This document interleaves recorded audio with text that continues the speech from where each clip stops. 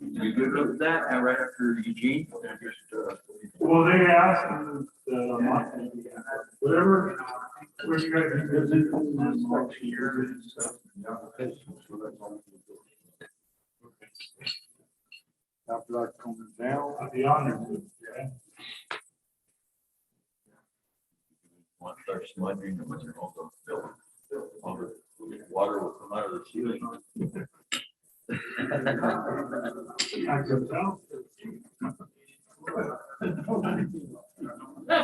I've done that before. Yeah. Not to say. No, we'll try not.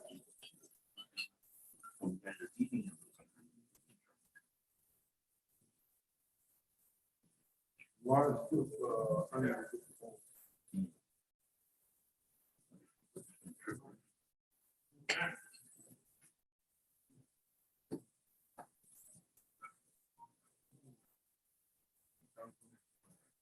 Mary.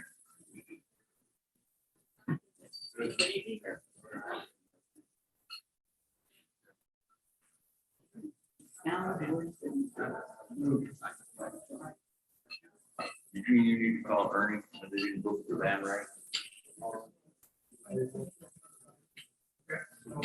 He said he wanted to talk to you. I don't know, he wants to talk to you. Call Eugene. Oh, he didn't pick up? Okay, he'll pick up now.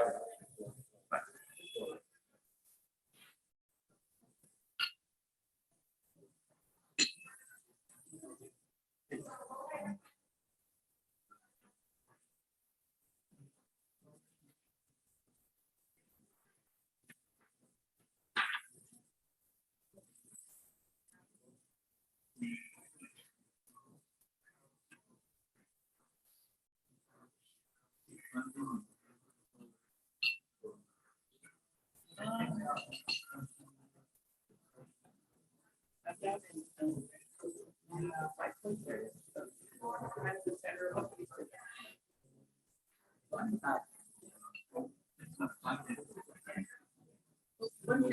Here.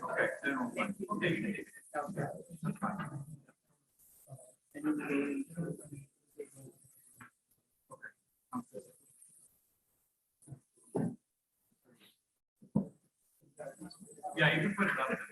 That's fine. Yeah, perfect. Yeah, because that.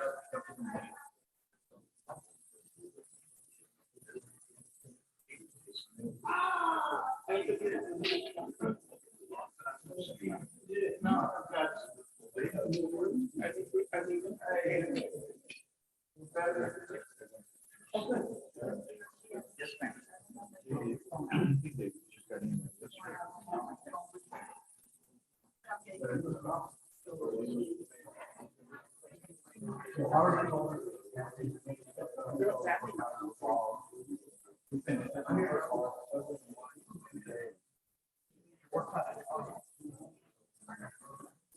Yeah, I already know.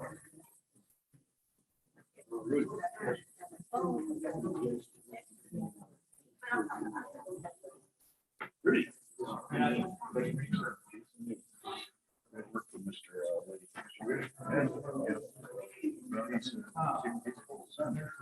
That's right, he's got an important family. Yeah. I hear it. You know, when we get the time, because, we just had a friend of mine.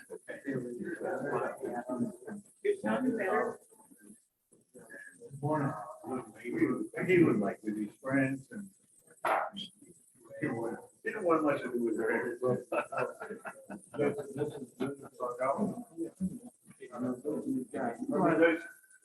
I don't think we were at it. Yeah, he was at the first. You had respect. No, this is my first time. Thank you, sir. Hey, how you doing? Looking forward to it. How you feeling? Good. Get some ham.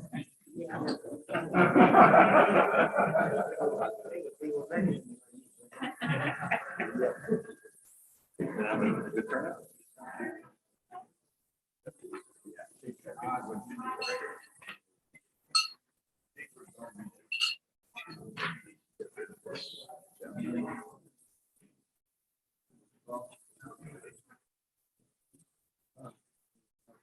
Cooler up here than it is down in Las Vegas. Oh, yeah, man. What we doing? No, not yet. I think we're high seventies.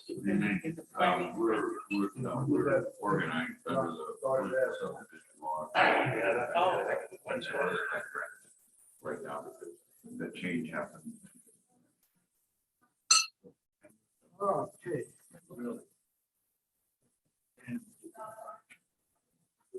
through the way, where it's flying. Yes, yeah, yes. Imagine that.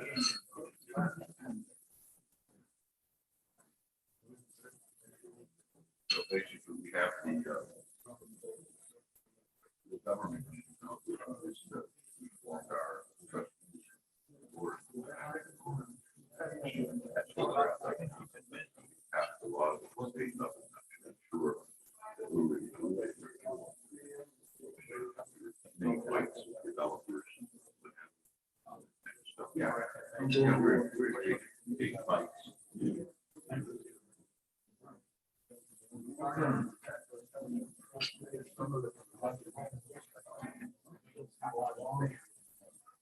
Never have been controlled by the state. Never. It had nothing to do with the state. Now.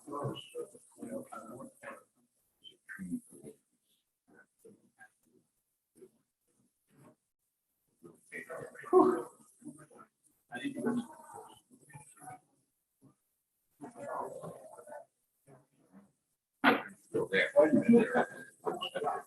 Sounds like. I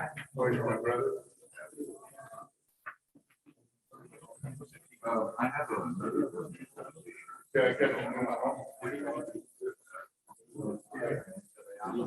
Oh, what on here?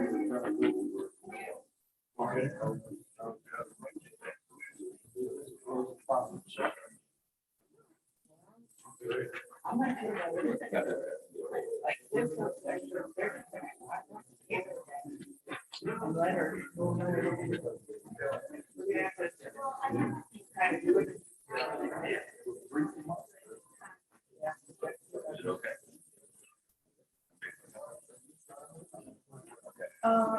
Just the way they have it.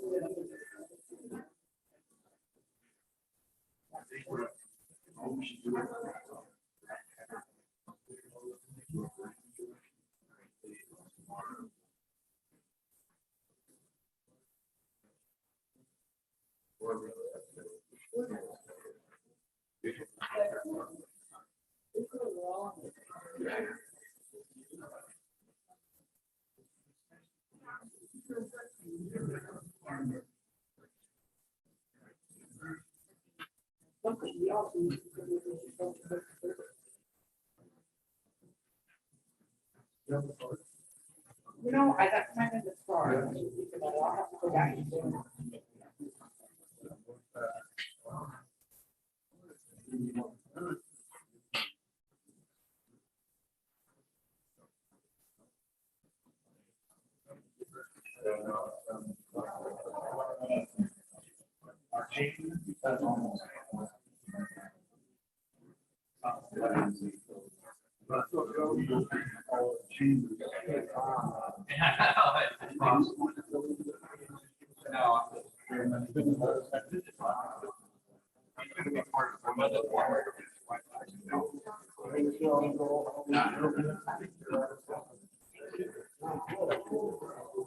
I know.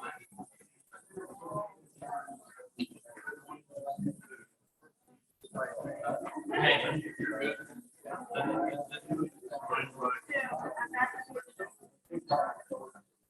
You know, after I take the morning.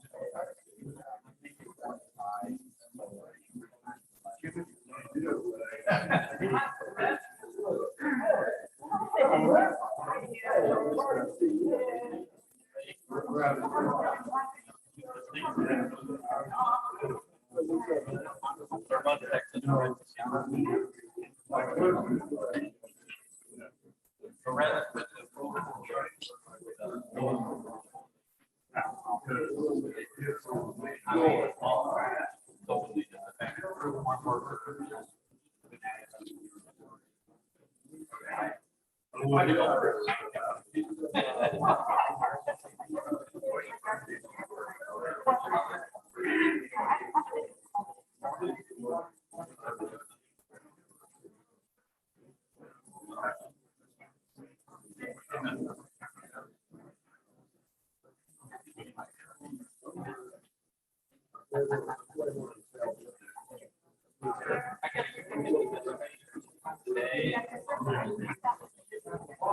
Yeah, we'll get together.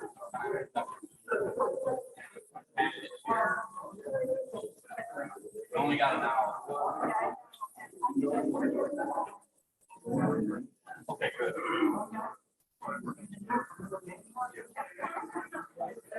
Yeah, I'll let you kind of wrap up. Okay. I appreciate it. Thank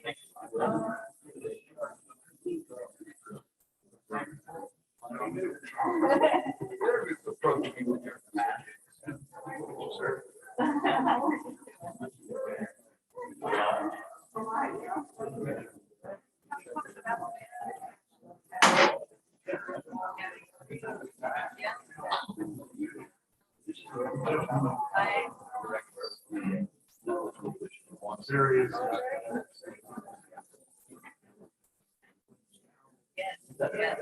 This is Gap. Tell me your last. Yes, yes. Yeah,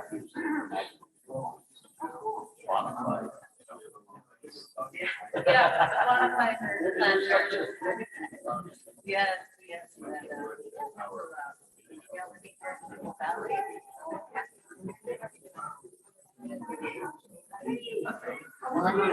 Yeah.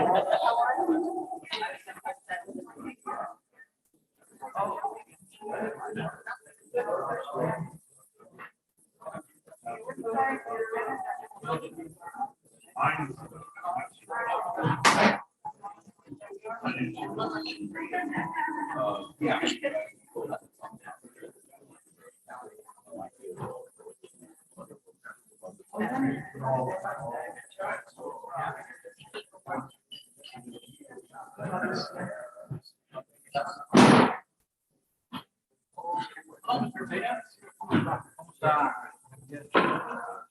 Where they at?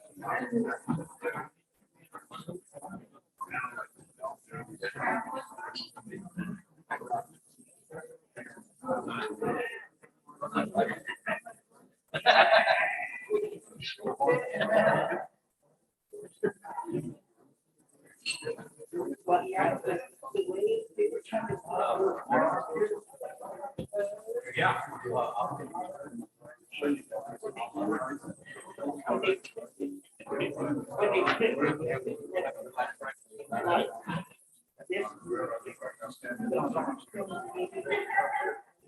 Yeah, it's that, no, it's actually another guy. Yeah.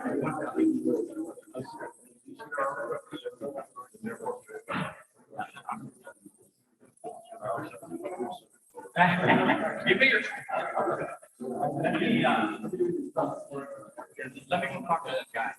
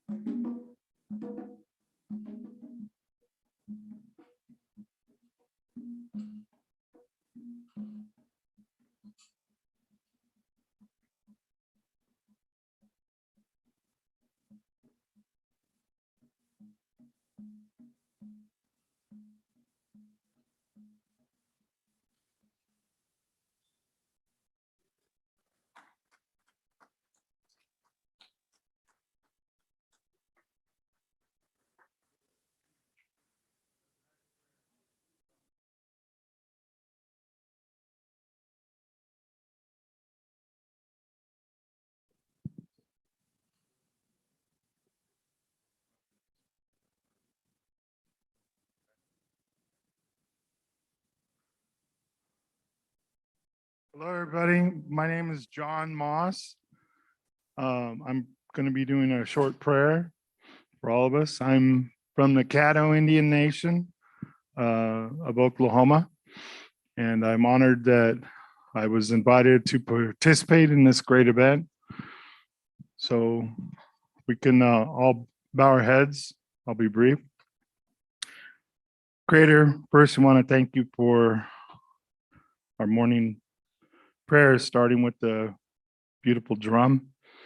As we all know, Indigenous people, drum is a voice that continues to radiate to all of our nations, all our people.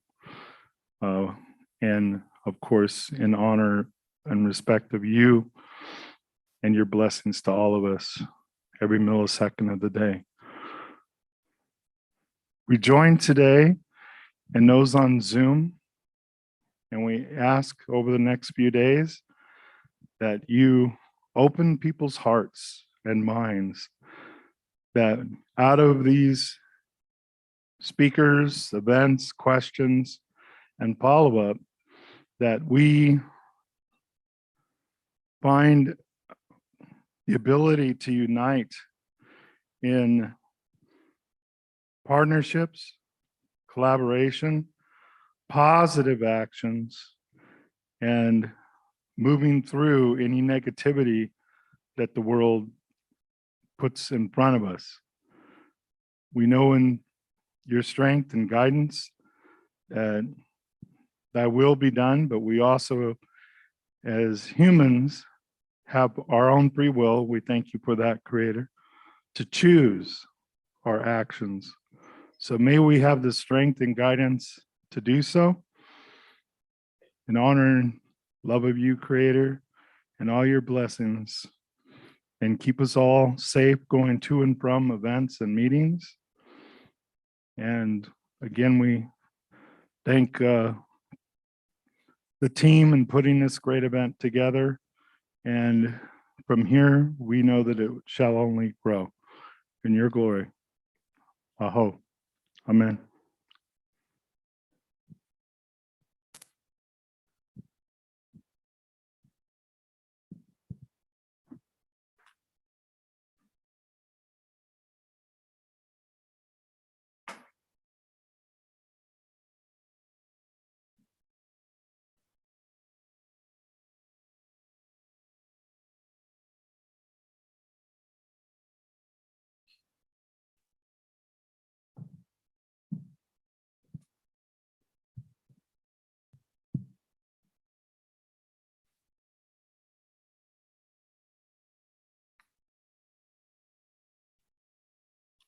Good morning.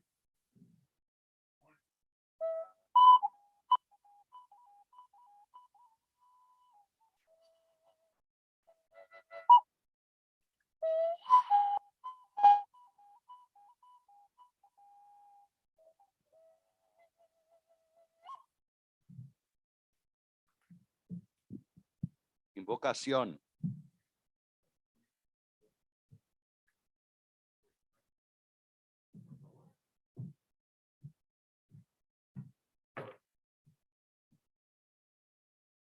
Está mucho mejor así, dijo. Thank you. Invocación to Creator, to the four directions. Él es Dios.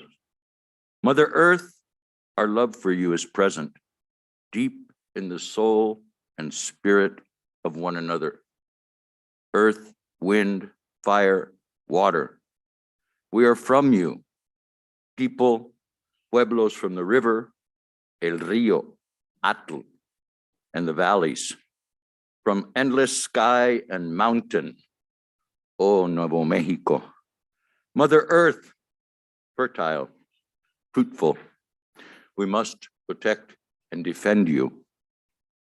Justicia, tierra, libertad. She is our mother, and we were born to love her. Today, may the sunshine light your way. Él es Dios.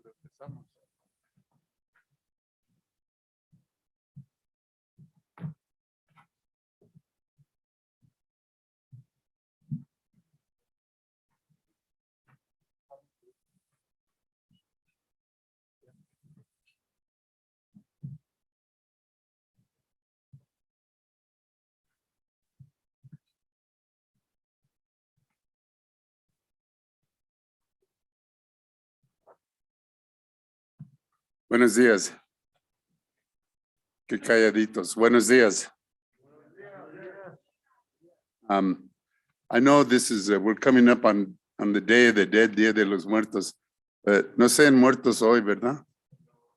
No. My name is Magdaleno Leno Rose Avila, and I'm a longtime activist, farm worker, and environmentalist. And it gives me great pleasure to be with you and all the others that are going to come and be with us today at the National Latino Ranchers and Trade Association's 2021 Annual Conference. I think, you know, what's important for us to remember is that we should not forget. We should not forget the men and the women who are small ranchers and small farmers who fight every day for their existence, to feed our country, to be a part of our country. And you know, many years ago, Rudy Arredondo, who's has been the spirit that's kept this together, he was always talking to me about the work he was doing, lobbying with friends for bills and for inclusion of Latino farmers, ranchers, and also for Black farmers and indigenous farmers. So he wanted everybody who's on the end of the forgotten people, because over the years, since I was a young man working on farms, you saw the subsidies and the insurance money that the large corporations got. Most of that money never got to small farmers and ranchers. And for us, that's the backbone of America. That's the spirit of America, to have those people there. So today we're not, with this gathering, looking at the program and meeting some of the speakers last night, this is not that we're going to lecture people and you're going to come out with the PhD in farming and ranching, but this is a time when we brought in resources and we need to teach each other about what the issue is, what the legislation is needed, the support that's needed, so that we can continue to support our small ranchers and farmers. So I'm very happy to be here. And do they call New Mexico the land of enchantment? Anybody from New Mexico? Okay, just so you know, I grew up in Colorado, and I didn't know what land of enchantment meant till last night. So I went to an urgent care clinic and then to a hospital, and you know, they checked me out. I had to strip 3 times, which I didn't complain about. And then they gave me some medicine. Well, once I took my medicine last night, I knew what land of enchantment was really about. So I'm happy to be here with you, but we need to celebrate. We're celebrating all the ranchers and farmers that are here, the people that support them, and the people that support the food chain. So now I'd like to ask the chair of the board, Jose Garcia, to come in and address us and give us an update. Jose, por favor. Oh, thank you, Madeline. No, you're good. We're good. We're good. I gave him a new name. It's Juan. Okay, it's Juan Jose, maybe Juan. Well, my real name is Juan Manuel, so you're doing good. I'm close. Well, you know, I can't read very well. Hey, I understand. That's why I have these cheaters, right? Because, Okay, thank you, Madeline. I know who I am. Yeah, that's right. Well, good morning. Buenos días. Good. Thank you so much for being here. My name is Juan Manuel Garcia, and I'm from Texas, from the state of Texas. I grew up, a little bit of background. I grew up in the Rio Grande Valley of Texas. So if you start here at the Rio Grande River here around Albuquerque, and you travel it about 2,100 miles, you'll get to where I'm from. It's amazing, right? It's just amazing that here, last time I was here in 2019, we went to the reservation over here, Pueblo Reservation, I think is what it was, to the Dia de los Muertos. So we went to celebrate at the church there. I didn't know we were supposed to be there or not, but we did. My wife and I did. And we crossed the river and I couldn't believe how shallow it was, right? And I said, gosh, this is unbelievable. So it's really interesting that in ways we're so close together, right? We have so much in common. But it's great to be here. Thank you again for being here with us today. We couldn't make it, Rudy, last year, but we are here today. So just want to thank everyone, all the group that has been working on this program, worked a lot of hours, the sponsors that are supporting us for this great event, and just have a great time. We'll go over some other things here later on during the plenary session. So what I'd like to do right now is read the resolutions that were developed after the 2019 conference briefly. We'll be talking about these resolutions a little more during the programs that we have today and tomorrow, and then we'll cover them some more on on Thursday evening or Friday or Saturday. So if you'll put those up in the screen, please. And I'm just going to go over them briefly here. The first one is New Mexico agriculture and industrial hemp. Of course, we had a great discussion on hemp 2 years ago when we were here. And I know that many of you have been working on that, whether it's, you know, the material, the actual material or the oil. But they talked about artificial intelligence technologies and of course, needed funding for that. And we're going to be talking more about hemp today and the artificial intelligence during the session this afternoon. The other parts, immigration and trade, of course, the trade corridor, we had to address it. Labor needs assessment is in order. So that's a major topic that everyone, of course, is very concerned about. The next one was conservation, forest health, and land-based communities. Land-based people are conservationists. It all goes down to the to the people that are actually out there on the farm, on the field, and to conserve our Mother Earth, as we call it.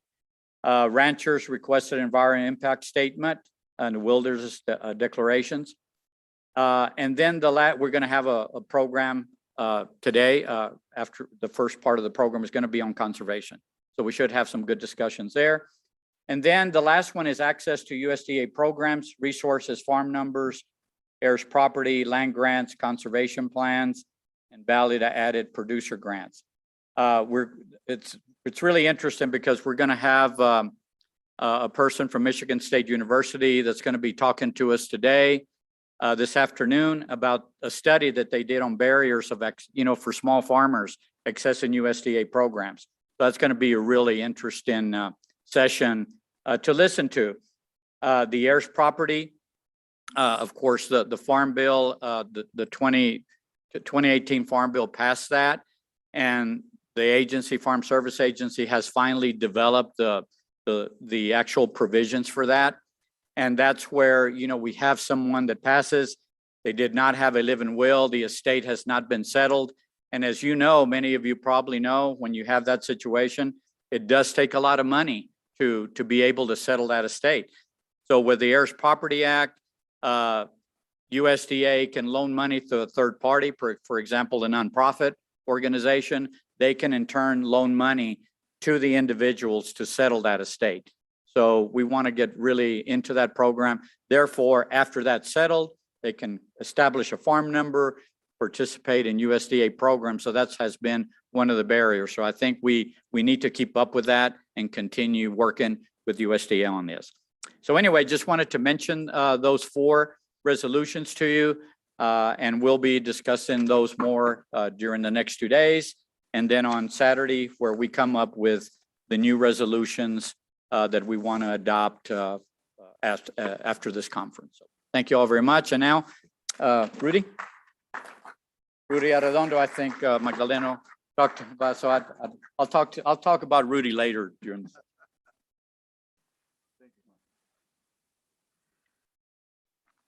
Buenos días. Good morning. Welcome, familia. It gives me great pleasure to see all of you here to answer the call to try to deal with the crisis situation that we find ourselves in. And I would like to now introduce to you our Secretary of Agriculture, Mr. Tom Vilsack, a former governor for the state of Iowa, and also the Secretary of Agriculture in the Obama administration. So he's going to be giving us an address. So please welcome Secretary of Agriculture, Tom Vilsack. Thank you.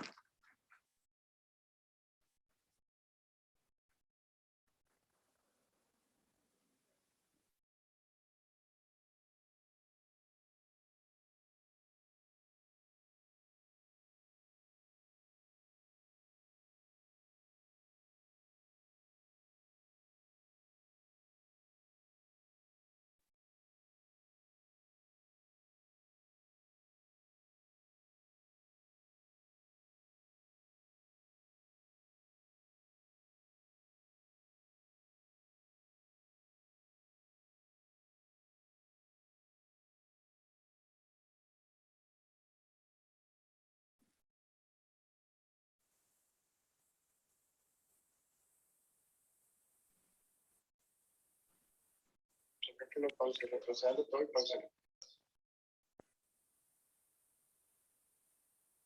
Retrocede todo y pausa. No escucho usted.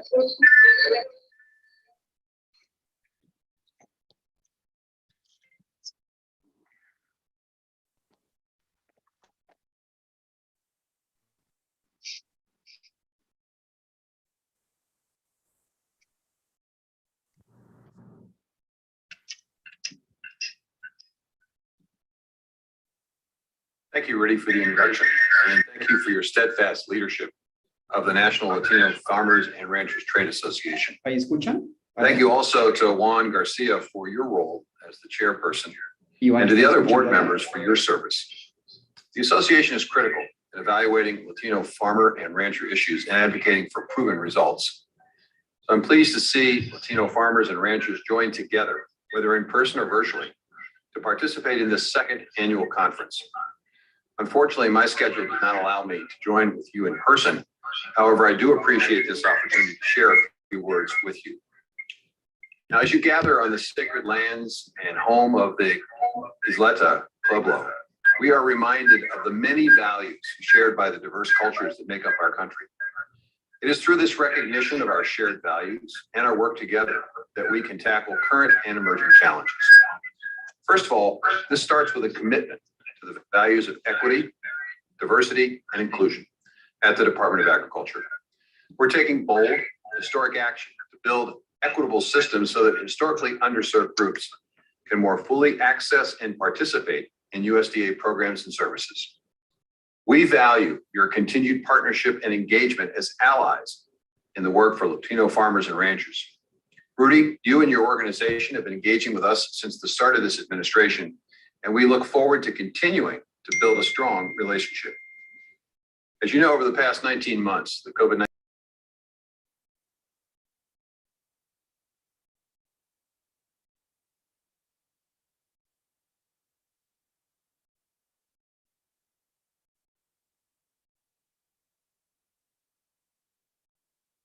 and frequency of wildfires. Fire seasons are now fire years. Extreme conditions in the Southwest, including in New Mexico, have imposed an unyielding, unprecedented, and costly drought. And the drought has left branch feed for their herds, forcing them to sell off their cattle at a loss and thin future herds. Farmers and ranchers are certainly not short on challenges, yet in this pivotal time, we also have some of the greatest opportunities in front of us to build a better future. Those making their living from the land are the best stewards of our land. They want to reduce the impacts of climate change on their business and on their way of life. That's why USDA has a vision for climate smart agriculture and forestry that is farmer focused, locally led, and centered on voluntary incentives. We want to help farmers, ranchers, producers, and foresters meet the challenge and take full advantage of this opportunity. In the midterm, we're working to expand domestic and international markets for commodities produced in a climate-friendly, sustainable way. And I recently announced the new Climate Smart Agriculture and Forestry Partnership Initiative to do just that. Through the initiative, we'll finance the production of climate-smart commodities through a series of large-scale pilots and demonstration projects. The goal here is to properly measure and validate the environmental results from those practices and to create new market opportunities for producers and landowners through the production of commodities that meet the growing demand for sustainable products. And we're also focused on what we can do in the short term to help drought-stricken producers. We're providing assistance to help pay for the cost of transporting feed for livestock that rely on grazing through a permanent change in our Emergency Assistance for Livestock, Honeybees, and Farm-Raised Fish program. And we've recently announced an investment of $500 million through the Commodity Credit Corporation to support drought recovery and help producers left with bare winter pastures. At USDA, we also have a vision for the food system of the future, one that is fair, competitive, distributed, and resilient, where a greater share of the profit goes to those who grow, harvest, and prepare our food. As major disruptions in supply chains have arisen from our ports, we're also tapping into the Commodity Credit Corporation to provide an additional $500 million in relief from agricultural market disruption. Since January, USDA has allocated over $11 billion in assistance through the Pandemic Assistance for Producers Initiative to distribute resources more equitably and more directly to the people and sectors left behind under previous rounds of assistance. And we're also investing up to $1 billion in the Emergency Food Assistance Program to expand that emergency food network by allowing states to buy local food products from local producers and better serve the needs of underserved communities. In the midterm, we've launched the Build Back Better initiative, which will invest more than $4 billion in strengthening critical supply chains and transforming the food system so that it's more resilient against future shocks. It delivers greater value to growers and workers and offers consumers an affordable, nutritious selection of food grown closer to home. Now, we see opportunity in creating a more level playing field for small and medium-sized producers and a more balanced, equitable economy for everyone working in the food and agriculture sector. This includes farm workers, and we're committed to ensuring that every farm worker can work in a safe and healthy environment. Through the new Farm and Food Workers Relief Grant Program, USDA is investing $700 million in helping these essential workers who incurred expenses preparing for and preventing exposure to and responding to COVID so that they can be reimbursed. The Farm Worker Modernization Act would provide farm workers, many of whom lived in this country for years, the opportunity for legalization, while also enabling them to earn higher wages and exercise their rights for better working conditions. I encourage all of you to visit with your members of Congress to educate them about this important piece of legislation. Finally, we know that a hard day's work on the farm is made more difficult without access to reliable broadband. Farmers and ranchers need broadband with proper speeds to access real-time information on markets or use new technologies to remain competitive. While we continue to make investments through USDA's rural broadband program, we must also get President Biden's Build Back Better agenda over the finish line to close the digital divide. I encourage you to reach out to your members of Congress to relay the importance of this investment in 21st century infrastructure. Whether it's lowering the threats of climate change on producers, increasing the resiliency of our supply chain, or helping rural America and underserved communities to prosper, we can meet the challenges of this moment with opportunity. And you all play a necessary and important role in our nation's future. And at USDA, we're more than grateful to be your partner in these efforts. Thank you again, and I wish you a meaningful, productive, and inspiring conference.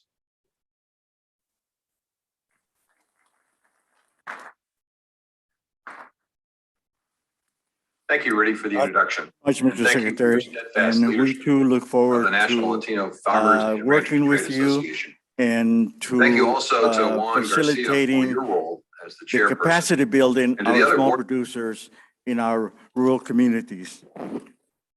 And, on behalf of the National Latino Farmers and Ranchers Trade Association, we welcome all of you to this forum. We want to thank you for accepting the invitation, although I know some of you want to do some tours, but we're here to work. We have a tremendous amount of work to be done, to be addressed.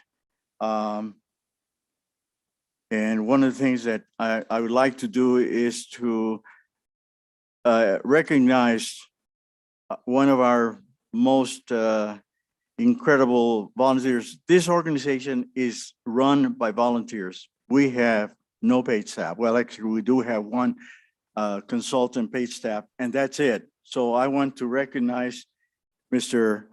Eugene Pickett, who has been incredible in terms of everything that we have been able to accomplish. He has been an integral part, and with his team of volunteers here on site and his host committee. So Mr. Pickett, would you please come and introduce your host committee?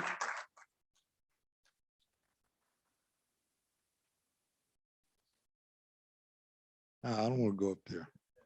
Just this. The host committee.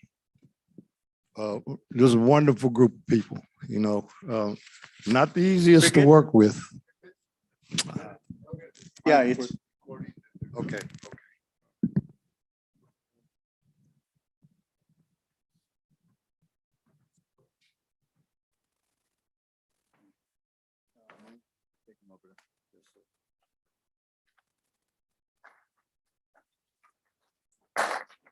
At the front table, we have Kathy Caldwell. Stand.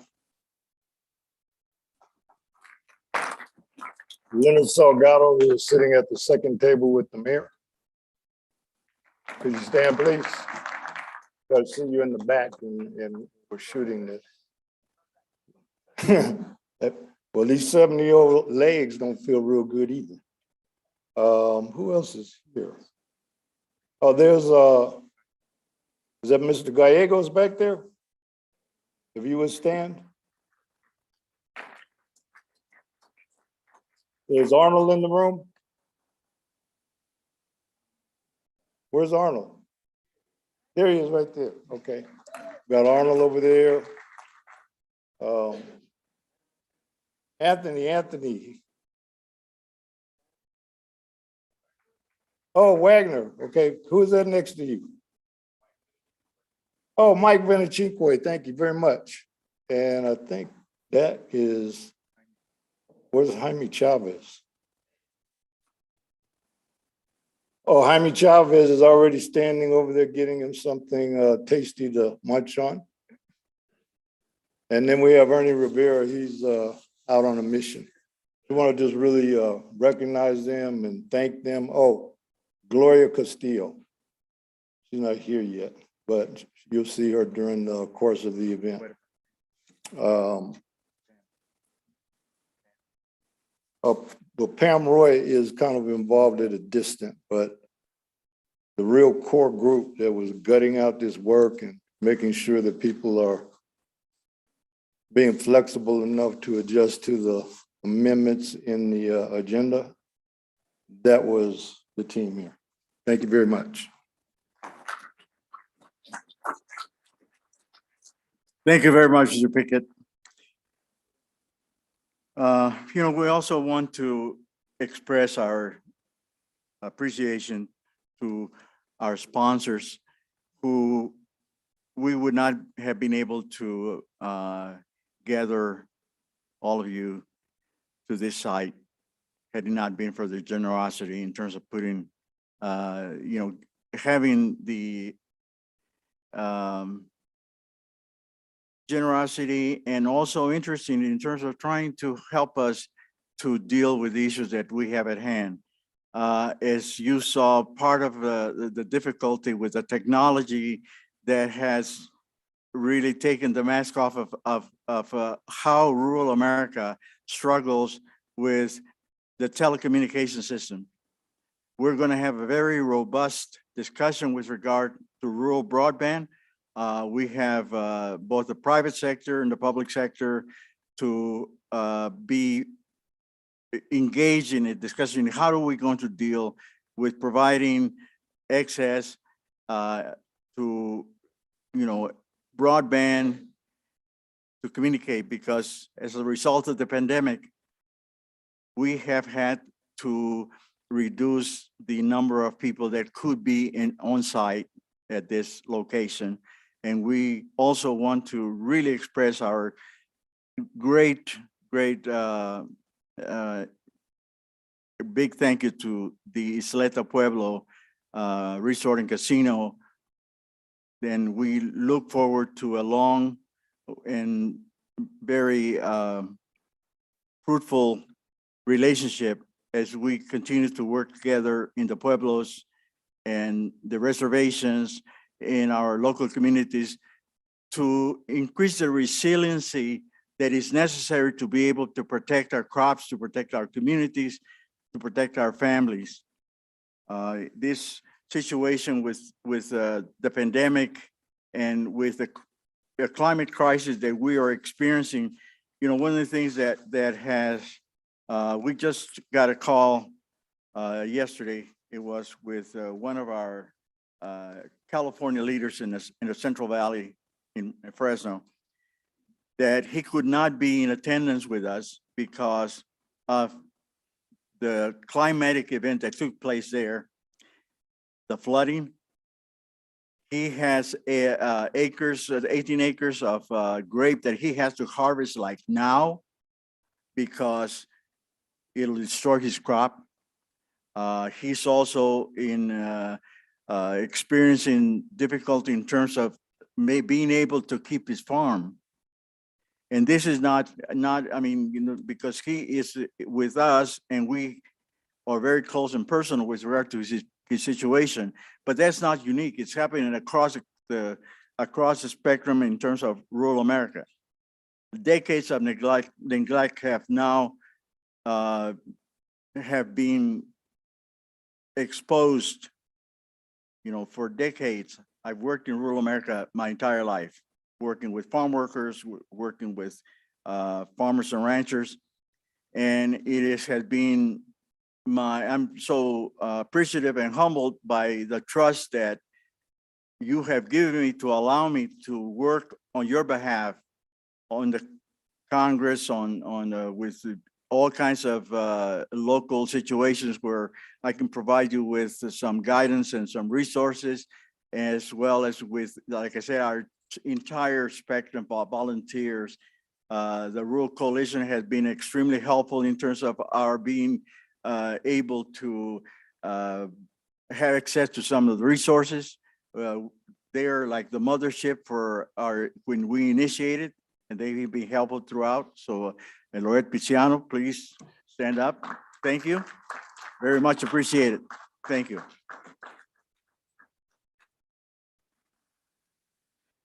You know, we are here because of the alarming concern that farm and ranching families are experiencing with this ongoing crisis.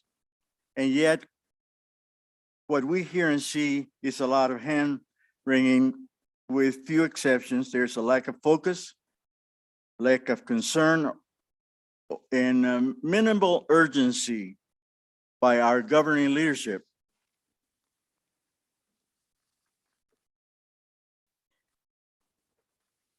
And part of it, I believe, it has to do with their comfort zone, you know, because we as farmers and ranchers have to address any climatic event. We're the first responders of any climatic event that takes place in our neighborhood, in our community. And like I said, we have been in crisis for decades.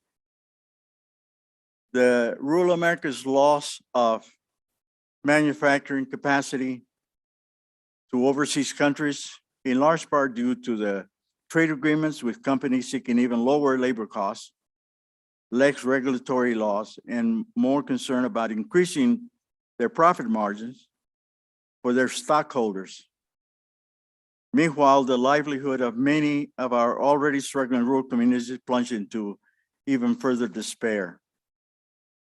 The political clout that rural America citizens once enjoyed gravitated to urban centers, where the business amenities and comfort are available and plentiful for those who can afford it.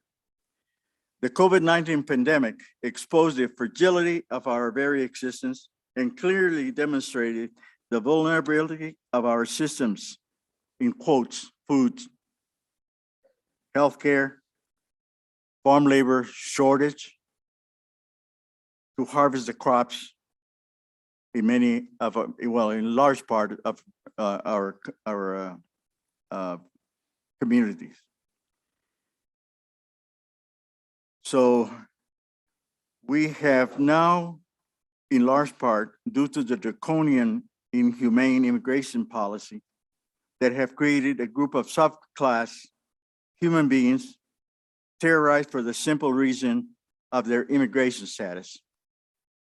This phenomenon has created a frenzy among nationalists and has provided a handy issue to exploit and useful for politicians for political campaigns. Meanwhile, back at the ranch, literally, the crops are left either on the fields to rot and or destroyed, further harming our rural economy and agriculture dependent communities. All that being said, I'm extremely optimistic that we will find solutions and find ways out of these multiple crisis situations that we're in. We're blessed that we have, all of us have gathered here with the best minds in the rural agriculture, farm and ranch and leadership in our community. So thank you very much for your support and assistance, and we very much appreciate your participation at this Congreso. And we're here to find solutions to our existing situation. So thank you very much and welcome. Enjoy the conference.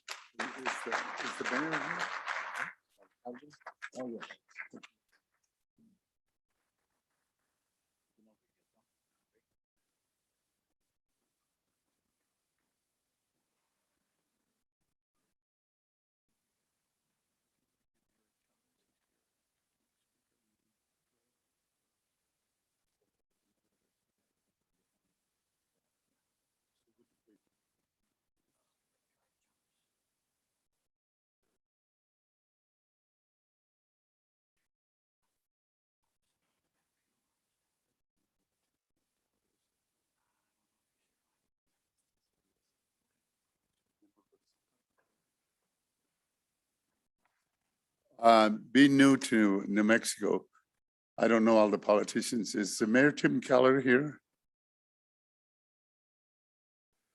I thought somebody had told me that he was here, but if not, we're gonna go with Eric Chavez, who is a field representative and constituent liaison of Senator Ben Ray Lujan. Eric, can you come up, my brother?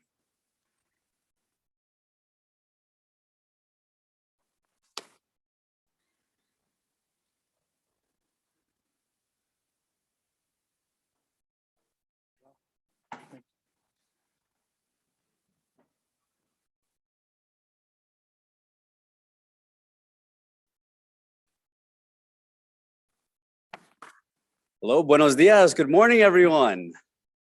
It's here. Good morning. There we go. There's our farmers and ranchers. Come on, we know we're all early birds over here. So thank you very much. My name's Eric Chavez. I'm a field representative and constituent liaison for Senator Ben Ray Lujan's Senate office here out of the state and out of our Santa Fe office. And Senator Lujan has prepared a few words that I will read on his behalf today. He says, "Dear friends, thank you for inviting me to join you today for the 2021 Annual National Latinos, Farmers and Ranchers Trade Association Conference. I wish I could be with you in person. However, I appreciate the opportunity to share a few words. It is an honor to discuss our state's agricultural needs and how I'm working with our communities to support our farmers, ranchers, and producers. I would like to thank President Rudy Arredondo and Chairman Mr. Juan Garcia, my apologies, Juan Garcia, and the National Latinos Farmers Ranchers Trade members." You're gonna have that all day, Mr. Garcia, so I do apologize. There's the one. And all the members for your continued leadership and commitment to advocating for the needs of our Latino and minority farmers, ranchers, and producers.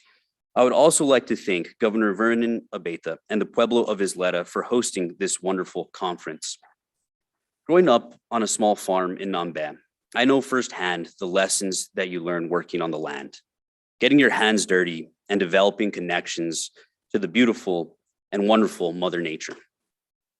And as I still work on the same small farm in Nambe, I'm reminded how my grandparents instilled in me to always leave things better than how you found it. As a member of the Senate Agriculture Committee, I understand firsthand how vital agriculture is for New Mexico's local economies. Farmers, ranchers, and producers deserve to be treated with dignity and respect from the federal government. That's why I was proud to fight for the needs of our farmers and ranchers by securing language in the 2018 Farm Bill for the Environmental Quality Incentives Program, EQIP, the Regional Conservation Partnership Program, the RCPP, and the Conservation Stewardship Program, the CSP. Through these policies, I'm proud of the work Congress has done to support New Mexico's agricultural communities, but I know our work is far from over. That is why conferences like these are so very important to addressing the challenges our farmers, ranchers, and producers face. Through the discussions and lessons that happen here, we can continue building on the progress needed to improving our agricultural communities throughout New Mexico and the nation. I look forward to continuing to work alongside New Mexico's farmers and ranchers to ensure they have access to critical programs and resources to be successful. I hope throughout this conference you build new relationships and strengthen existing ones. I look forward to hearing from you so that I can continue to advocate for resources that help strengthen our agriculture and traditional practices. If I can be of any assistance, please don't hesitate to reach out to me or my office. And thank you again for the work that you do and for the invitation to be with you today. Sincerely, Senator Ben Ray Lujan. Thank you very much, everyone. Thank you, Eric. Thanks, brother.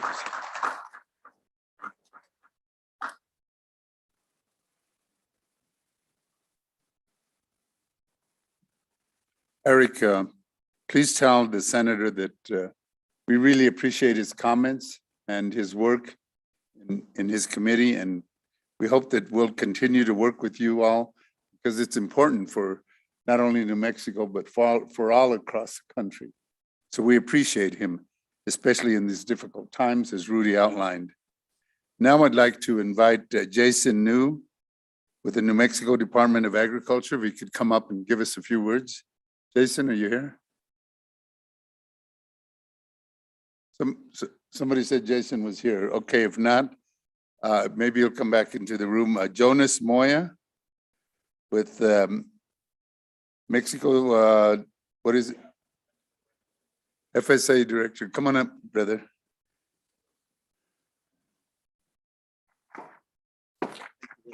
Thank you, brother. Appreciate that.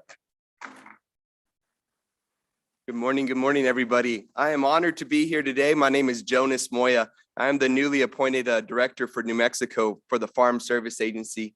I'm very excited in my new role to get started working with you, every farmer and rancher throughout the state. As many of you know, we have offices spread throughout New Mexico with many amazing programs that many of you probably have utilized in the past. So I would just highly encourage you guys, if you're not familiar with us, to visit our website or go to your county office whenever it is safe and allowable, depending during this very hard time during the pandemic. So check with the county offices, check with the website. We'll have hours of operation, but I encourage everybody to come out, access our programs, because just like the conversations you're having here through the conference, we're all together going to build a better future. And in that future, to build a better future, you need tools. And FSA is just one of those tools that you could utilize in your toolbox to build up your farming or ranching operation. So it makes me very excited to be here today to share some information, to introduce myself, and to get to work.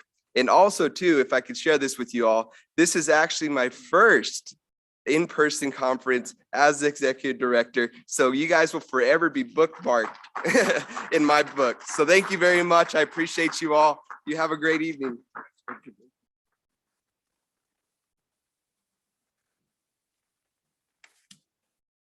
Just want to do a check. I think it's very important to have Jonas in that position. And Jonas, we look forward to working with you in the weeks and months ahead. And we want to wish you success because it'll be our success also for the survival of ranchers and farmers. So gracias del corazón. I just want to check and see if Jason New would come back into the room or if he's here. Give him a chance. If not, he's not here. I thought he was here, but well, when he comes, we're flexible, so we can do it. Hold on just 1 second.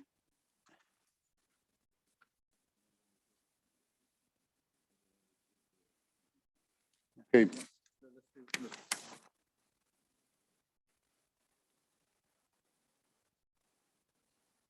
Okay, we're gonna improvise a little bit here, and I'm gonna go over a few things, and then we'll let Ray, the keynote speaker, come in and talk to us before we go to our sessions. I just wanted to before we get going really good here, I just wanted to introduce a few of the board members that are here. I just want to talk about Rigo Rios from California. He was going to be here. He's the one Rudy was talking about. Got into a situation that he had to get things harvested there. So I hate for him not to be here. Raul Medrano, he may be virtual. He couldn't make it. He's He's our coffee producer. I'm here on Zoom. So Thank you, Phil. hopefully Raul is maybe tied in virtually. Mr. Alfonso Beta. Mr. Abeda from Colorado. Thank you, Mr. Abeda, Ms. Abeda for being here and appreciate all your work. Rose Garcia, she's from Scuruces. I'm not sure. She may be virtual. I know she's not here, but hopefully she's virtual. Taylor Reed Branson. Taylor, DC. Thank you, Taylor, for being with us. Sabine O'Hara. She's our newly appointed board member in Washington, DC. Hopefully she's virtual too, Rudy. And then Anthony Martinez. Anthony, please stand. This guy has done so much work for us. Anthony says that his home is San Francisco, but he sleeps in Arizona. So I haven't been able to figure that out, Anthony. What do you mean by that? We're going to have to sit down and you explain to me what's going on with that. Okay. So, and also Eugene, thank you so much for all your work that you've done for this conference. Joel Siegel. Joel, are you around? He was sitting right here. I guess he must have stepped out. I just wanted to recognize Joel right quick. He's done a lot of work for us and he's in DC. And Rudy and Joel and Taylor, they're in DC where we really need to be because that's where a lot of the contacts are. And, you know, a lot of things happen there. So it's great to have them there so close and being able to work with us. I want to go over just a few things. The agenda for today. Could you please put the agenda on the screen, please?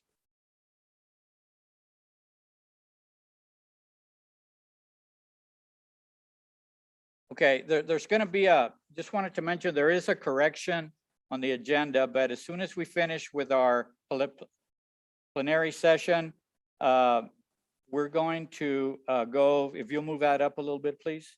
The agenda's in the back of your program, and this is a great program, right? Beautiful program. Did a great job with this. Now, if somebody can tell me what that fruit is on the second page of the program, I'd appreciate it. Jaime? What is it? A what? Cacao? Cacao, chocolate. That's what I thought. Thank you so much. It's just so blown up that it kind of looked like a papaya to me, right? But I appreciate that very much. So it's a great program. So if you'll, okay, if you can move up, keep on going. The nine, okay, back down, I'm sorry. Okay, we're going to start with the conservation section at 9:30. Kathy Caldwell. Kathy, are you here? I know you're here. There she is. She's going to be the facilitator for that. And then we're going to talk about hemp and cannabis. We're going to be here in this room all day long. Okay, everybody's going to be here. All the sessions are going to be here. So Taylor Reed, I just introduced him. He's going to be the facilitator there. Leonard Salgado. Leonard, I know I see you. Good to see you. Also going to be facilitator. Rodrigo's not here. So there'll be a great panel there on hemp and cannabis. If you'll please move it up. Then we'll have the noon. Eugene, are we going to have lunch? All right. Going to have lunch and then the keynote speakers. And then as you move up, we're going to have the breakout. We're going to have a session at 1:15. Ruben Martinez from the Julian Zamora Research Institute at Michigan State University is going to provide us that survey that they did. And then at 2 o'clock, we're going to have the State of Technology, Artificial Intelligence, Broadband, and that's going to be 2 different sessions from 2 to 4:30. I just want to alert you on your agenda, the agenda for Thursday needs a correction. So if you look at your agenda and you be referring to it on the back of your program, the session on the managing small and medium farms, critical skill areas, that session is being moved till tomorrow. So just cross that out if you would. And then the session starts at 2 o'clock, the State of Technology. So I just wanted to mention that correction. Is that clear with everyone? Okay, just so you wouldn't get mixed up. Yes, sir.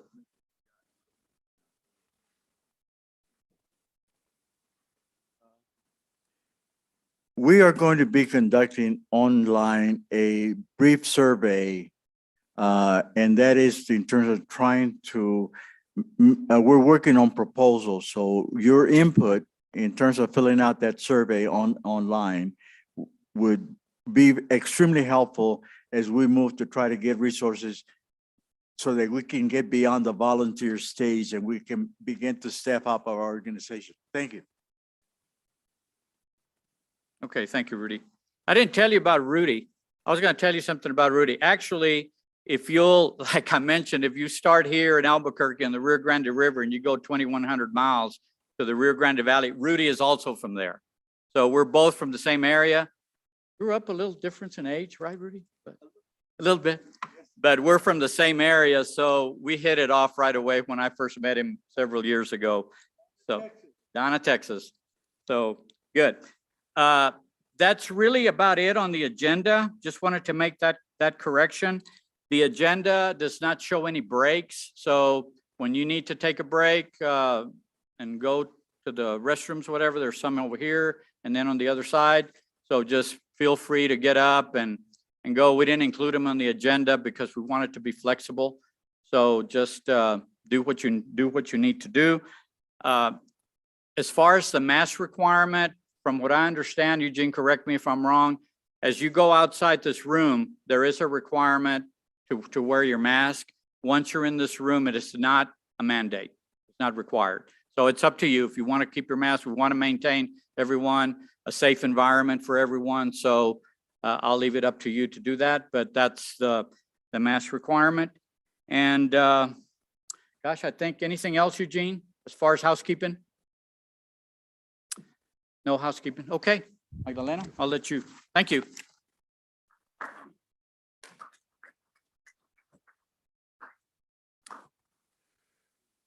If you've never been to Texas much, I used to when I was much younger, because where they say in the Rio Grande Valley, we called it El Valle.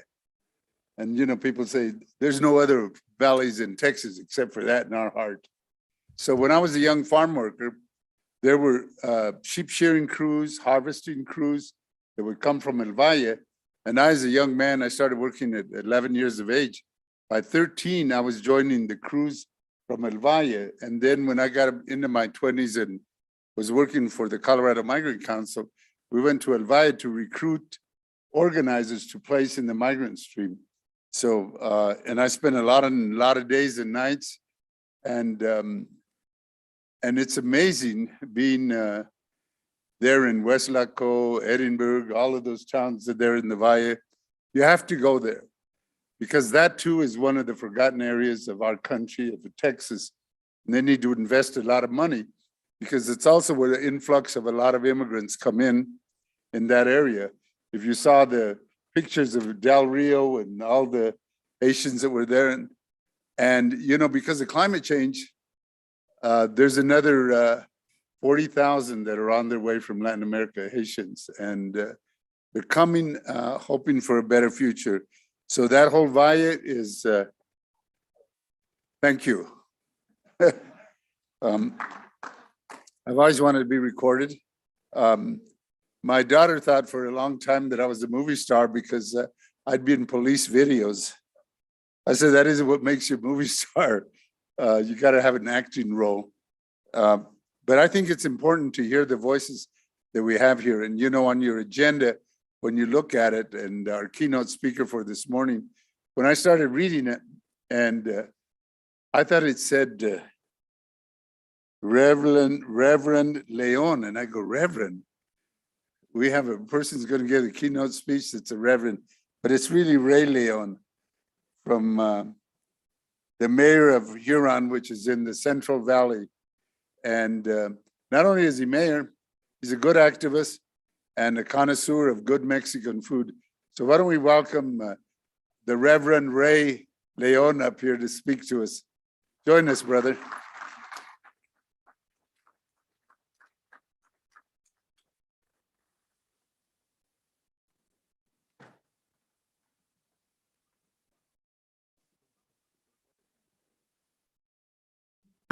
Reverend for Social Justice. Amen.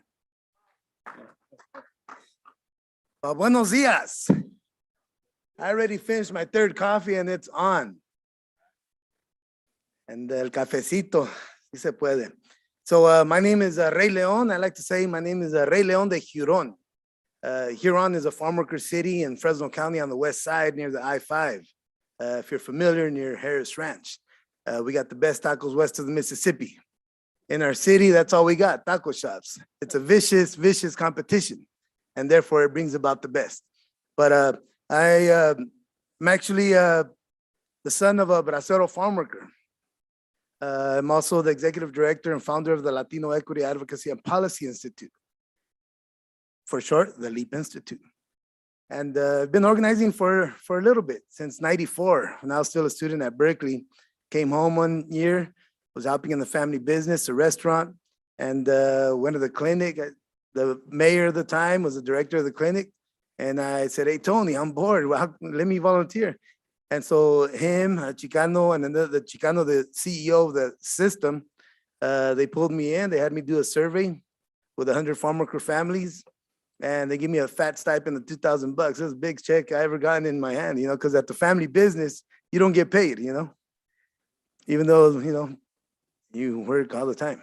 But it was great. And that's what got me going and organized the first health fair. So every summer, come back home, organize a health fair in my hometown of Huron. But anyhow, my father arrived in Huron in 1951. He was an orphan, undocumented, 14-year-old from Michoacan, that all he had was a dream, try to make something for himself. And so he would become a bracero farm worker in 1957. Immediately went back to Michoacan, married my mom, brought her to Baja California. So in 75, he would become a small business owner. Youngest of 7 siblings. My siblings grew up working in the fields. By the time I was of working age, similar to Mr. Leno here, at 12 years old, I was making tortillas in the restaurant. So I like to say I'm waiting tables and, little kid. And I like to say that I grew up serving my people, literally, right? In the restaurant business as an organizer, and now, in addition, as the mayor of the city of Huron. I've been mayor since 2016. The morning I woke up, I had mixed feelings, I won, but, other things had happened. And, but it's worked out. It's worked out because, Huron is one of the 4 poorest cities in the state of California. Even though it's in Fresno County, which over and over is #1 in terms of having the highest ag revenue in the state, which would mean it probably has the highest ag revenue, for that size of a land space in the country. It's huge. My whole life growing up, seeing truckloads of tomato, onions, garlic, everything coming out of there, melones, cotton. We got a local cotton farmer here today, Mr. Tom, coming, joining us from my neck of the woods, And so, but what amazes me is that, how is it that Huron is one of the poorest cities in the state of California if we're an ag-based city, community, in the county that has the highest ag revenue? That always puzzles me. I better get my notes out because I'm going to go off on one tangent after another. And so,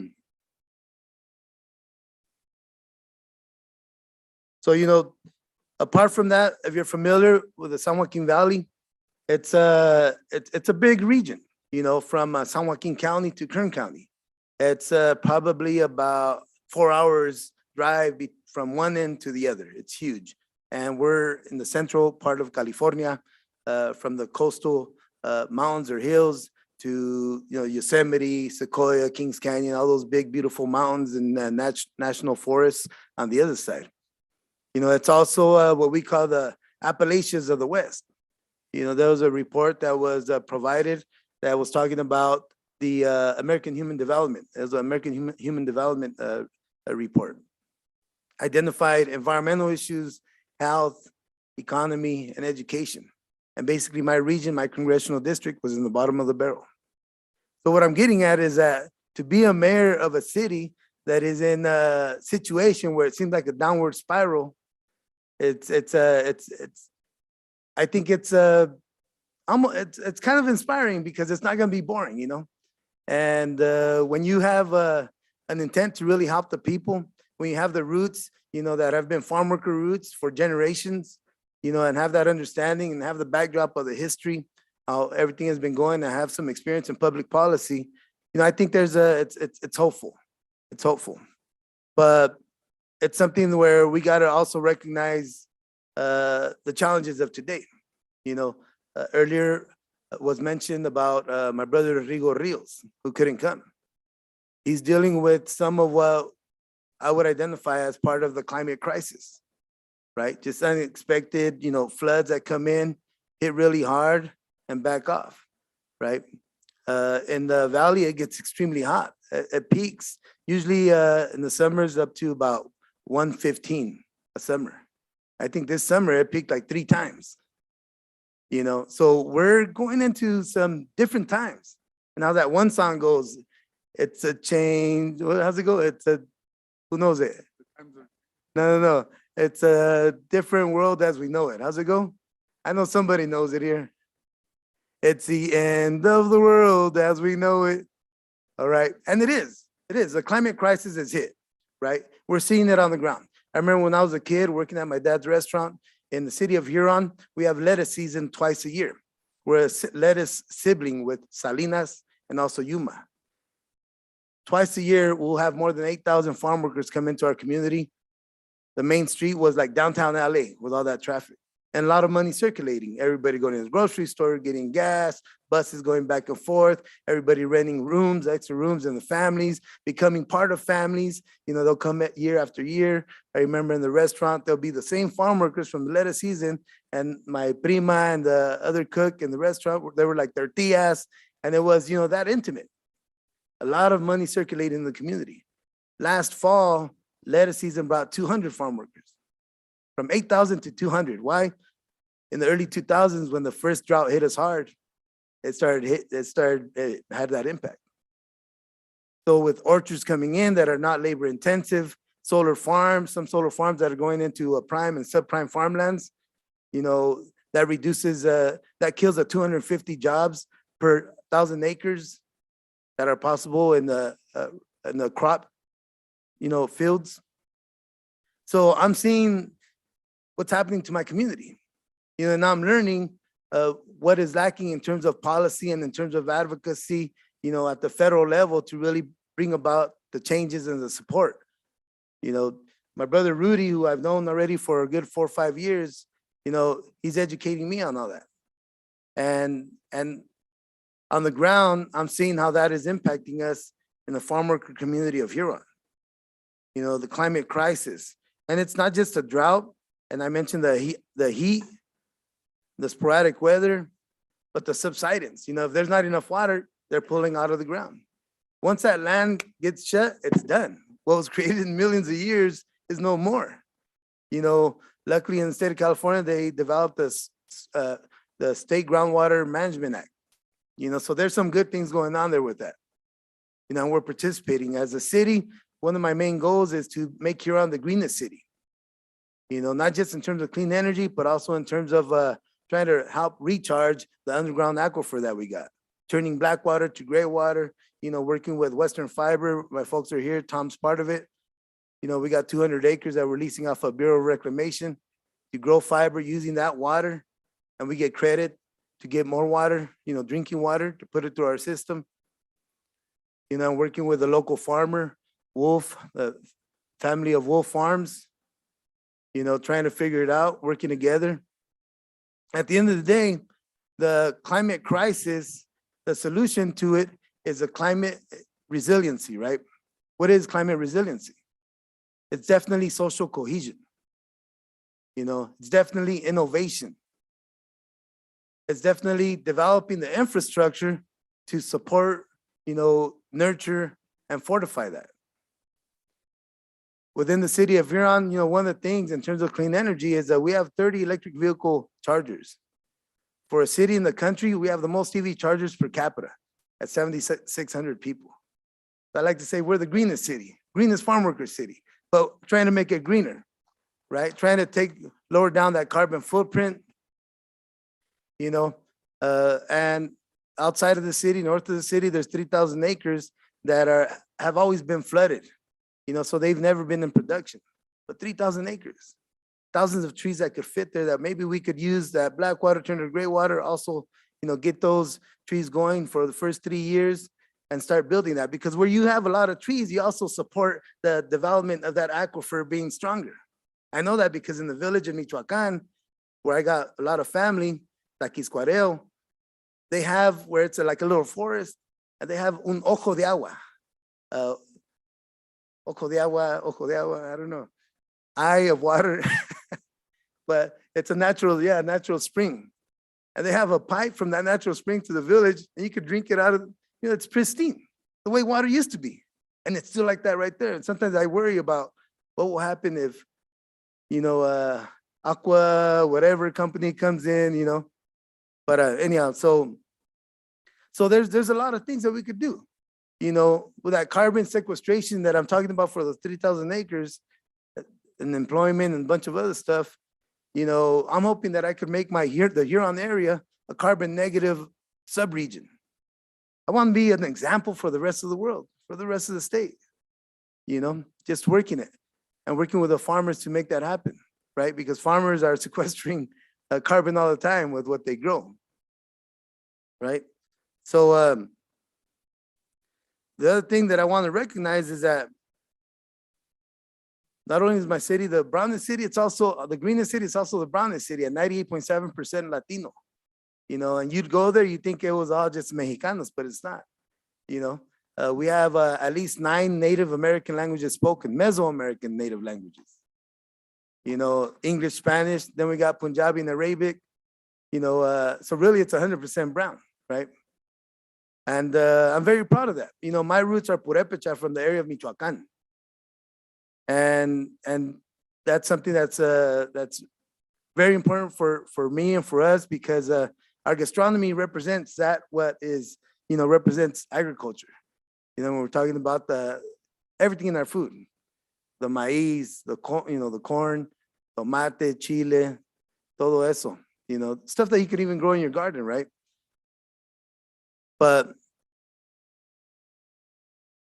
so in regards to the solutions, I mean, at the end of the day, the policies need to reflect the needs of the people. You know, whether it's in the county, it's in the state, or at the federal level. You know, and I think this is a really good group. And with the NFLRT, I can't remember the acronym of that, National Farmers, you know, I think this is a great entity under the leadership of Rudy and the crew that is very committed. You can make some things happen. You know, you had a senator here today to speak via his proxy. I think that's really powerful. And I'm here to support however we can, you know, and I'm hoping that the National Farmers could increase its capacity.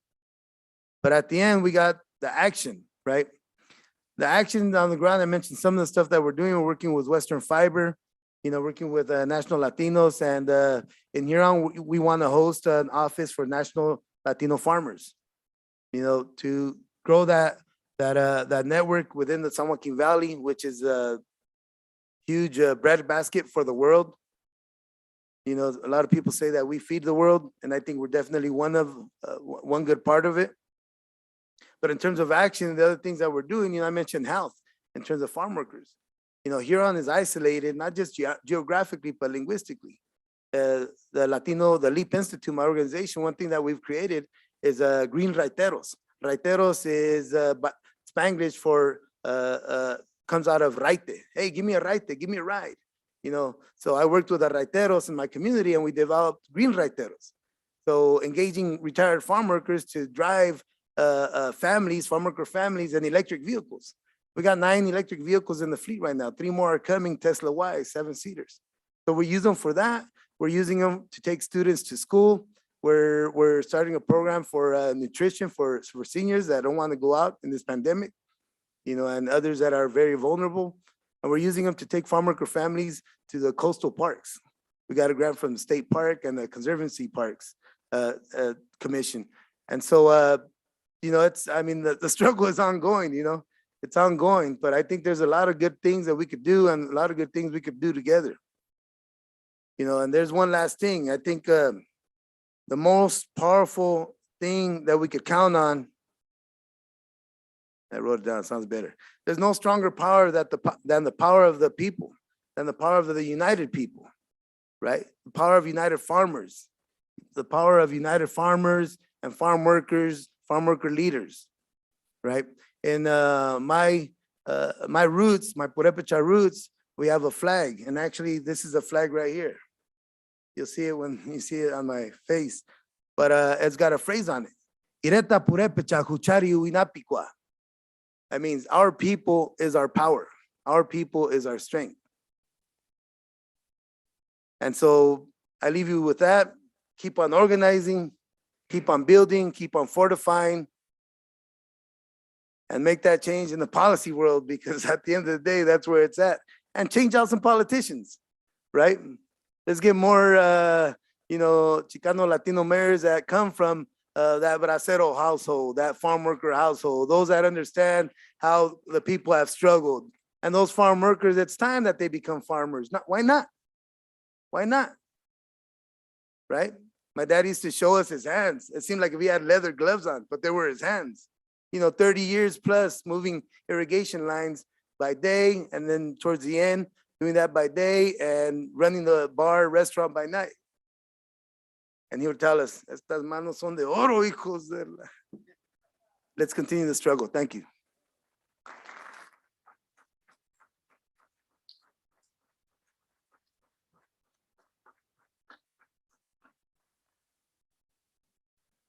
Well, originally I was correct. It is Reverend Ray. And he's preaching and teaching about protecting the aquifer, protecting the community, protecting jobs. And it's rough in these economic times to be a mayor, because you want to do all of these things and you have to figure out what is the balance. And as Ray was talking about, the lands that were disappearing. And when we have in California, we have a great nut industry. I say they've gone nuts, but it takes more water to plant and raise almonds and all the other nuts than it does for all of general agriculture. And I was thinking, because a lot of environmentalist millionaire actors have bought a lot of land in Montana and other places to preserve it. I think what we need to develop in this country is a national land trust for agricultural land, that those who have the money and are philanthropic give somebody like this National Association the money and the deeds to save land for agriculture, so that after our generation, we can give people land and loan them. There's a lot of businesses in America. You find motels that are being run by people from Eastern India, because they do a trust and they help each other to start their own businesses. We need to do that. And we need to preserve good agriculture land. That should be one of the things that we do. Because if we can do that, then we have land that we can rent out to small farmers or do a loan program. Because there's a lot of people that want to start working in agriculture, because it's a decent place to be in America. And so that's why every time somebody's speaking, I go, wow, turn me on, Reverend Ray. I'm going to go there. I'm going to go plant 2 trees over there. I have to tell you, I was also reminded about Rudy Arredondo. I guess all of you know he plays music, right? Yeah. And I've been spreading the rumor that I taught him how to play guitar. So at Obama's first inauguration, anybody that was there, and Rudy was in DC and I was there with my family, they had all these security things and it was getting tighter. We were there for about 3 or 4 days. And on inauguration day, we had an apartment where my family was living close to the mall, where we could go in and out. And it was really cold in that January date. And so we were afraid that if Rudy brought his guitar on inauguration day, he'd never get through. So Rudy came the day before inauguration and he gave me the guitar. And there were just, it was just a stream of people, tens of thousands. And I would get stopped mostly by young ladies, and they would say, "Are you a musician?" I'd say, "Yes." Are you playing for the Obamas? Yes, for special events to them. They go, oh, hug you. Thank you, honey. So anytime you want me to carry your guitar, Rudy, I'm here. See, sometimes you got to do real work like that and suffer through it. Now, Jason New is back with us, and I'd like to have him come and address us from the Department of Agriculture. Jason, come on up, brother. Jason New? He's coming. I can't see that far. Yeah. It's like they always said, you know, when you were in religion, did you see the light? I saw two of them. Thank you, Jason.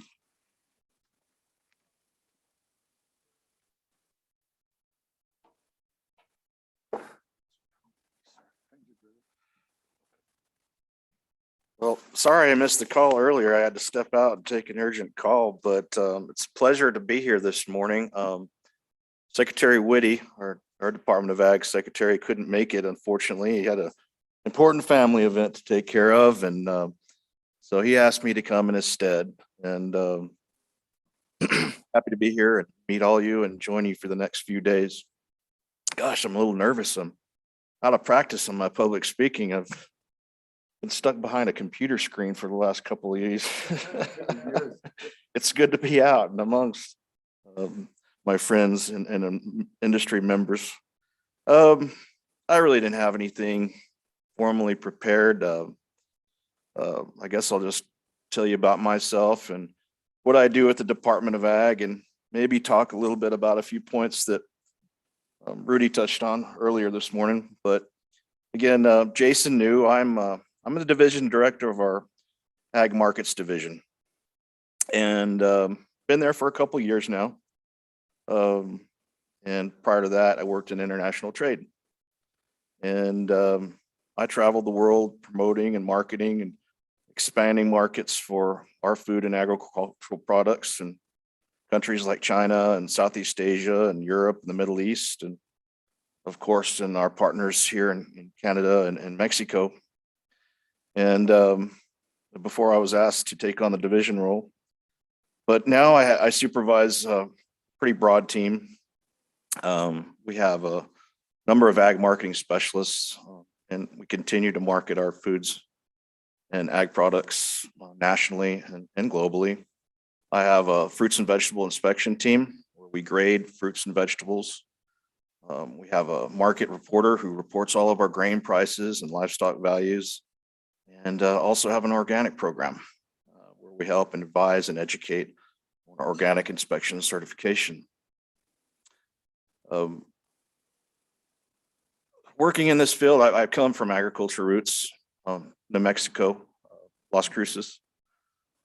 My family's grown hay, cotton, tree nuts, raised cows, and farming in agriculture, in agriculture in general in the state of New Mexico has always been tough. It's an arid state. It's very rural. Our geographic location in the nation. But COVID really was an eye-opening experience.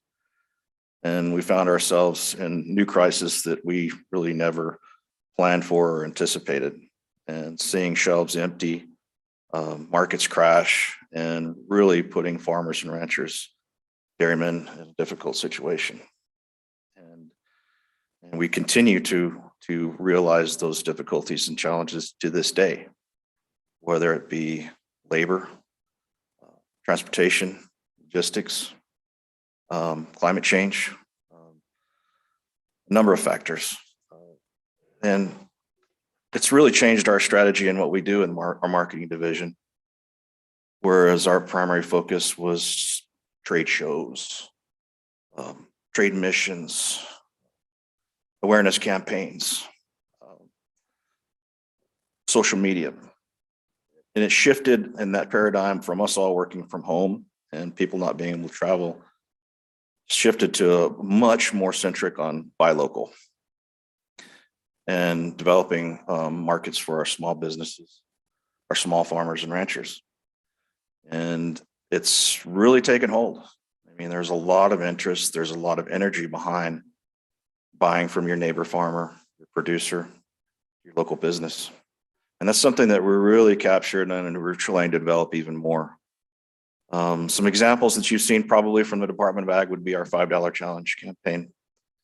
And Mike V in our room here, we've worked together quite a bit on developing that value chain for small businesses, whether you're a honey producer or beef jerky, tree nuts, cheese, what have you. We're really trying to get that into the local grocery store. It's already at your farmer's market. And get that consumer awareness to go in and just buy $5 at a time. $5 at a time and every time you shop. So we had a very successful advertising campaign. We've done a number of in-store demos, sale promotions, and it's really started to move the needle. And but I think we really have a long ways to go. We've got a new ad campaign coming on. We're relaunching our logo program, our Buy Local program. Some of you may be aware of it, which is the Taster Tradition, Grown in Tradition.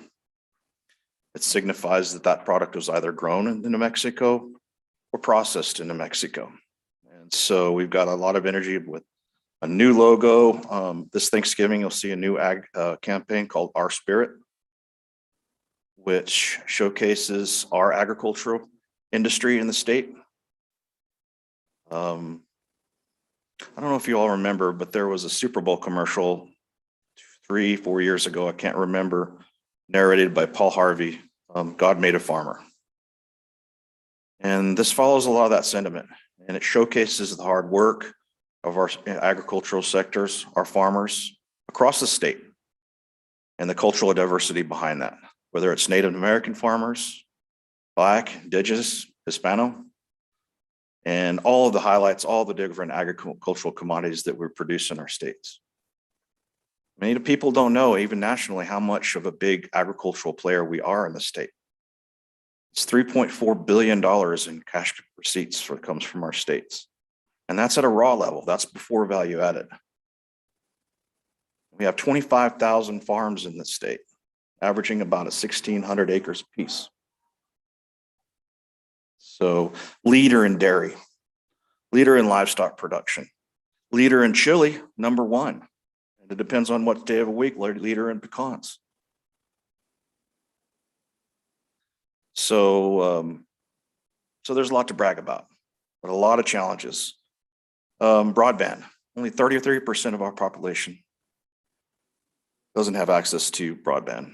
That's a huge rural economic generator there. 700,000 people in the state without broadband. And that's not a New Mexico issue. That's a Western US and rural issue. Prices, farm prices. We're realizing record high prices in the grocery stores. We realize that that's not always going down to the farm level. Rising input costs, it's difficult to make a profit in the farm industry, especially in the small side. Really wanted to talk a little bit about loss of manufacturing capacity, which Rudy touched on. One thing that we've really taken hold of is on meat processing. And that came from COVID. And seeing our shelves emptied, you couldn't buy beef. And we had consumers that wanted to buy and local producers who wanted to sell local beef. We couldn't do it. Depending on what day of the week, I suppose you only have about 6 plants in the state that actually have the ground of inspection, the ability to sell to publicly. Other than that, it's just your small brick and mortar. They do game processing or custom exempt. You own the cow, you take it to the plant, and it comes back to you. And so a huge bottleneck in processing. That's what we've done is we've developed a value chain coordinator to evaluate our meat manufacturing industry, to develop a plan to improve it and keep more of that local product in the state. 97% of that beef, our beef leaves the state for finishing and processing. And we lose that entire value chain. Roughly 2/3 of that boxed beef values, that economic value leaves the state. We want to bring that back. Labor, that continues to be a struggle. And we saw that with our chili harvest and our need to develop the chili labor incentive program. mechanical harvesting. But anyways, I could spend an hour up here talking about agriculture, and I'm sure I'll get to speak with you more and network with you during the event. But thank you for having me. And thank you for allowing me to speak. Thank you, Jason.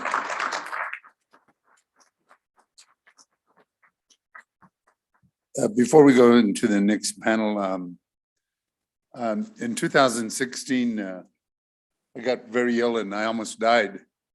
And so we were planning my funeral. So they said, well, what's your send-off going to be? And I said, well, I have to have some mezcal and some tequila there in the coffin. And I said, and about 3 pounds of Hatch, New Mexico green chili. Because what if you get to heaven and there's no green chili? Well, that's on the presumption you're going to get to heaven, right? Are we going into the next panel now?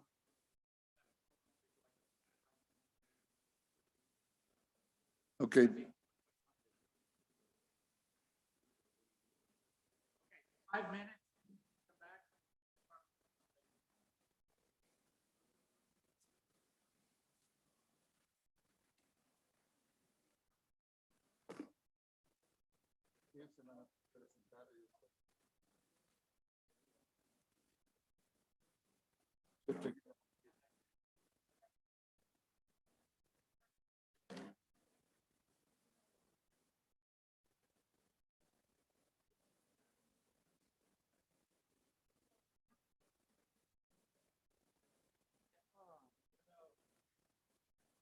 Thank you, my brother. I love it when you lie to me. Take over. Sure, Okay? that'll Come work. back. That'll work.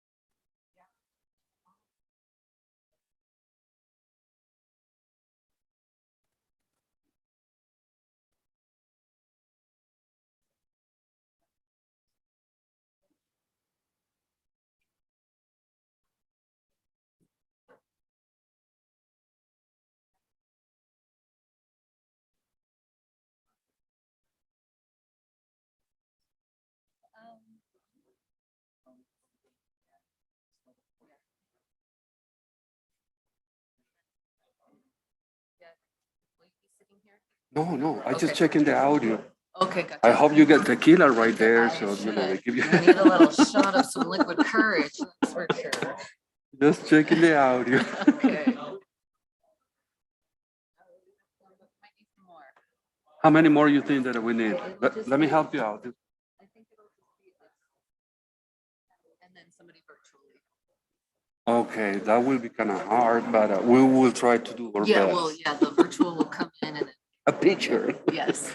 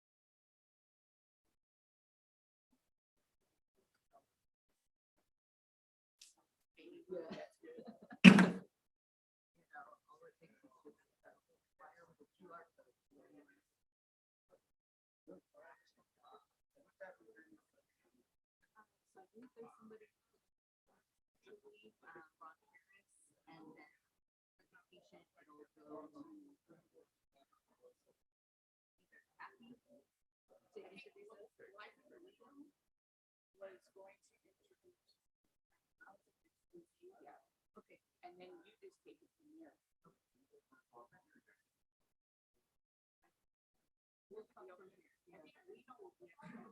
Well, I'm gonna be up here just to start and then I'm gonna sit down. So Lino has his chair here? No. Are you sure? I'm gonna Back go, into the crowd? yeah. Okay. I wanted to sit up here, but they won't let me be close to you, so. Okay.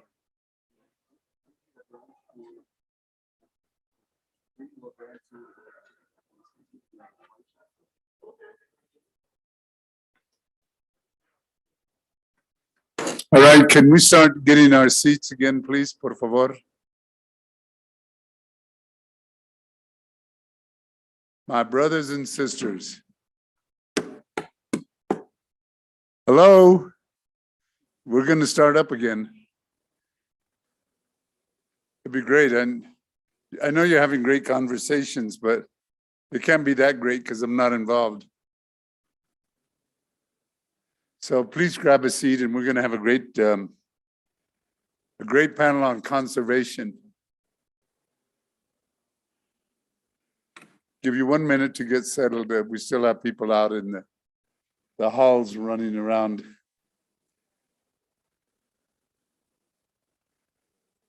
Okay, compadres, por favor.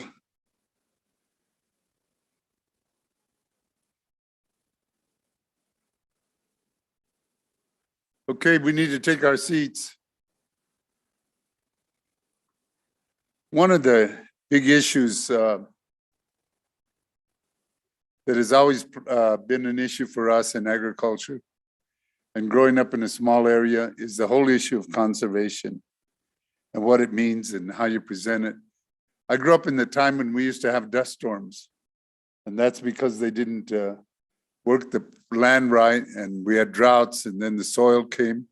And in my small town in Colorado, we'd have 3 to 5 days where it would be like midnight all the time because of the dust storms. So we have to figure out how to conserve our lands and protect Mother Earth. So I'd like to introduce our panel coordinator for today. I'm going to ask Kathy Caldwell, owner of Rio Valley Green Greenhouse and Farm, Greenhouse and Farm, to come up and lead us in this wonderful panel.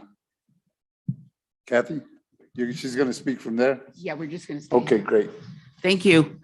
I had the opportunity to meet with Gabriela Coughlin and Mike Hammond with the Middle Rio Grande Conservancy District. Did I get it right? You got it. That one's always a tough one for me. And after I met them, I was so impressed that I said to the people that I was working with on the conference, we need to get them. Well, in saying that, they said, do it, make it happen.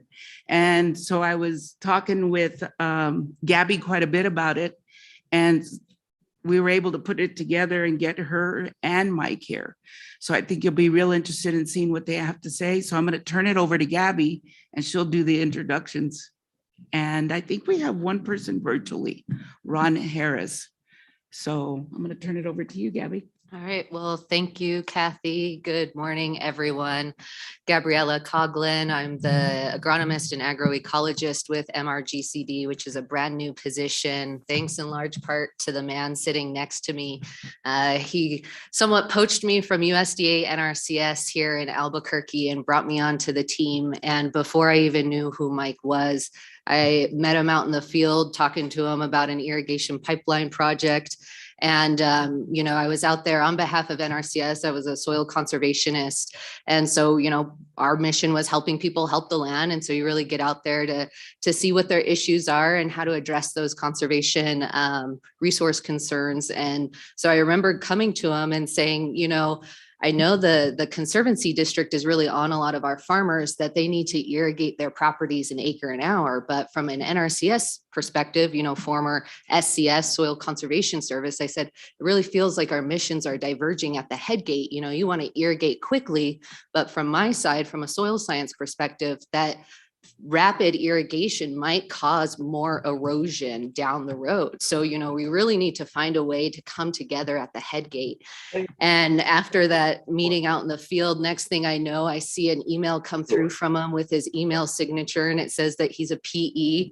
And I was like, interesting. Okay. And then I looked to see that he's with MRGCD, and I just immediately went sheet white and just thought, oh my goodness, how do I remove my foot from my mouth? And talk to this hydraulic engineer with over 30 years of experience in the Middle Rio Grande Valley and all of its water issues, and just gave him this point blank kind of criticism. And next thing I know, he called me up one day and said, Gabby, I'd really love for you to be on our team. So, here he is, and here we are going to talk about what we're doing in the Middle Valley in terms of soil and water conservation now. So with that, I'll kind of toss it over to you, Mike, and let you take it away. Great, thank you, Gabby. I am really pleased to be invited here today, and welcome everybody here to Albuquerque. If you aren't from the Rio Grande Valley, I hope you enjoy your stay here while you're attending this conference. Our host here is Leta Pueblo. They are very part of their ingrained culture is their agricultural roots just down the hill a little bit from here and to the south is a tremendous agricultural environment that they've farmed in essence kind of prehistory and moving forward to where we are today. I'm also going to do a presentation for you that has some slides to discuss a little bit about our history as the Middle Rio Grande Conservancy District and who we are, who we serve, and then also the challenges that we face in light of some of the things you've heard this morning already with some very serious predictions that our climate is changing. We're already arid state. I heard a presentation from our scientist panel that's working on our 50-year water plan that only 5% of the precipitation that hits the ground in New Mexico finds its way into the rivers, streams, and aquifers. The rest of it evaporates because we are an arid state. And with the increasing temperatures that are predicted over the next several decades, without serious change to our fossil fuel driven world economy, we can foresee a period of time where that 5% is going to diminish significantly. And we're already experiencing that on an average annual basis. We're seeing less snowpack runoff. And we're also experiencing some tremendous flooding events driven by the increased temperatures and the monsoonal moisture flow that is increasing over time. So those are some very interesting challenges, but I would ask maybe for the presentation to be loaded so that I can show a few slides. There you go. The Middle Rio Grande Valley technically starts at the Cochiti Dam, about 40 miles north of here, and it runs 150 river miles down to the National Wildlife Refuge at Bosque del Apache, south of Socorro. And that particular ribbon of life is the old floodplain of the historic Rio Grande that is anywhere from 2 to 7 miles wide along that 150-mile corridor. We had a crisis brewing in the late 1800s that was driven a lot by irrigation development up in the San Luis Valley up in Colorado. Our agricultural producers up there essentially went from a very small subsistence level agricultural production into a major potato and alfalfa operation that went from something like 60,000 acres on up to 600,000 acres. And over that time frame, we started experiencing some extensive problems in the Middle Rio Grande because of that. So they required, when I say they, the United States government, they were getting complaints from Mexico, from the historic communities in El Paso and Las Cruces and the Middle Rio Grande Valley, that we weren't getting the same amount of water that occurred in those and prior to the development up in the San Luis Valley. So they launched a hydrologic investigation of the Upper Rio Grande. They installed the very first water measuring device on a river was installed at Embudo gauge up in the Rio Grande Canyon, just north of Santa Fe. And that particular gauge was installed to get an idea of what the base flows were of the Rio Grande. They launched a joint investigation between the 3 states of Colorado, New Mexico, and Texas, or territories back then. In some cases, the territorial governor was involved in some of these disputes. And then the investigation finalized the Rio Grande Compact of 1938 that was ratified by the 3 states and the US Congress, that dictated the terms and conditions of how water would be distributed between the 3 states down to as far as south as Fort Quitman, Texas. So why was the Middle Rio Grande Conservancy District formed? Well, like I said, there was a crisis at the time. There was lots of sedimentation, heavy development of agricultural north of us, lots of heavy sediment loads in the valley.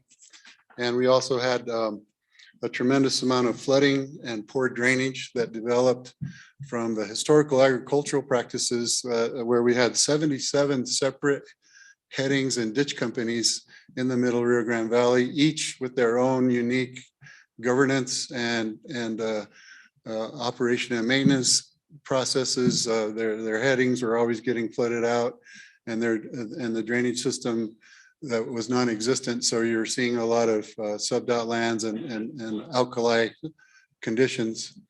And there was also the Depression era economy that was driving things, and it was causing lots of concerns.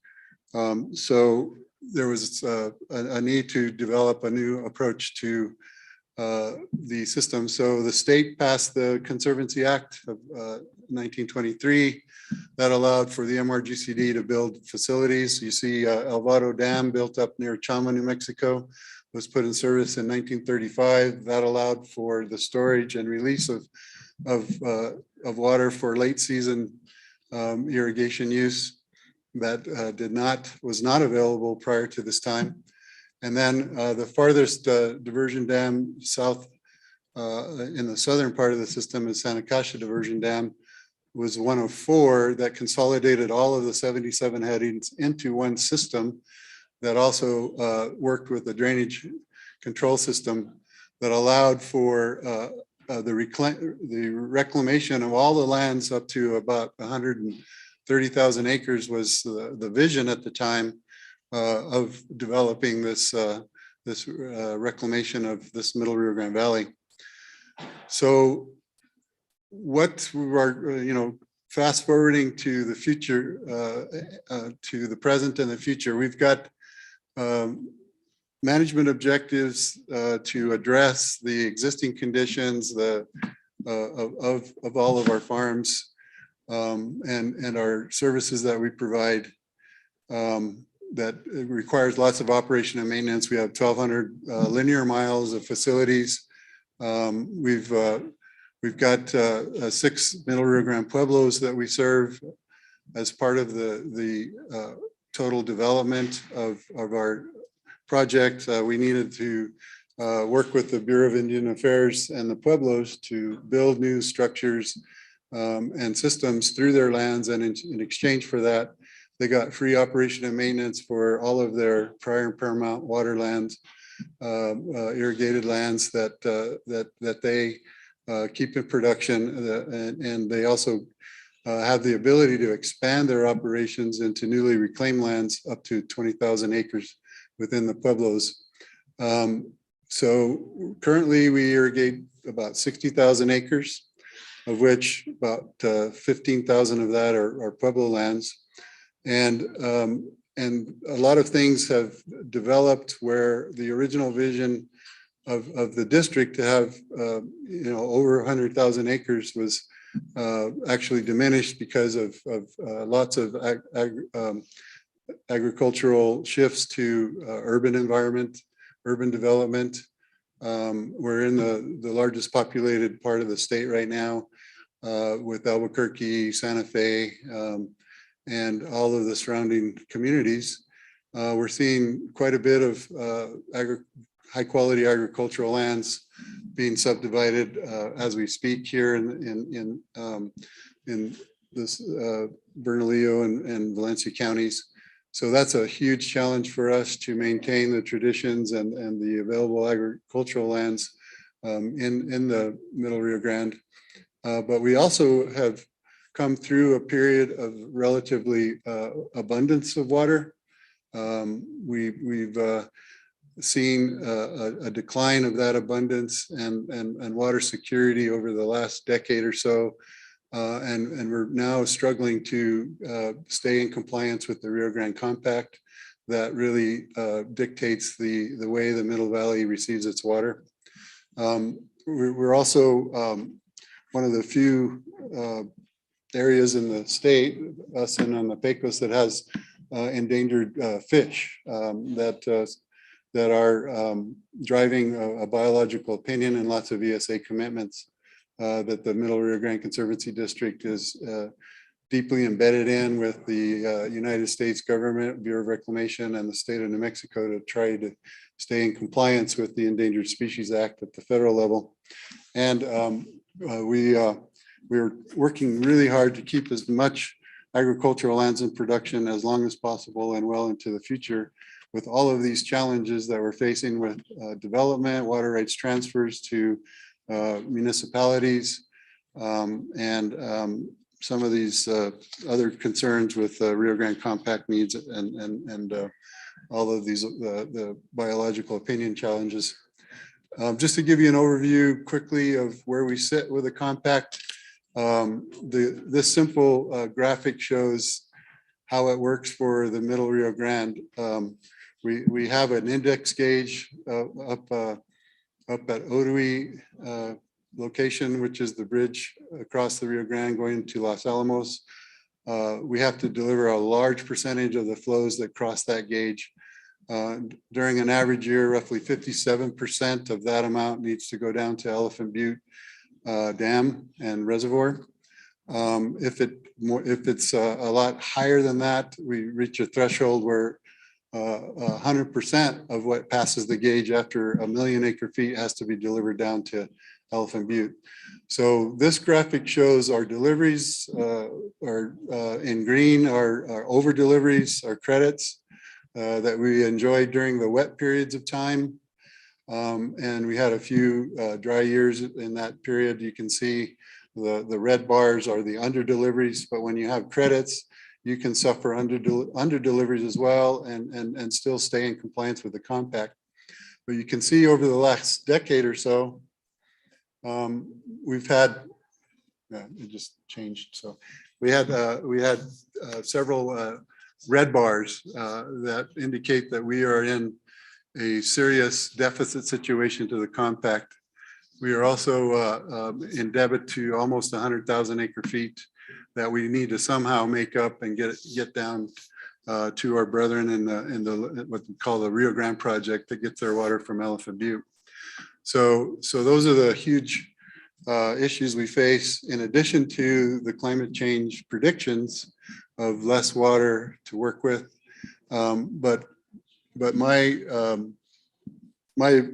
history with this project and this Middle Valley is indicative of what we've been able to do in a very innovative way to stay in compliance with all of these factors at the federal and state levels in order for us to continue to meet the irrigation needs of the Middle Valley, as well as the ecological environment that this Middle Valley provides for all of the residents and visitors here in the Albuquerque, the greater Albuquerque area. So what are we doing to meet and mitigate those challenges as we look to the future? We've had an unprecedented period of time where we've had to really work closely with our irrigators to begin to manage our water in a way that the district wasn't doing in what I call the fat and happy times, when we had lots of water available. It was easy to run the system fairly full and kind of schedule our water in a way that met everybody's irrigation needs without a whole lot of concern about the compact problems and the ecological situation. So we've been working extremely closely with our irrigators, and we've come up with some water banking procedures to allow, even for lands that have severed their water rights due to transfers, to come back into our system and keep those very valuable lands working with us through a water banking process. We've also tried to avoid any kind of curtailments. I like to refer to ourselves as a very large acequia organization, where we have shared shortages. We have no priority administration, with the exception of the Pueblo's prior and paramount water rights. We all share equally in the abundance and in the shortages in the Middle Valley, and we continue to manage our system in that way. And it's worked really well over the history of our district. But we're getting into tighter and tighter situations where the board this year, for the very first time, has limited the startup and the ending of the irrigation season by shortening it a month on each end, in order for us to try to catch up on our compact deliveries, as well as continue to meet the irrigation demands, but utilize some of our leased water to also keep the river flowing for the habitats for the endangered silvery minnow and the willow flycatcher. So we're also working with numerous municipal and other governmental entities to look at this on a basin-wide operational scenario, so that we all come together and manage our system in a very progressive and conservative way, in order for all of us to maintain our lifestyles and our economy, but manage the water in a much more progressive and conservative way. The other major efforts that we're doing is something I'm going to turn over here to Gabby, is we're engaging in a very intensive on-farm management system, offering a number of services for soil health and water conservation on farm, working closely with the NRCS. We just became the recipients of a regional conservation partnership program, and we're we're excited about that opportunity. We were awarded almost $3 million to move forward, to work closely with our producers and our other organizations that are working towards improving our environmental health as well. And thank you very much. Appreciate that. It's a alternative funding arrangement, which is something new for the NRCS in this area and for us. So we're taking on a tremendous workload and kind of stepping in the shoes of NRCS to provide the services to all of our underserved farming communities, including the Pueblos and a lot of the historic communities that are up and down the Middle Rio Grande. And we hope to get a lot of more of these services on the ground over the next decade or so, in order for us to meet the challenges of the future with a diminished water supply. So with that, I'm going to turn it over to Gabriela to allow her to share with you her vision of the future. This is the next generation of leadership coming up through MRGCD and other organizations, and we want to pass the torch, so to speak, to folks with the vision and the drive to implement a new approach to doing business here in the Middle Rio Grande. So thank you.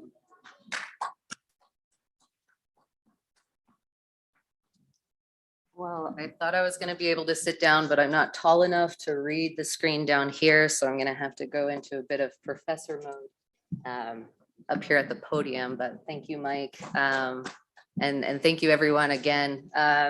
So, building off of that, really the district, since its beginnings, has really focused on its own infrastructure. And they realized that that's only going to get them so far. So in the last couple of years, since that biological opinion came out, they recognized they needed to pull others in. And in that, Mike has really kind of developed this big tent vision and approach for how you manage all of these multiple interests and stakeholders within the Middle Rio Grande Valley. And so for me, I'll just give a little background. Originally from Las Vegas, Nevada, where I grew up ranching and rodeoing. And after that, I joined the Conservation Corps in Nevada and took my educational scholarship up to Oregon State University, where I got a degree in crop and soil science. And I then interned with NRCS in Tillamook as well as Redmond, Oregon. So I have some of that both Western and Eastern Oregon perspective, Western side being very wet. And when I moved from Las Vegas to the Coast Range, I went from 7 inches of precip to 127 inches of precip. So those first 3 years was really hydration therapy for a desert rat like me. And up there, I got to see how folks in the Tillamook Basin managed salmon and steelhead bearing streams with logging, with dairies, with tribes in the area that all relied on those waters in that 5-river basin. And then afterwards, I thought soil conservation work was very great, but I really wanted to be a soil scientist, a soil mapper. And so I then joined the initial soil survey in Redmond, Oregon, which is very high desert, very dry, similar to central New Mexico here. And so for about 10 years, I spent my time road tripping, digging holes and drawing maps across central and eastern Oregon, where my job was really to understand the evolution of soil landscapes, how they developed over time with geology, ecology, paleoclimates, pre-human contact and post-human contact. So I get to kind of see the whole spectrum of how our lands have behaved prior to human settlement, and then what those human civilizations did to the landscape and how they managed it, and then how we're managing it now, and now also turning to how we might manage these landscapes in the future.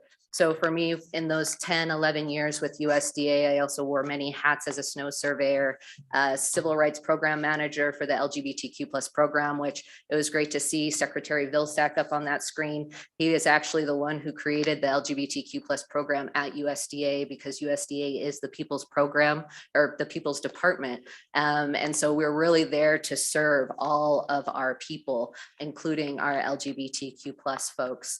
And so, in all of those roles that I worked within the department and within NRCS, I really saw a disconnect between the technical side of our house and then the conservation planning side of our house. And so, I spent all of this time collecting this data that goes into things like web soil survey, which how many of you out there have ever used web soil survey before? About 2, and that's about what I expected. 3? Okay, we got 3. So 3 people in a room full of folks committed to the work of agriculture and ranching. And, that was kind of my frustration with web soil survey is it was a tool made by soil scientists for soil scientists. So that data is very inaccessible to the general public. And so, trying to figure out how to make the information more accessible and user friendly from within the government just didn't really seem feasible. And so I knew within the NRCS, the soil scientists, dirt nerds don't get as much support as the folks who are putting conservation on the ground. So I knew I needed to jump the fence and come over to the conservation planning side, which is when I took a transfer from Redmond, Oregon to Albuquerque, where I became a soil conservation planner here in the Albuquerque field office servicing Sandoval and Bernalillo counties, which meant I worked with several of our pueblos here in the Middle Valley, as well as our ranchers in the rangelands, especially over in the Puerco and then up in the East Mountains. So I got a really good crash course and cross section in what this partnership landscape looked like in Albuquerque, and also what our producers, were facing. What were their barriers to program participation? What were their barriers to equal opportunity?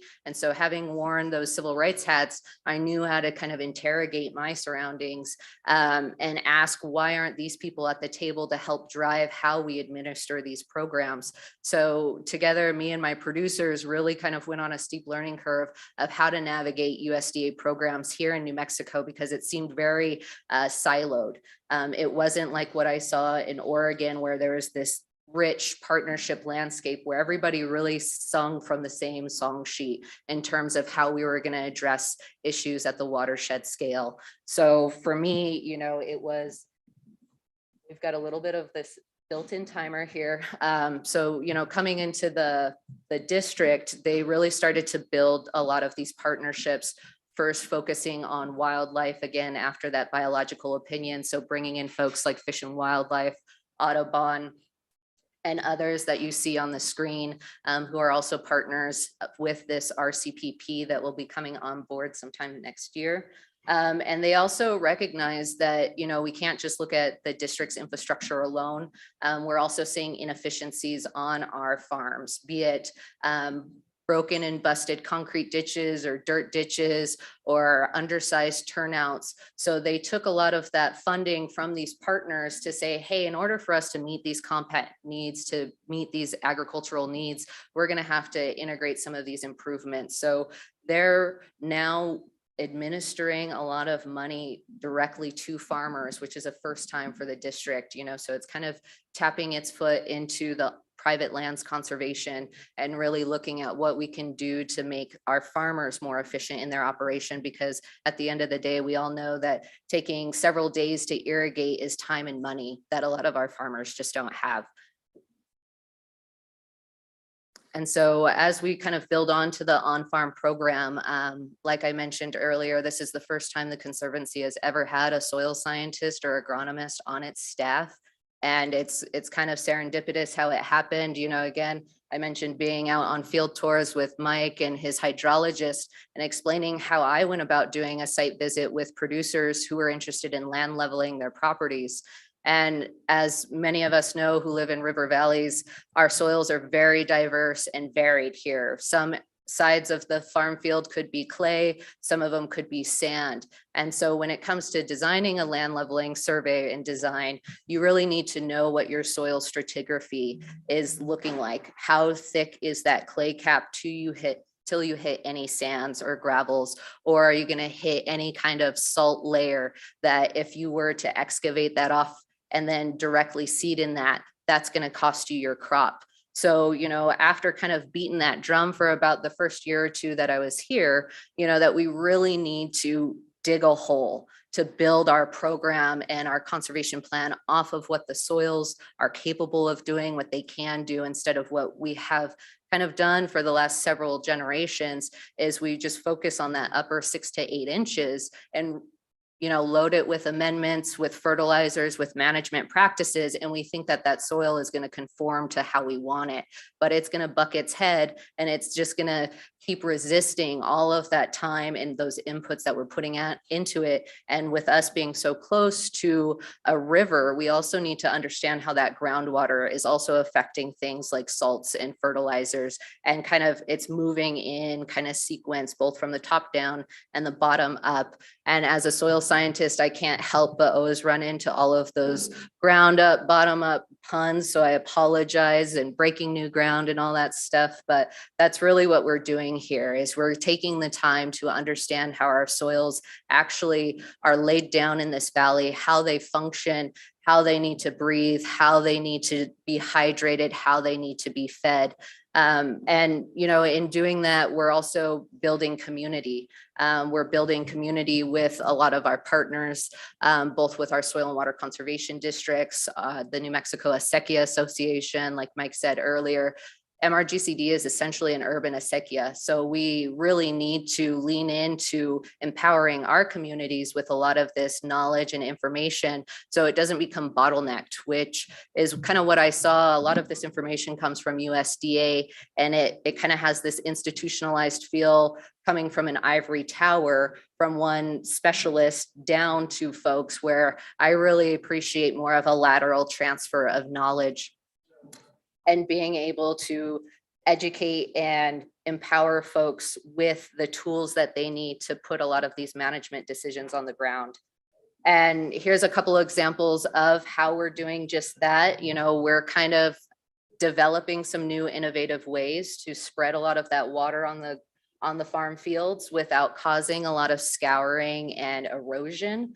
And we're also in this next year going to be lifting a couple of pilot projects that focus on cover cropping as well as environmental water leasing, so that folks who might be at the tail end of their alfalfa operation know that it's not worth their time or money to put in a new stand of alfalfa with this ongoing drought.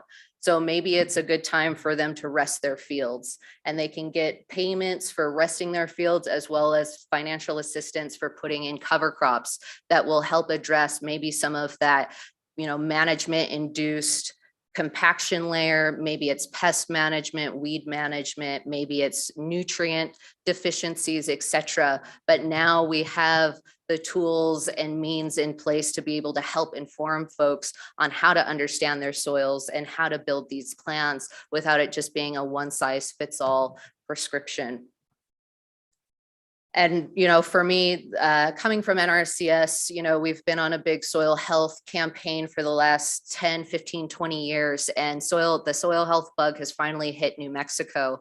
And during my time in Oregon, that was, 10 years ago, that was when they got hit with the bug. So I got to see how they lifted their soil health program off the ground, and it really came at that community level. And here I have the opportunity to work at the village level. So for me, the vision for soil health is really at the village level, where we engage folks in the science. We engage them in the education. We also teach them how to do these types of in-field assessments, how to understand their soil test.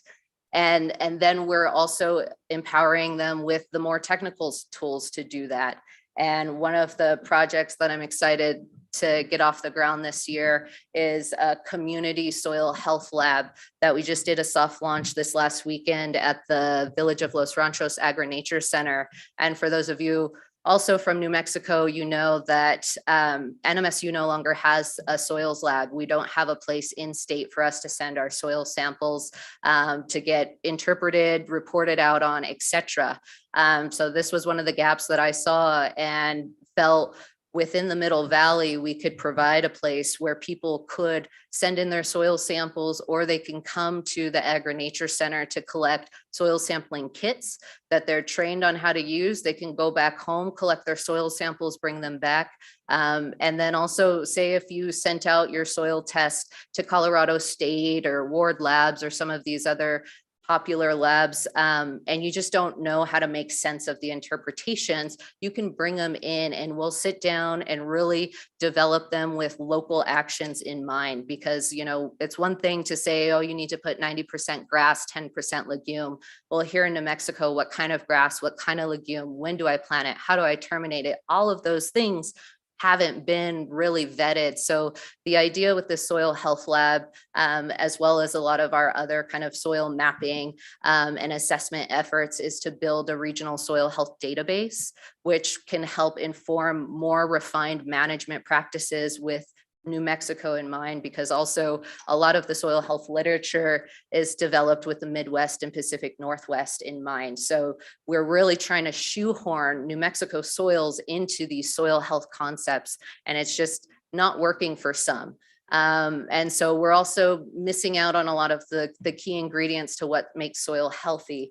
And one of those things is water, and the other thing is air. So here in the Southwest, we have very arid, salty soils, and it's just not sodium. It's also calcium, magnesium, potassium, nitrates, all of that stuff that is interfering with our soil's ability to really receive and infiltrate water.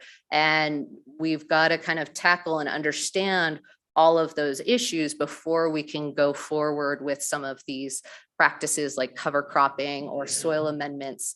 And again, you know, for me, kind of sometimes I employ the language of the movement, but I'm really here to help liberate a lot of this soils information and help empower our communities to live free off of things like either synthetic or organic inputs on their farm. Compost is great, but not all compost is created equally. So that's why at the lab, we're going to be testing not only soil, but also water and compost, because all of those things together, they compound that salt problem. And salts is like managing blood pressure. For all of you guys in the room, you know, you got to limit that salt. You can't have as much salt with your tequila, salt in your beer. You've got to limit it. Otherwise, it constricts those blood vessels and it makes it unable for your heart to work. And so that's what we're really trying to get out here, is create a space for people to learn and engage with a science that has typically left them alienated. And for me, you know, I've been doing a lot of work just training others on what I know, and hoping to kind of build that next generation of you know, natural resource partners and agriculturalists. And the slide before here, some of the partners that we work with at the youth level is we've got some partnerships with New Mexico Farm and Livestock Bureau. They have got a great New Mexico Ag in the Classroom program where we'll be getting out information on agriculture here in the Middle Valley, and also the youth that are here holding up that tradition. I'm also the secretary of the New Mexico Envirothon. So our challenge there is to engage high school students in natural resource problem solving competitions where they compete at a national and international level. And a lot of those kids live in a lot of our rural communities that don't get a lot of the engagement that the kids here in the Middle Valley do. So this is an opportunity for us to really, again, liberate information, engage the youth. And you know, kind of speaking about community earlier, it's been touched upon, but, you know, we think about climate change and we think that it's going to be solved by some technological silver bullet. But being a Mexicana, Tejano Arham, and Hia said Arham descendant out of the Yuma, Arizona area, those folks, you know, here in the Middle Valley, we like to romanticize that the Spaniards brought a sequia culture to North America, but the Huhugam in Arizona were actually the first ones to harness that technology and flood irrigation and built a marvelous civilization off of that, but it's often forgotten and erased. So it's kind of crazy how I've come full circle from a descendant population that was disappeared. And then my family being of the Potholes, California area down in that Yuma, Arizona region, they were displaced by the Imperial Valley Dam. Their livelihood was cut off because of the development of irrigation districts and a lot of the issues that the Middle Rio Grande Valley and its inhabitants have faced. So here I am coming full circle to not rectify, but help inform this next wave of leaders who are going to be charged with fixing a lot of these problems that we've brought onto ourselves. So with that, we've got a lot of work to do, and I look forward to working with you all and kind of achieving some of those goals here in the Middle Valley. And as a closing comment from MRGCD, we are very concerned about the loss of the very good soils that we have in the Middle Rio Grande. And I think what we have is roughly 10,000 irrigators. Over half of them are small parcel irrigators. And there's a great economy of scale here to do what Gabby's doing for the smaller farms, as well as the larger farmers that reside down in the southern Valencia and Socorro counties, to become much more successful, reduce their input costs, higher quality agricultural products, marketed here in the greater Albuquerque area to feed us on a food security basis, and to also preserve that land. I agree wholeheartedly with your comment earlier about an agricultural land trust. We have a couple of local entities trying to do that. That's very, very important, both from agricultural preservation, but also ecological preservation as well, as we experience the coming climate change crisis. So thank you very much. Appreciate the opportunity. Thank you all. I believe we have Ron Harris virtually. Do we have Ron Harris virtually? Yes, you do. Can you hear me? Can you hear me? Hello?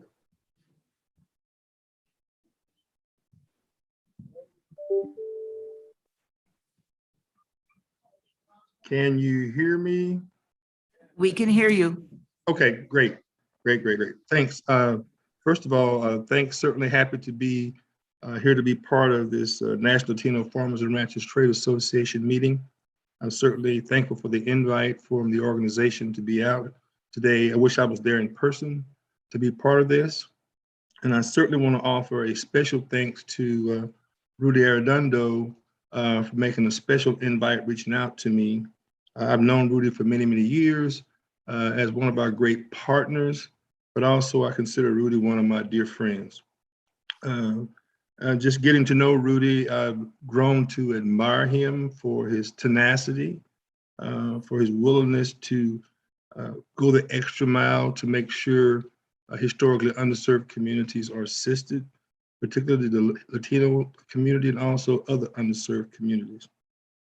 And I also often wonder if Rudy ever sleeps, because I can remember on more than 1 or 2 or 3 or 4 or 5 occasions getting up early to check my email, and I will see emails coming in from Rudy at 1, 2, 3, 4 o'clock in the morning. So Rudy, I can congratulate you on your dedication, and you epitomize what all public service should aspire to be. Just a little bit about myself. I am the Natural Resources Conservation Service Director of Outreach and Partnership Division, located in Washington, D.C. I am a native of Southern Arkansas, where I grew up on a family farm. And listening to Mr. Garcia in his opening comments, and he mentioned the heirs property issue. I'm certainly involved in that because my grandfather managed to acquire 880-acre farm. And my dad, we had a 260-acre farm about a mile apart. My grandfather had 13 kids. 11 of those survived to adulthood, and those 11 had an average of 7 children. So now we are stuck with heirs property issues. When we first started this journey trying to get this all figured out, there were 135 people who claimed attachment to that land. Over about 4 years, we now have it down to about 45 people, and there's still work to do. So there's certainly one of those issues that plague minority communities. I graduated from the University of Arkansas at Pine Bluff with a BS in agronomy and a minor in chemistry. And I started with the Soil Conservation Service at that time as a co-op student at 19. And following graduation from high school, I came on permanent with SCS, now NRCS, and that's where I've been my entire career. So I've seen a lot of positive changes with the agency. I've seen some not so positive. There are some great things going, and that's what I wanted to visit with you about today is some of the things from the agency is where we're going, what we're looking at based on the priorities of the administration and also where the chief has directed us to go. Just a little bit about the Outreach and Partnership Division where I work. And in that division, in addition to the outreach coordinators we have, I also have the National Tribal Liaison position that's housed there and basically work with the states on tribal relation issues with the federally recognized tribes. And the main part of our responsibility is to look across the agency in a corporate fashion to look at, first of all, one of the things we look at is program participation in the many various programs that NRCS has to look to say, okay, how the different groups participating in these programs.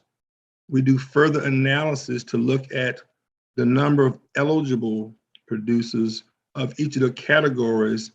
And if we see trends in things that appear to be maybe somewhat out of whack, we utilize that as an indicator as to how perhaps we need to address some of the outreach needs. That could be part of the problem, but to work with those communities to identify what those concerns are. It may not be outreach, it could be other things, but there are also barriers that we know that certain communities face when trying to access USDA programs. That brings up another interesting point I want to cover here briefly today. A lot of the work that I do in the Division of Outreach and NRCS is I work through partners, like the National Latino Farmers and Ranchers Trade Association, to utilize those partners as an extension of NRCS's extra boots on the ground and reaching those communities to first introduce us to some of those communities, because in a lot of those communities, we don't know where they are. Even if we do, there are trust issues that we need community-based organizations that get us into those communities to establish that trust, to work with them to find out what the issues are. These partners help us to identify a lot of the barriers that was mentioned earlier by Gabrielle as far as participation in some of our programs. We need to understand what those are.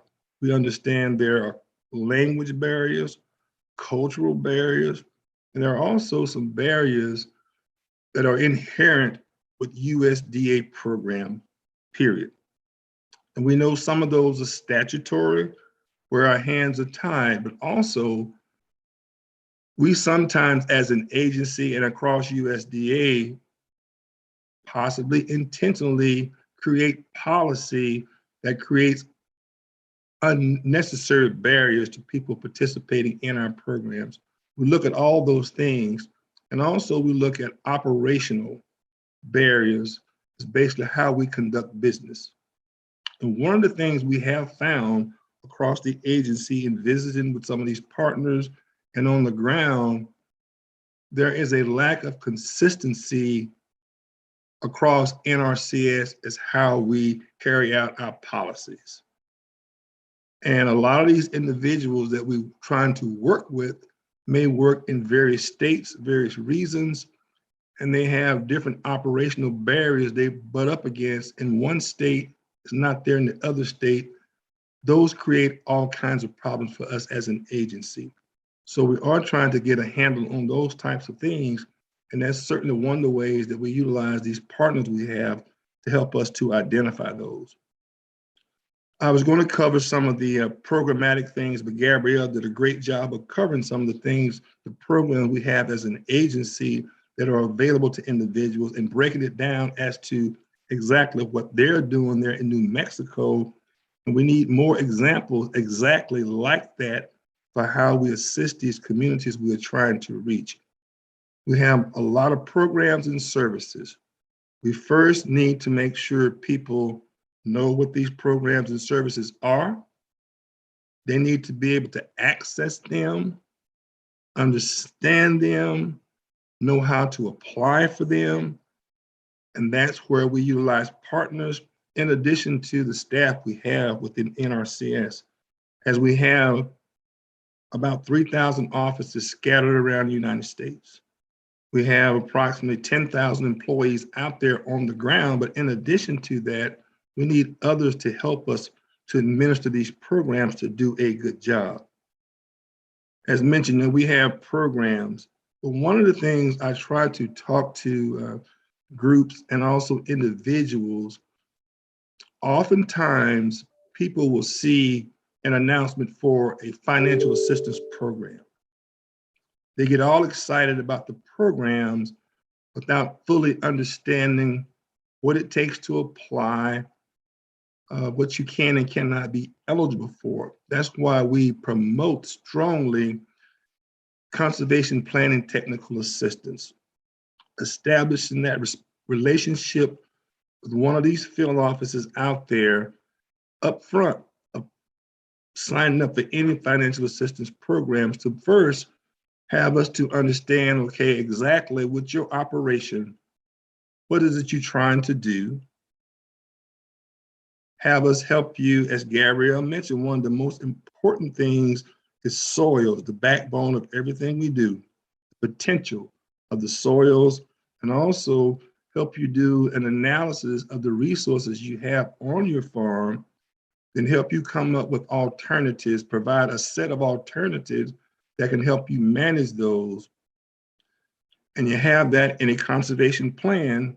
So when there's an opportunity for programs sign up for financial assistance, these entities will know exactly what they need, have a good estimation of what they need, that also assist our field offices in providing better assistance to some of these individuals. And it also helps create, dismiss some of the chaos just having to deal with that bureaucratic maze of having to participate in USDA programs. So there's one of the first things that we try to talk to entities about.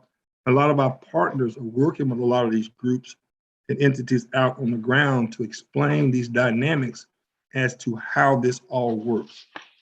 And we are trying, as I mentioned, we have the Environmental Quality Incentive Program. That is kind of the flagship program of the agency, our financial assistance program, where we basically help people. It can be helping people get started, management practices with financial assistance. We also have the Conservation Stewardship Program. It's where there are incentives for people who have been doing good things to keep doing those things, plus incorporate some extra things and have incentives to do those. We have the, depending on where you are, the Agricultural Management Assistance Program. We also have the Regional Conservation Partnership Program, which I believe Mike just mentioned earlier, which is an excellent mechanism that can be used for targeting communities and watersheds to reach certain audiences to address certain natural resource needs, because that's what we are about in natural resource agency, that have these programs and services we want to make available to everyone out there. And we particularly with the interest of those groups who may not have received the same level of assistance as some of the other groups. And that kind of brings me to where I kind of wanted to wrap up here today as far as NRCS and where we're going with the agency priorities for the next few years. And it's perfectly clear within this administration and with the agency, the priorities are equity and program participation,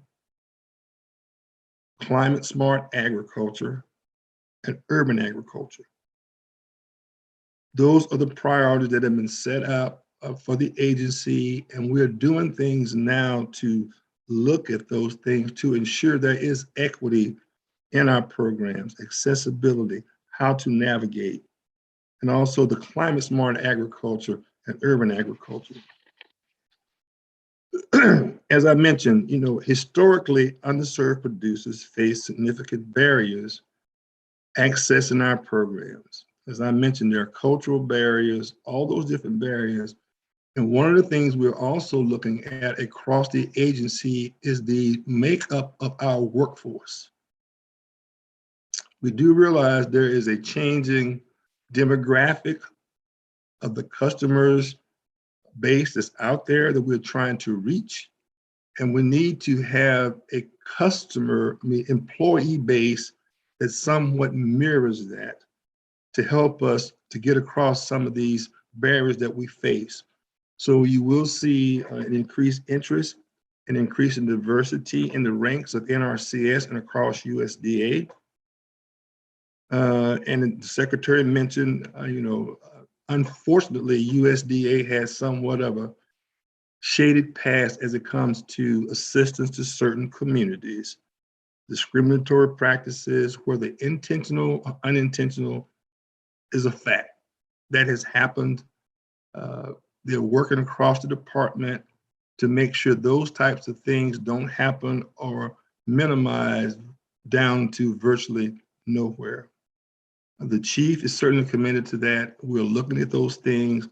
That's why we're taking a deep dive across the agency to look at all programs, everything we do, and evaluating that on what needs to happen, putting in baselines to make sure we have some measures in place rather than just saying this is what it needs to be, basing that on what, kind of have a baseline to measure that as we go forward to looking at these things.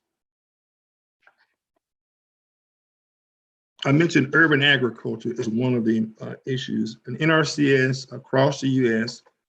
Has been engaged in urban agriculture for many, many years. And in fact, Chief Cosby, most recently as the state conservationist in Ohio, where he came to the office of chief from, probably has one of the most robust he built one of the most robust urban programs that's been used as a model for NRCS across the states.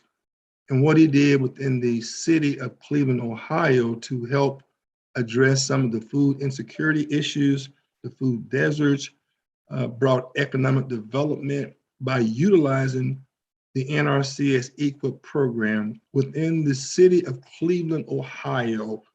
In that project area, we have on the ground right now through our EQIP program, probably around 175 seasonal high tunnels that have been installed within that community.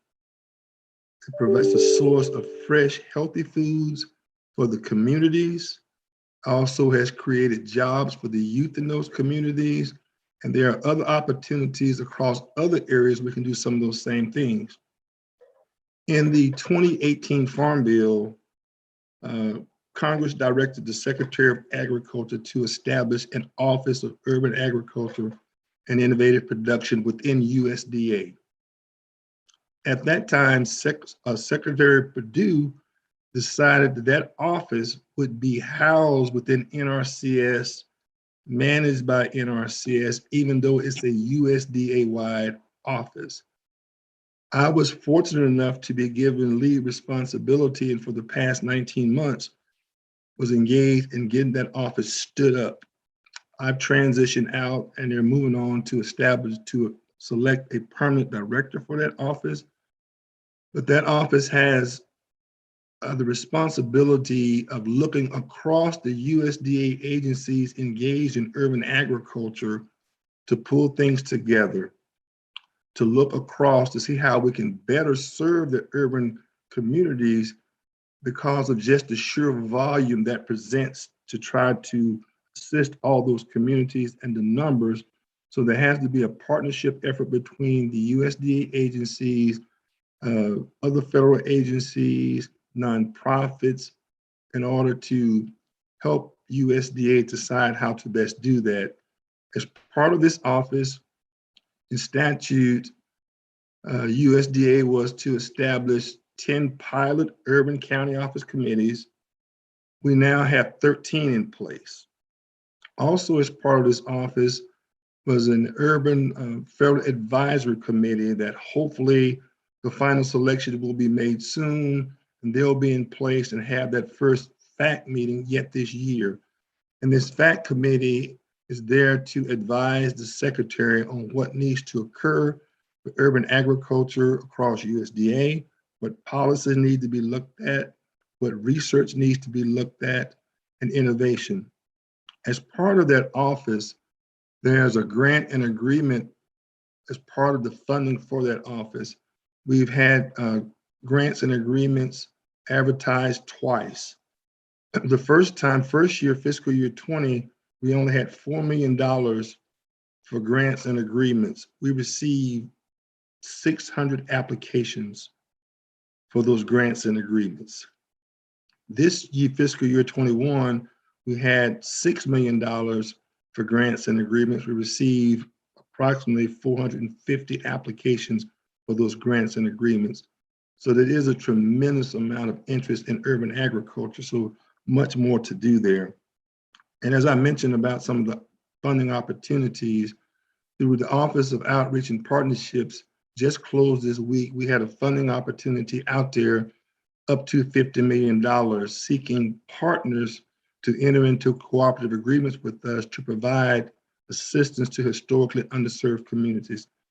That opportunity closed Monday at midnight.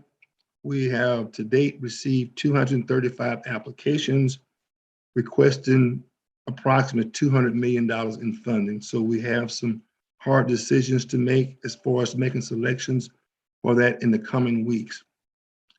We do anticipate this being kind of our approach for awarding the majority of our outreach agreements nationally through this type of competitive process.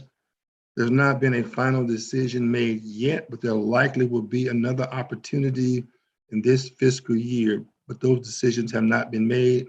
And of course, that also depends on funding. And I just also would like to wrap up here and talk about climate change, which has been mentioned also by Gabrielle. And as an agency, we do realize there are certain things we do to mitigate some of the impacts of some of the extremes to climate. We need to make sure those things that we do know are made available to all the farmers and ranchers out there, to all those communities. So that is certainly high up on the radar of the chief. We're in the process now of establishing a climate office under the office of the chief to address that, and looking across the agency, looking at developing climate adaptation plans for the agency. And I know they have been soliciting volunteers to be part of this development. So if there are opportunities out there and you see that coming about, I would highly recommend anyone who has a strong interest in this topic to volunteer to be part of that. And I know I've covered a lot of ground here in a short time, but I just kind of wanted to kind of give a high-cut view of what's happening with the agency, where we're headed for the next few years. And again, just so happy to be part of the opportunity to be here. And again, wish I could have been there in person. So again, thank you very, very much for the opportunity.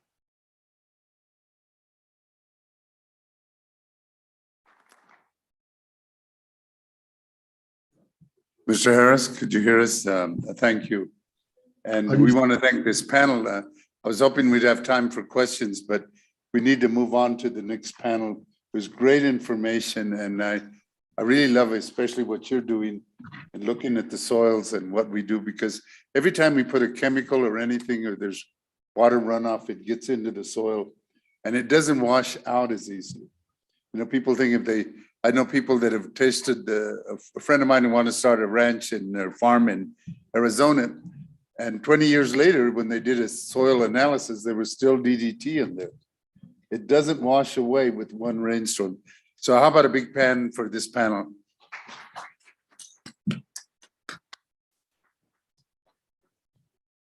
We don't have time right now, but we're a small group, so you can catch them during lunch. All right. That's what we had hoped, and we can make time. Now with the people who are going to be on the hemp and cannabis panel, if they could come up.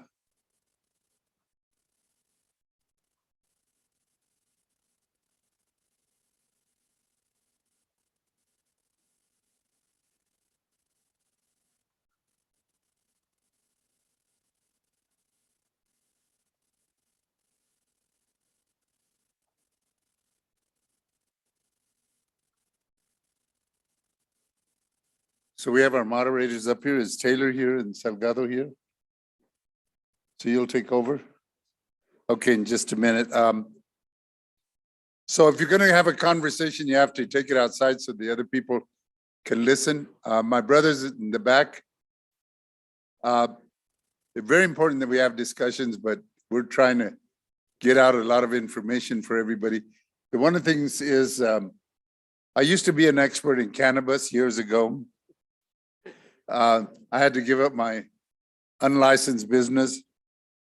And, but over the years, I ran into all these people talking about hemp.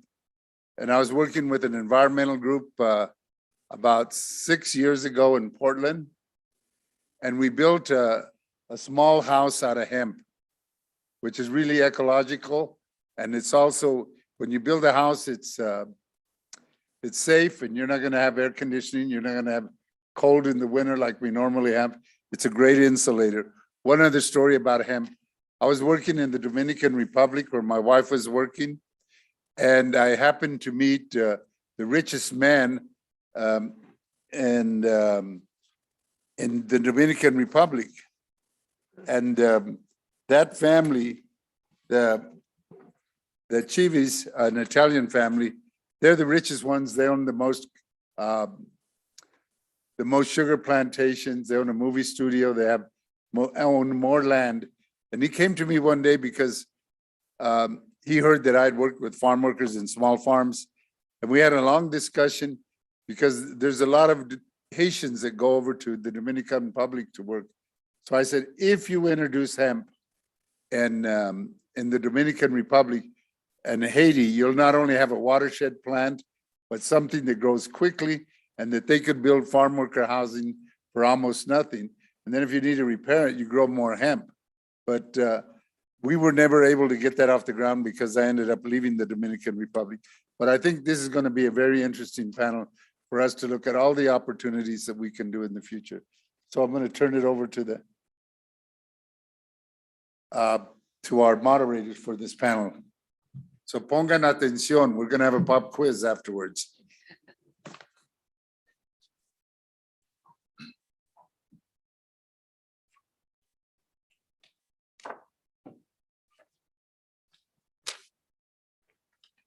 Hello, everybody. It's been a wonderful program all morning.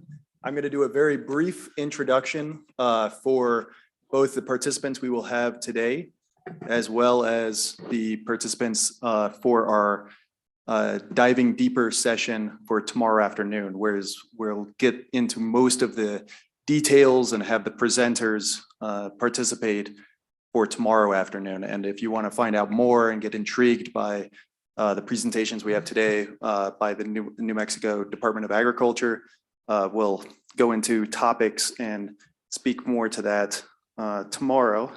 So those presenters will be sitting here at this table. I'd like to introduce, if you could stand up, Stefan and his wife Elena participate in a fantastic project called Muldoon Hemp that is about value-added hemp products that get produced in southwestern Virginia by a farmer by the name of Pete Muldoon. And I'm not seeing him in the room right now, but we will have him on the panel tomorrow.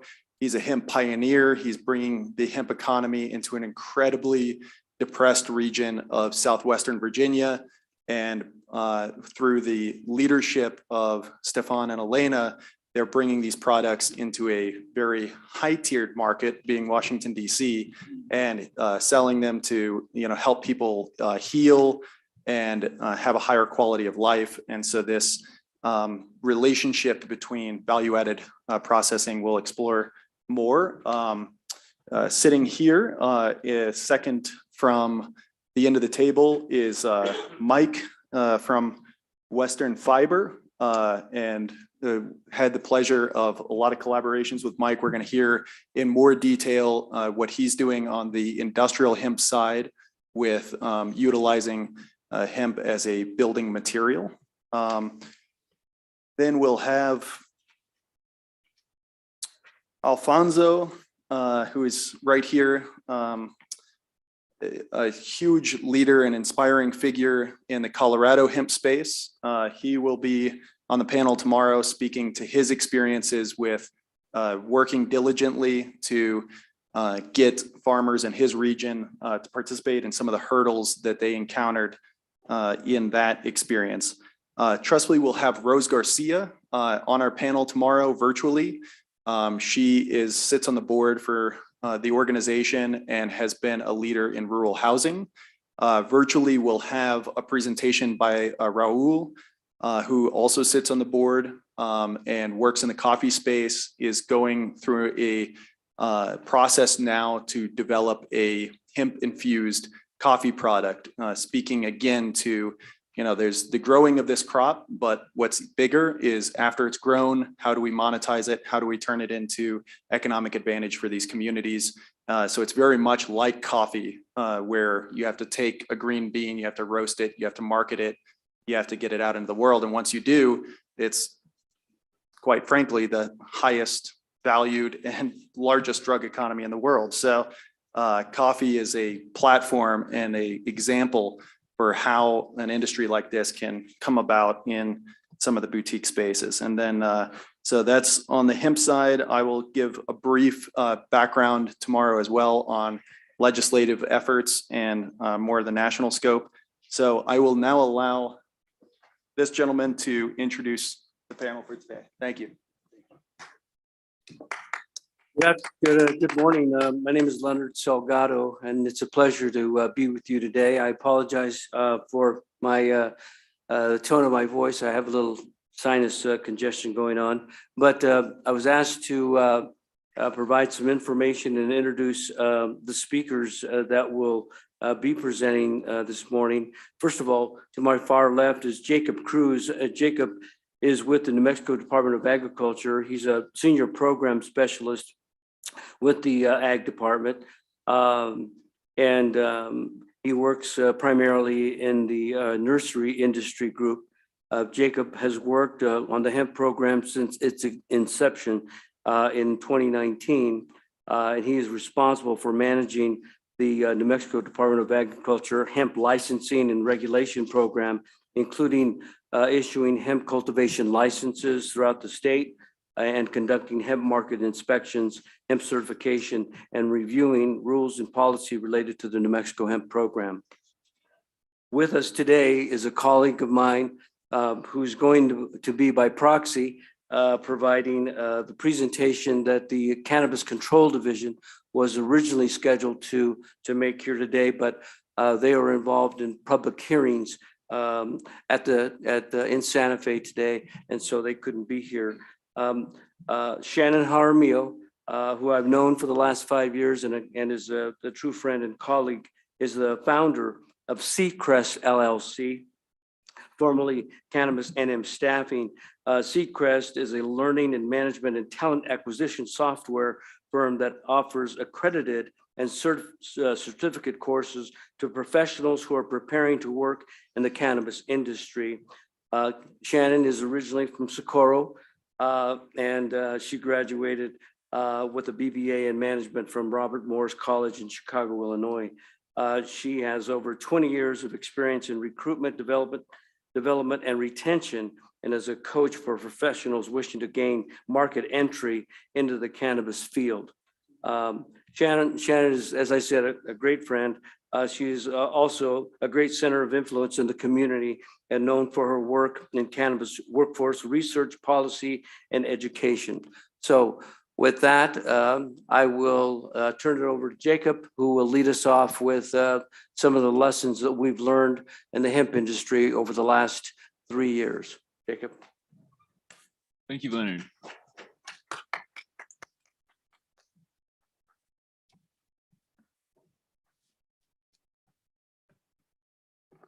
And if it'd be possible to load the presentation.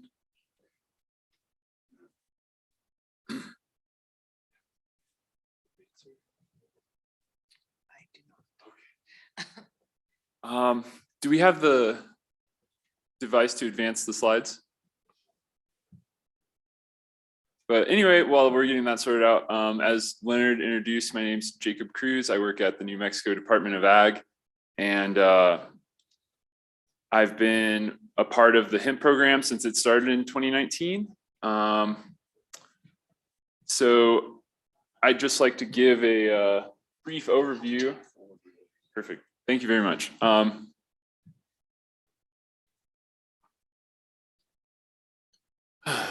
would not have known that. I apologize. Well, yeah, okay. Yeah, so for anyone who's not familiar, it sounds like a lot of the people in the room are, but to give a brief background and overview on hemp, hemp as defined by New Mexico and by the USDA is any variety of the plant species Cannabis sativa L and any part of that plant basically that has a THC concentration of not more than 0.3%. So as people may know, THC is the compound in cannabis that people use for medical or recreational purposes to get high. So hemp is essentially just very low THC cannabis. It's just another variety of that plant. And so in New Mexico, at NMDA, we've been regulating hemp production in the state since 2019. And when we began, our program was being administered under pilot program authorities. So, and we still continue on under those same rules and regulations at this time. I'll go into what the future of hemp regulation is going to look like a little later in the presentation. But essentially in 2018 legislation, the 2018 Farm Bill removed hemp from any sort of Schedule 1 or controlled substance list, and also attempted to provide some national streamlined regulations for hemp production throughout the US. And to that end, this year, the USDA has finally released their final rule for hemp production. And so that now has taken into account comments from states and industry on some of their initial guidelines on hemp regulations. So that's going to guide the nation in hemp production going forward. Just to give a brief overview, if this presentation is made available to folks, there are links here. Just kind of citing some of the statutes and rules that define hemp production and manufacturing in New Mexico. So as I mentioned, we have the USDA hemp final rule. We have authority and statute in the New Mexico statutes. And then at New Mexico Department of Agriculture, we operate with our hemp cultivation rule, which provides policies on hemp production, requirements for licensees, how our inspection process works, what happens if you produce hemp that is over that 0.3%, so what we call non-compliant or hot hemp. And then we also have another rule that the hemp manufacturing rule that provides information on hemp testing laboratories and hemp breeding operations. And then lastly, this is a rule, the hemp extraction, production, transportation, warehousing, and testing rule. That is another rule that's administered by the New Mexico Environment Department, and it covers regulations for hemp finished products, things that are going to be for human consumption, things like that. So the best way to think about it is in New Mexico at this time, NMDA covers hemp through the cultivation and up to the time of harvest. And beyond that, processing, manufacturing, extraction is handled by the New Mexico Environment Department. So to give a little more detail, the regulatory roles we have with hemp at New Mexico Department of Ag, the first one would be issuing hemp production licenses. So we have two license types. One is for more outdoor production. We call that our annual hemp license. And that's for folks who are going to be doing a single planting, single harvest. That typically takes place outdoors. And then we also have a continuous hemp license, which is typically more geared at people who are going to be having live plants year round. And that's going to be in a greenhouse setting or something similar. Our inspection staff conduct inspections on hemp producers. So prior to harvesting a hemp crop, we need to verify in some way that it is meeting that definition of hemp. So our inspectors will collect a sample according to our standard policy, and that sample of that given hemp variety will be tested for the THC content. So the testing is actually done by state-approved labs. Our laboratories at NMDA don't handle cannabis at this time.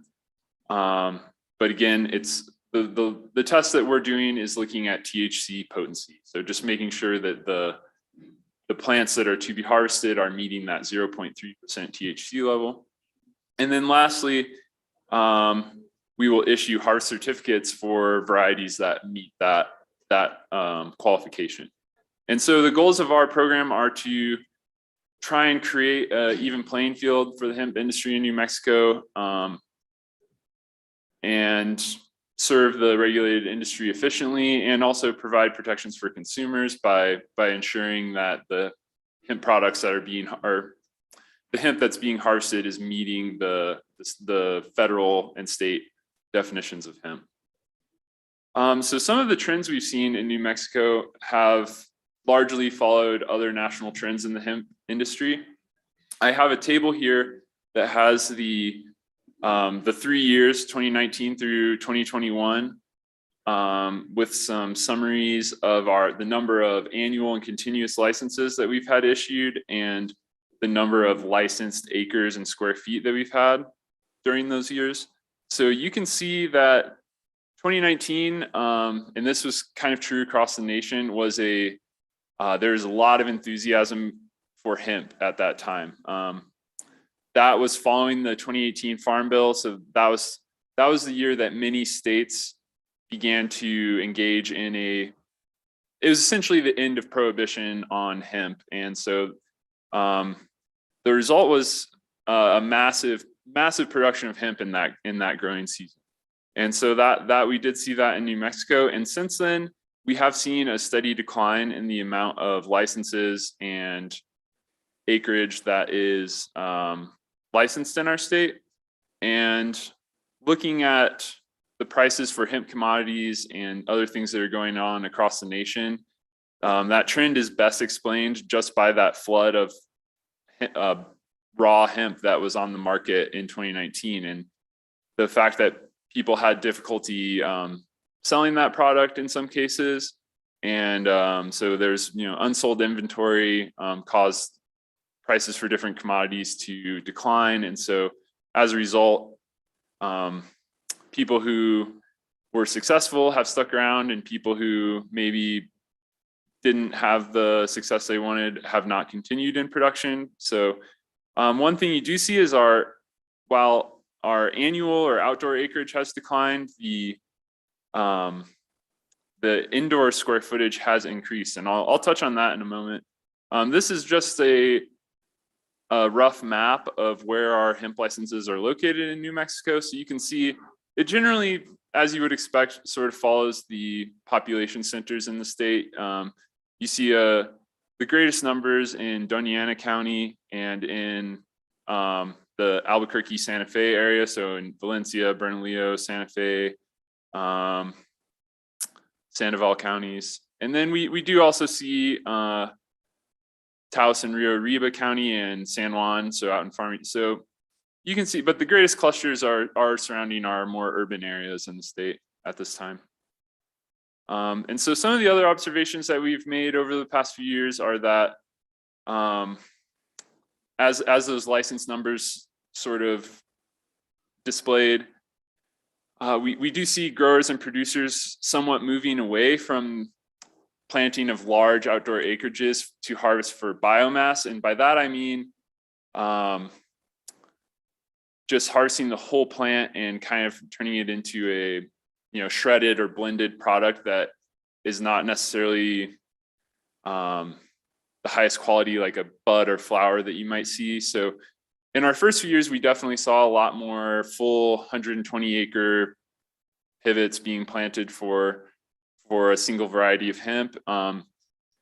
Now in 2021, we don't see that as often, and we do see a move towards kind of like a smaller, perhaps more niche operations where people find that a smaller acreage is easier to manage for a very high quality product. And one of those products that has retained its value a little better than some other CBD hemp products is smokable flower. So for growers growing a smaller acreage, you know, they're tending those plants more carefully, harvesting by hand. They're able to do that at a better degree at a smaller scale. And so we have seen that those large outdoor acreages decline. We have seen our indoor square footage increase. And again, that's, you know, people have found they can produce a higher quality product in many cases in an indoor setting. And we do also have a few large indoor operations that are related to research and other medical purposes. So that accounts for some of that more steady trend in the indoor production. And starting this year, for the most part, we have seen folks in New Mexico still be interested very much in that CBD market, which is, as many people are probably familiar, products you see, topical products or smokable or ingestible products. We have started to hear people contact us asking about fiber or building materials. And so that is something, as people are realizing they may have some difficulties with the commodity prices in the hemp CBD market. They're looking to other uses for hemp like fiber, grain, building materials. And so that's somewhere we may see things move in New Mexico. And hopefully I do understand that the scale for that, you know, people need to be able to produce larger amounts of hemp for fiber, and they need to have access to processing facilities for that to be successful. So looking to the future, as I mentioned kind of at the beginning of this presentation, by January 1st of 2022, so the beginning of next year, all states and tribes in the United States are going to be required to operate under a USDA approved plan for hemp production. So at this time, New Mexico has submitted a plan to USDA for approval. The alternative to that is going to USDA administration. So our Secretary of Agriculture is accepting comments on the pros and cons of that at this time. And I'm happy, I'll have my contact info here. So if anyone's a hemp producer and has opinions on that, they can definitely weigh in. And largely the USDA plan is not going to have a lot of differences for the hemp producer. A lot of it's going to be more on the reporting side for our staff. And so if you're interested in that, I'm happy to talk with you if you're a hemp producer about the details of that. Lastly, I was asked to talk about NMDA's role with the upcoming new CCD adult use cannabis. So we're not the primary regulatory authority for that, but we do provide services related to weights and measures, seed, plant nurseries, licensing pesticide applicators. So NMDA will have some involvement with that. And there's just a quick summary of some of the services that we might provide related to the new adult use cannabis industry in New Mexico. So I think I want to wrap up my presentation and turn it over to our next speaker. But thank you. I'm happy to speak with you if you have any further questions on anything I talked about, and feel free to contact me at the info on this slide.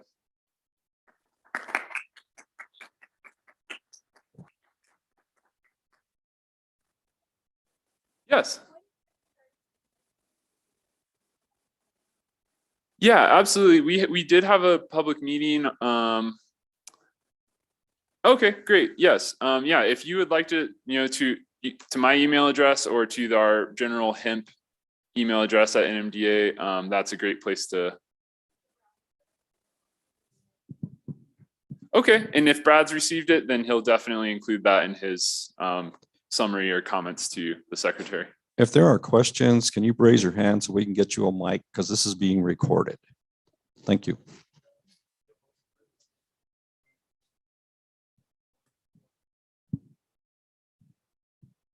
All right, thanks very much.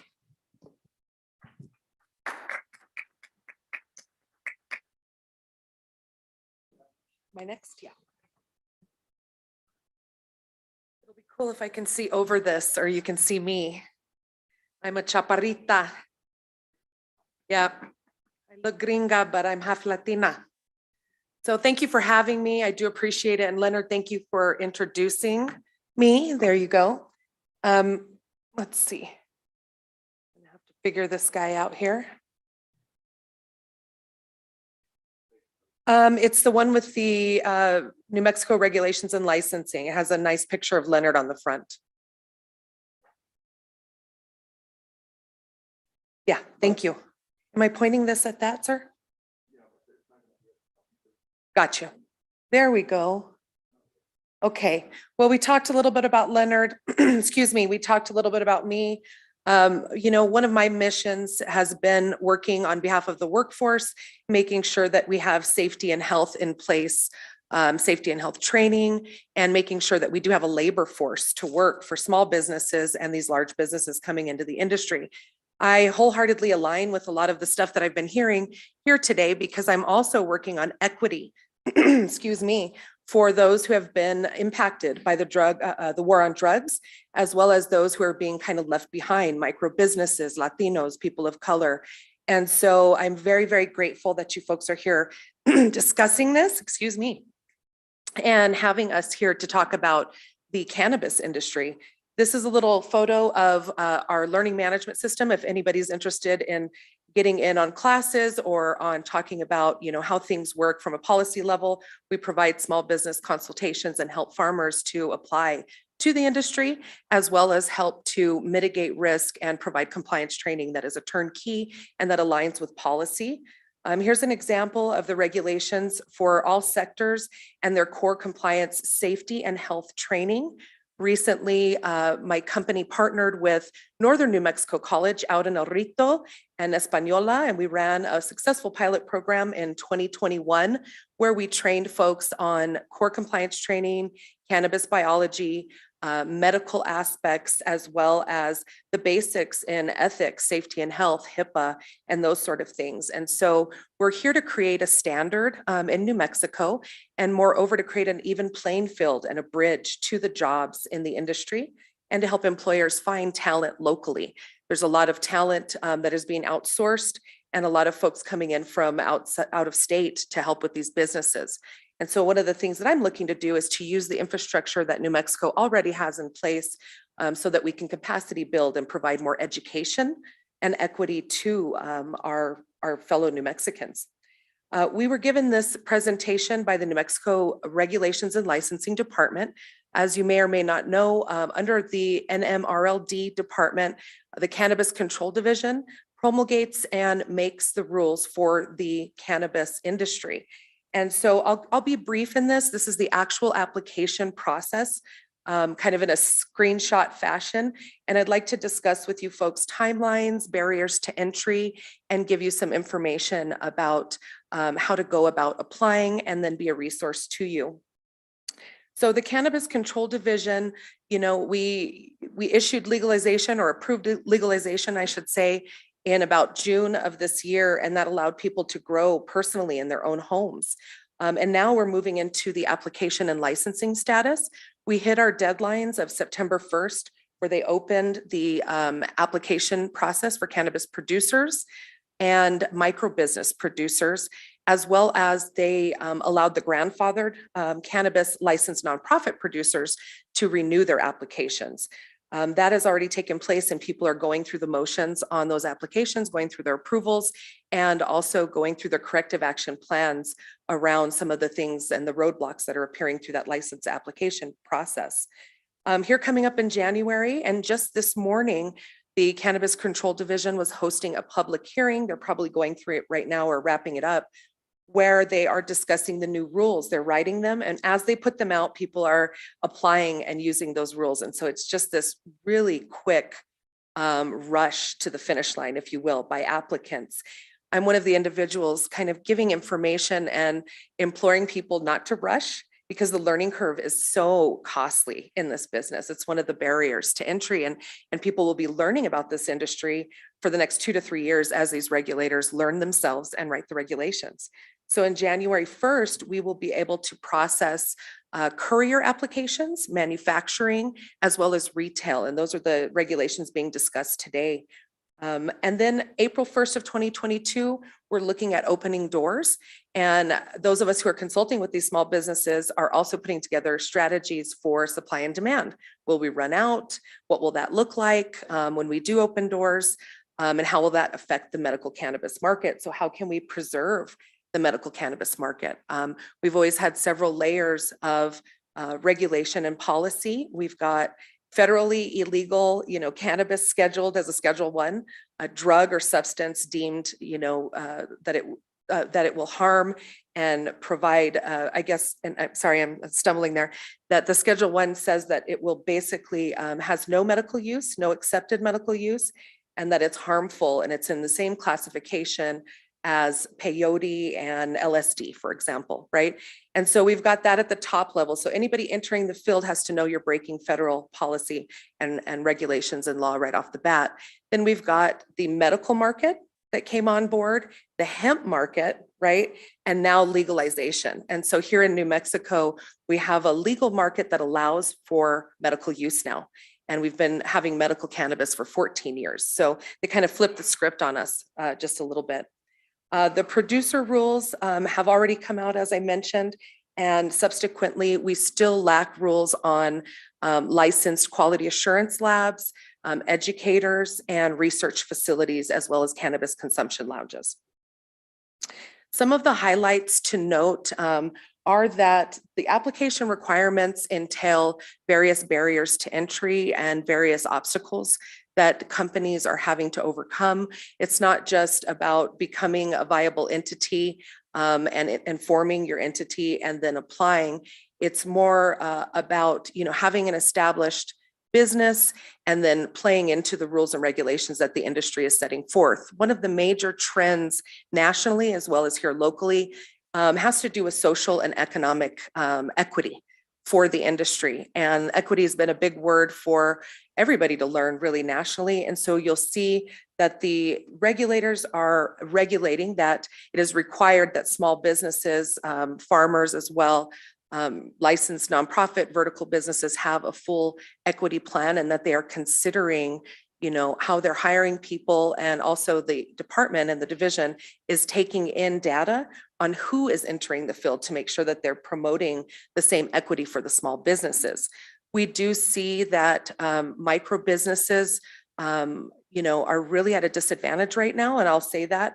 I know the department and the division is aware of that and that they're working on it. They also do have a cannabis regulatory advisory committee who meets monthly, and they're working on rules, regulations, and ensuring that there's more equity in the marketplace, as well as the safety and health of the workforce. We're looking at really a lot of these different barriers to entry that you folks are probably used to, proving water, rights on your properties, sending in diagrams, showing your safety, measurements and policies and procedures, as well as zoning and fire and police or sheriff inspections, ensuring that your employees are safe and that you're creating safe work environments for your employees. As far as demonstration of water rights, for an indoor grow, you have to show that you have commercial water rights through the State Office of the Engineer. An outdoor, you have to have irrigation water rights, and or you can show that you have the rights from your city. You can transport the water, but you just have to show that you have the right to use it for commercial cannabis activity. So those types of processes go through the Cannabis Control Division as well as the land use departments, and they can be very daunting. And if you don't have them under control through the application process, they can really lag time you. So I do recommend ensuring that you're tackling those barriers up front, along with some of the simple barriers like background checks. If you have a compromised background showing any sort of felony, That should be definitely looked at up front before you even start the process or consider the business. Everything this year is online, and that's new for the grandfathered folks. Everything has been in paper in the past. And so we are seeing that the regulations and the actual paperwork and auditing points on those regulations are much greater than what you're actually having to put on the application, right? So as somebody looking at it from a 10,000 foot perspective and who has my hands in it with a few of our clients at Seedcrest, I can tell you that it's best to follow the regulations and to set up your processes and your business and even your application with those regulations wholeheartedly in mind. I don't recommend leaving your standard operating procedures off the table until you absolutely have to perform or put those together, because they're not asking for them in the application, for example. So you will see in the application process, they've pretty much simplified things. You sign up on the CCD website, and this presentation will be made available to you. So you can take a look at these, and I'll go through these just enough for us to kind of tap into them. But on the CCD website, there's a little portal there. It's a software, so let's consider that you are the beta testers of the software as well as the process, right? I own a software bit on my company, and so I know how all of that works. And so you have to have a little bit of patience with the system, if you will. And sometimes that in itself can be very off-putting. But the cannabis producers and cannabis producer micro businesses will designate themselves in the application process. That has to do with how many plants they are growing and how many plants they are applying for and paying for, essentially, okay? Hopefully on the panel and when you get to Q&A, you'll have the ability to ask questions around the plant count and what all of that means as well. From there, they're going to check your candidacy and take in basic data about you and your entity, controlling persons, and ensure that they are promoting equity themselves with taking in appropriate data. So you can see here where they're asking about if you own a liquor license. Businesses that are getting involved in cannabis cannot also be involved in liquor sales in our state. So looking at these types of limitations is going to be key. We have historically had in the grandfathered licensees or cannabis establishments, folks that have been liquor license owners, right? And so I'm wondering how that's affecting some of those folks. But going forward, just looking at those details is really going to be key. They're going to ask you for primary contact information and really understand who owns your business. Generally, if somebody's vested or they're on your board or they at 10% or more, that means that they have to be listed on this, okay? And so just knowing who the controlling persons are and making sure that they can clear the barriers to entry is going to be important. I had a lady ask me, I'm putting my name on the application. My husband is too, but he has a felony. Does he qualify, right? The answer is no. Well, it depends on the felony right now, but pretty much no until they get the Expungement Act under control and start to really dismiss or remove the marijuana felonies from people's records.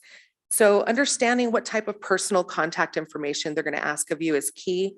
And then this is the part on the social and economic equity plan.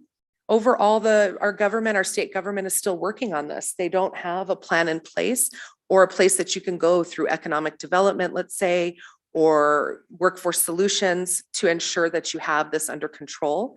I myself have a few things going on with regards to equity, and I'm working with charter schools and some of the adult education providers to start to create a talent pipeline and to include people who have compromised backgrounds or who are coming out of the juvenile systems or even the prisons here in New Mexico. Gordon Burnell Charter School is a good example of that. La Placitas Institute, Sanchez Farms, I believe, does some work in that area.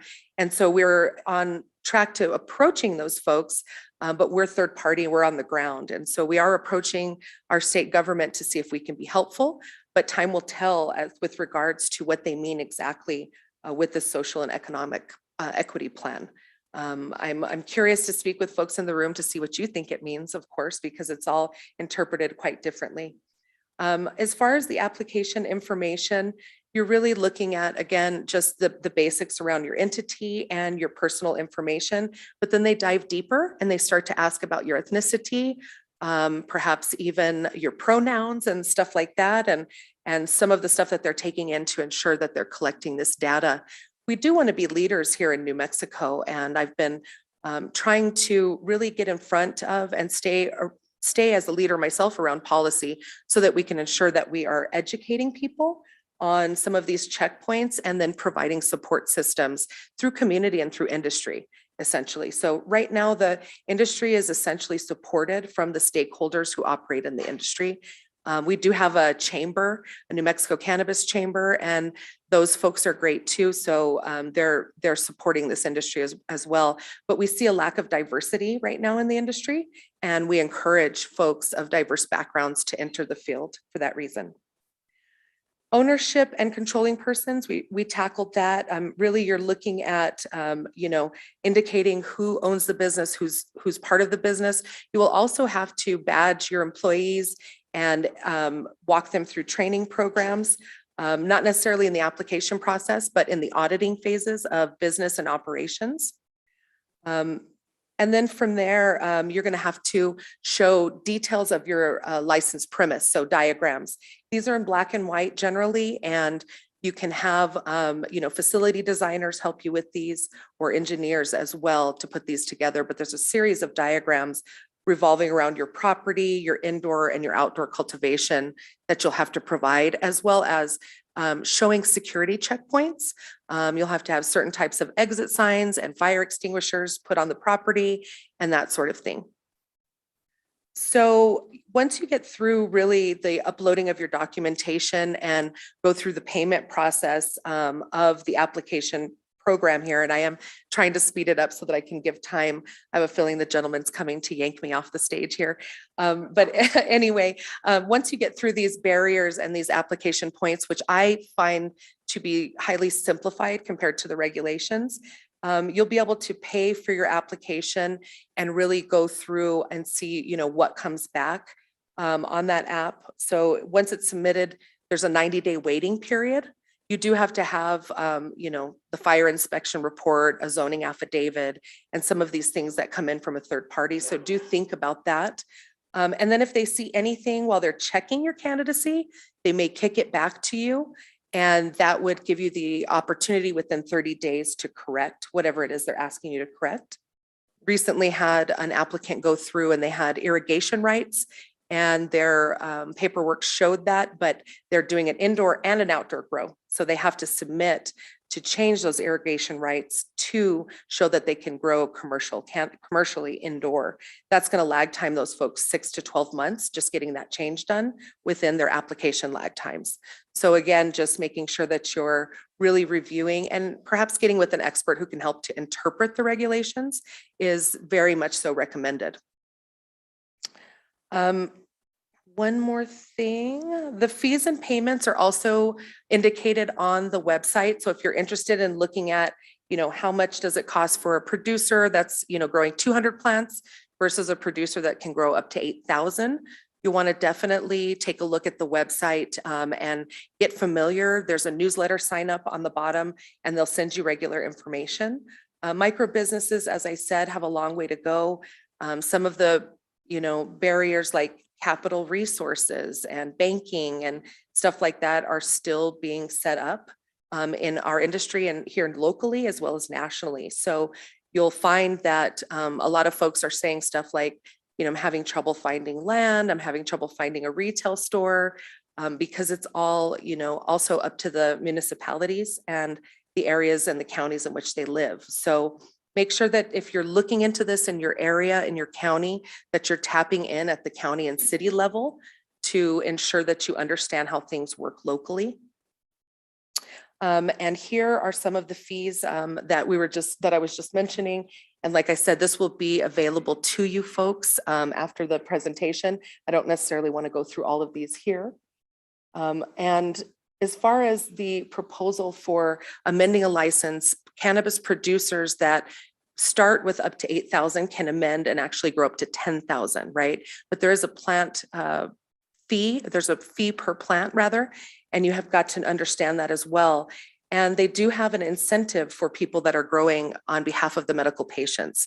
So if you're, an advocate or an activist, or if your business model centers around just the medical community, make sure that you're taking a look at those incentives and applying them to your business.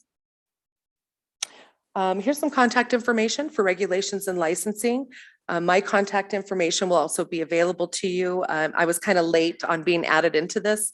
So Leonard is also, I think, a member or an affiliate of your association, and you can also reach me through Leonard or reach Leonard Salgado as well. And thank you so much for having me. I'm sorry that I kind of flew past that, but I understand how these things work and timing. And I'll be here for about an hour if anybody has any questions for me. Okay, thank you.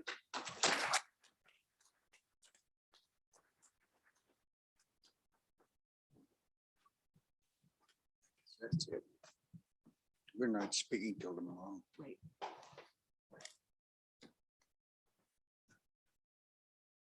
What amazing presentations. Thank you very much. To the gentlemen that came up, originally were on this panel, but I was told by one of our brothers that they're going to be speaking later. Rudy, is Rudy in the room? Rudy Arredondo? Did he escape again? Can you come up here and help me, Rudy? Because I'm sort of lost. And I don't want immigration to pick me up while I'm lost. So one of the things is, who's in charge of the lunch? Who's our contact person for the lunch?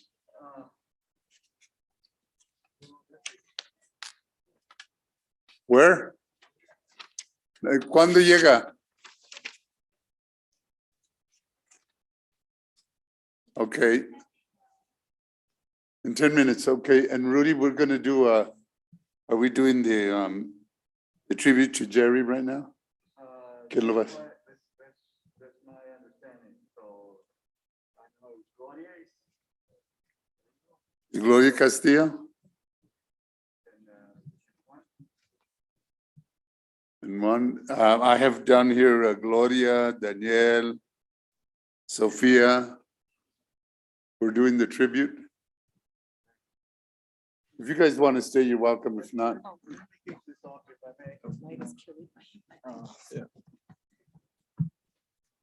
For everybody. Oh, you want us to start now?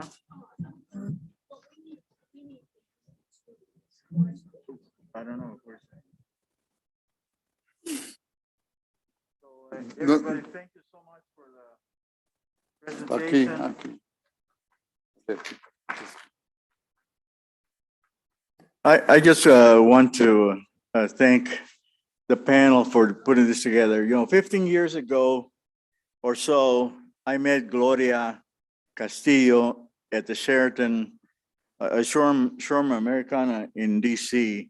I was attending a conference that was being set up by the Hispanic magazine or something. And Gloria approached me and she presented to me that she was working on hemp, trying to legalize it. I was familiar with hemp because one of the my interest in hemp was that there was this miracle plant that could cure the soil, take the toxins out, and you could be able to plant. Now, that was of great interest to me because we had so much land that had been poisoned by the use of pesticides. And one of the trajectories of this organization is to transition from industrial cultivation to native cultivation processes, because that's, to me, that's, you do what has I'm happened. not hugging you. Okay. I'm getting this. All right. Well, it's okay. I could take a hug. So anyway, that's what prompted me. And that's, so Gloria is one of the pioneers in terms of allowing me to get into the weeds, literally, with regard to this particular plant, which, and since then I have met these amazing people that have taught me that above and beyond the ability of this plant to take the toxins out of the soil, to be able to, it has a healing medical factors. However, because it has been demonized so deeply and so effectively, we have a hard road to go, but we are making progress.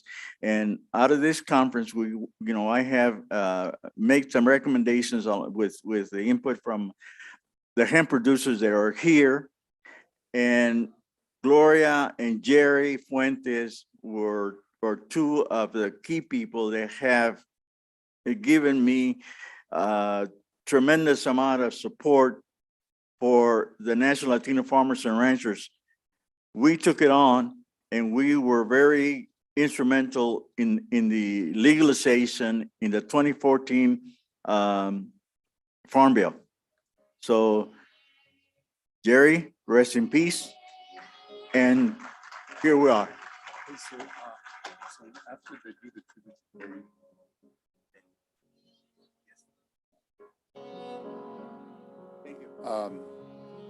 just, talking about hemp, one last thing is I work a lot with Dr. Bronner's Magic Soap Company, and they give me, they load up my van every month, and I take organic soaps to the deported veterans, dreamers' moms have been deported, to some albergues, shelters there, to take organic soaps for them to use. And so they're also making their t-shirts out of hemp.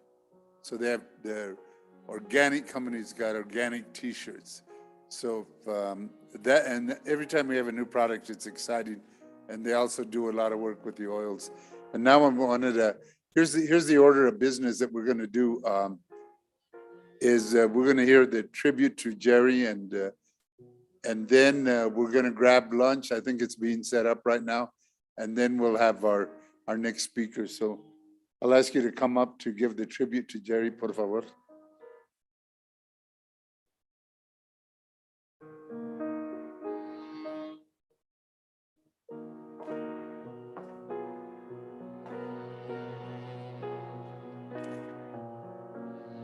Good morning, everyone. Bienvenidos. My name is Gloria Castillo, and this is our good friend, Daniel Schreck, who's also related to Jerry.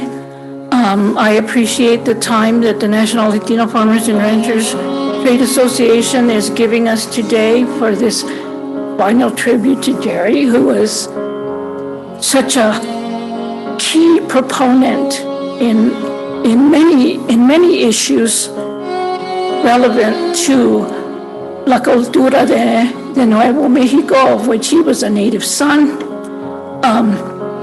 Sofia Martinez could not be here today as she had an unexpected death in her family, but she did write a paragraph that I'm going to read, and then Dan will be next. This is courtesy of Sofia Martinez and Richard Moore of Los Jardines Institute. Just a little backstory, which is that Jerry passed away from cancer. He was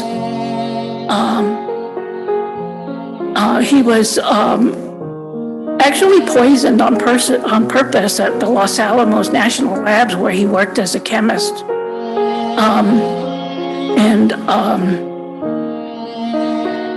When he worked with Sophia and Richard, that was, I believe, in '84, where he was contaminated at the labs.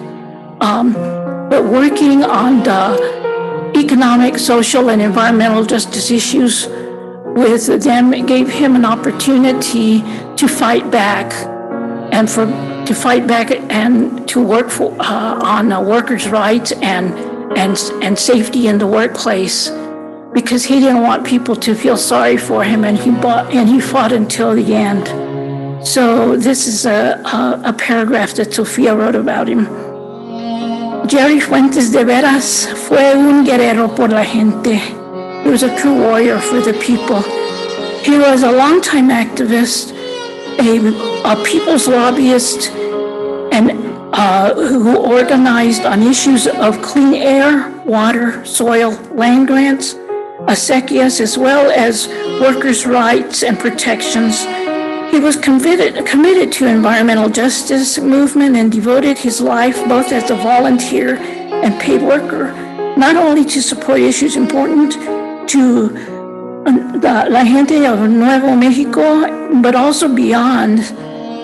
As a grassroots advocate and lobbyist in Santa Fe and Washington, D.C., he spoke for himself and for the people in Cultura. Jerry Fuentes, presente.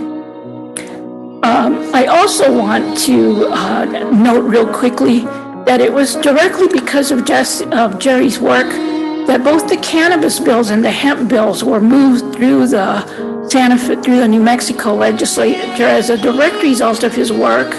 And this is widely recognized by all of the people who worked together in collaboration on many levels, the grassroots level, local levels, cities, counties, the state, and the feds.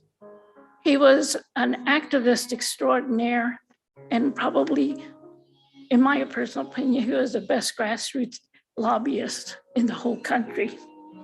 And a lot of people think so too. Thank you, Dan.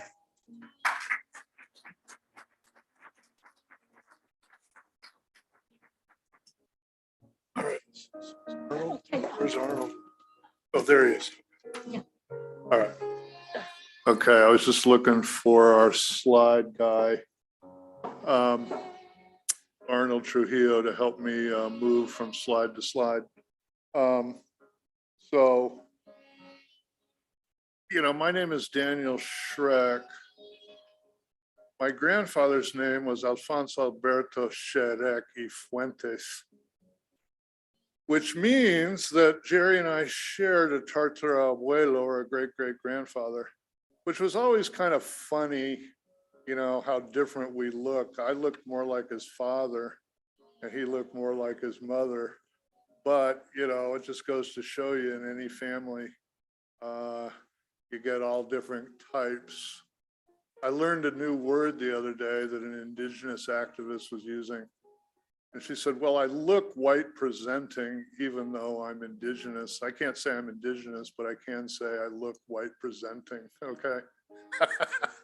Anyway, that's 38 years in Chimayo, which means I'm also the CFO of Che Farms, Chimayo Hemp Enterprises. And funnily enough, from the Mouse that Roared standpoint, we got the award for the best hemp in New Mexico this last time at the Growers Cup.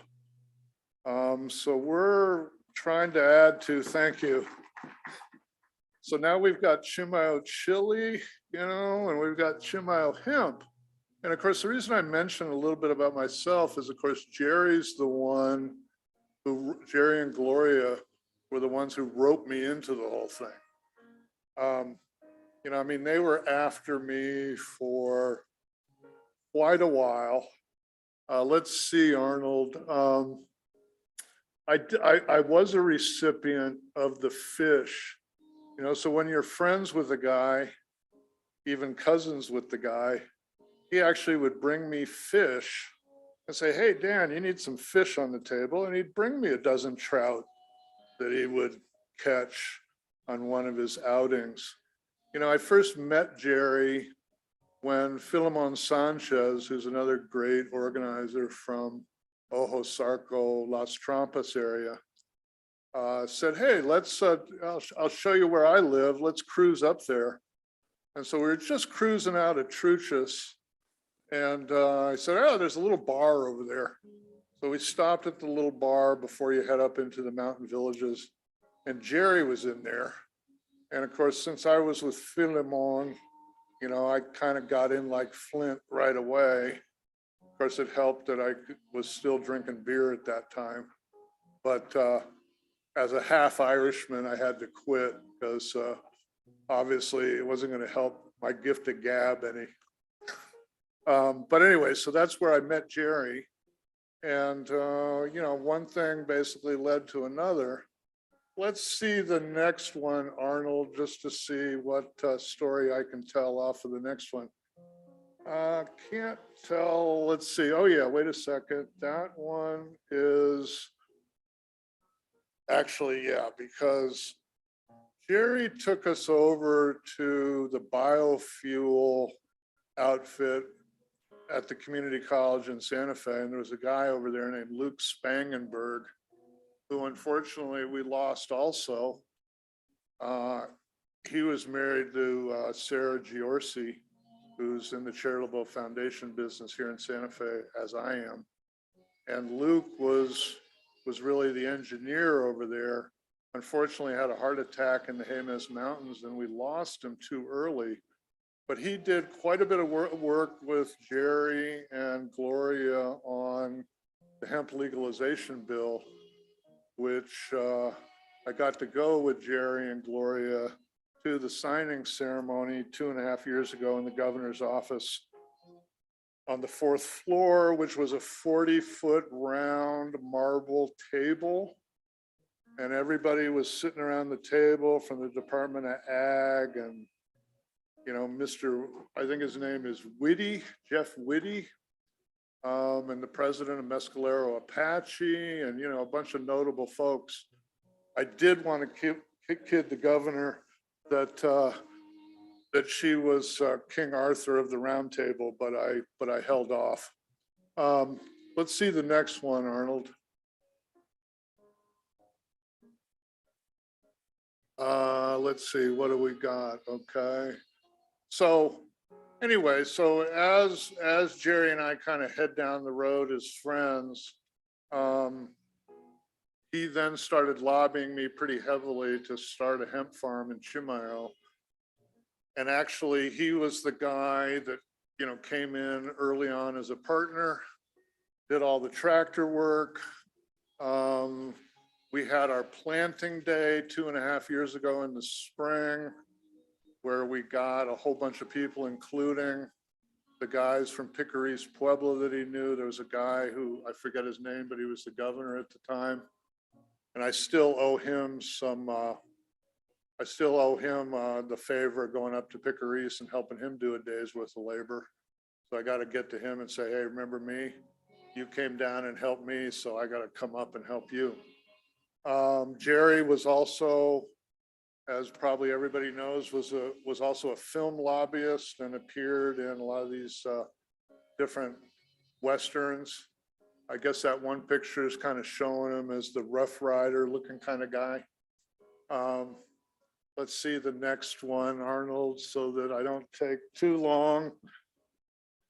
Oh my God. Los dos caballeros de la familia. This was at my wife's birthday party. Her name is Teresa Juarez. And I got to talk to Eric Chavez a little earlier from Ben Ray Lujan's office, which means that I'm Santiago Juarez's brother-in-law. So that was when a big group of us got together. So I don't dress like that all the time, but hey, you know what? I like that top hat. Jerry's got a good turquoise necklace on. All right, so we'll keep it moving. Thank you, Arnold. Jerry and Dan's common great-great-grandfather, Francisco Fuentes Farias, Presidente Municipal, Matamoros, Tamaulipas, Mexico, 1861. Okay, so Gloria says that Jerry's got Francisco's nose, okay? Anyway, let's see the next one, Arnold. Okay. This is us looking younger at the Rio Arriba County probably working on some land grant stuff. I was on the land grant forum with Jerry. They always need an Irish soldier to tag along and be the San Patricio in the bunch. The guy on the left is Lou Martinez, one of the old time guys. I can't tell who that is between Jerry, but anyway, let's see the next one, Arnold. Keep on moving. Don't want to upset Magdaleno. All right, now we've got kind of our gang, los compañeros. So very quickly, from the left, that's Priscilla Falcon, Emmanuel Martinez Jr., Emmanuel Martinez Sr., myself, of course, with my eyes closed, okay. Teresa Juarez de Sherek, Jerry Fuentes, Gloria Castillo, and then the inimitable Jaime Chavez. Let's see the next one, Arnold. Okay, we're there, boss. And then we've got Gloria and Jerry. And then let's see the last one. Arnold, give that one just a little slow fade.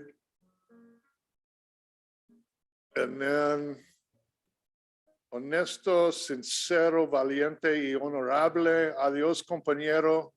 Garrido Fuentes. So as far as the acequias go, Jerry was a staunch acequia guy, as am I. I mean, when the older guys in Chimayo trained me on acequias, I became a true believer. So we need to export the acequia system to the whole country because they don't realize they desperately need it. But in any case, we'll be working on that as we go forward. I guess that's the last one, huh? Okay, muchas gracias, Magdaleno.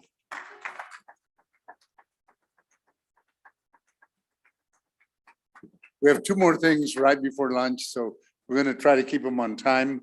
So this one's got to be about 5 minutes, and then another 5 minutes. Leonard will talk about some hemp, but so 5 minutos. I want to introduce local resident and business person, Stephen Gongora, who is Jerry's first cousin. Right. I probably won't take 5 minutes, but what I have to say about our family is that Jerry was part of, I'd say probably a pioneer and somebody that was dedicated to helping other people, been in our blood for quite some time.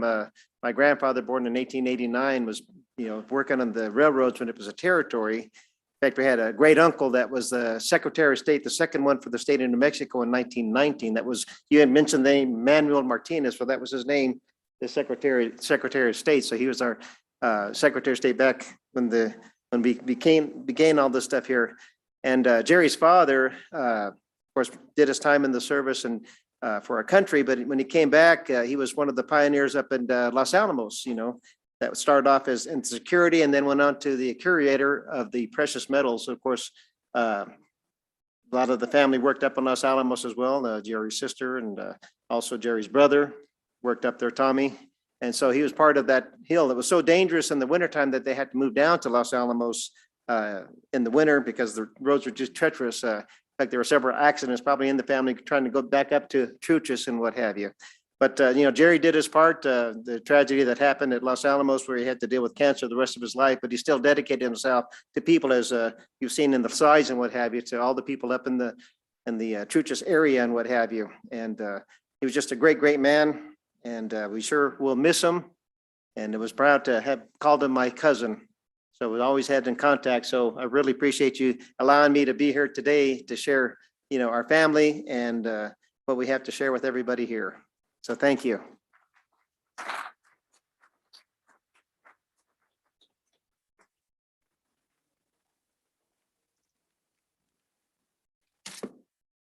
Thank you for coming to talk about your primo. I think Jerry's family was very big and he gave a lot for his community. And unfortunately, because of where he worked, like a lot of our people where they work, whether it's in Los Alamos or whether it's in the harvesting of crops or other places or where there's toxic dumps, we get poisoned. I lost a lot of cousins and relatives in Pueblo's CF&I plant that died of asbestos before they should, and nobody knew it at that time. And the raza el pueblo chicano didn't want us to talk to them about environmental claims, that because they said, no, they got a good job and, you know, they're working at the steel mill, but we always have to be protective of our family. And, you know, I never knew Jerry, but it was great to see the slides of him and the pictures and people who love him, you know, and, you know, we're coming on Dia de los Muertos when we remember everybody.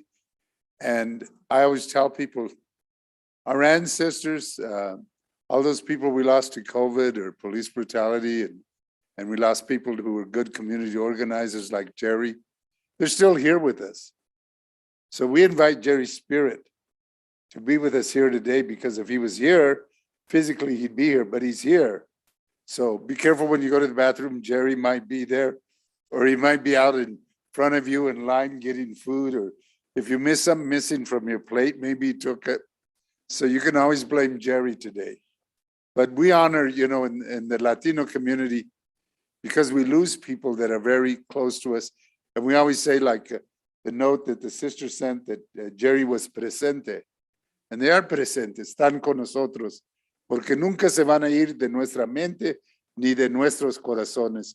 So I'm glad that we were able to honor him today. So in tradition, what we're going to do is I'm going to say Jerry Fuentes, and you're going to say presente. We're going to do it 3 times. If you don't say it loud enough, we'll be here till 2 o'clock doing it, because Jerry wants, we're inviting Jerry to have lunch with us today. Jerry Fuentes, presente. Okay, we can do better than that. Jerry Fuentes, presente. Órale, now we're really going to do Jerry Fuentes. Okay, gracias.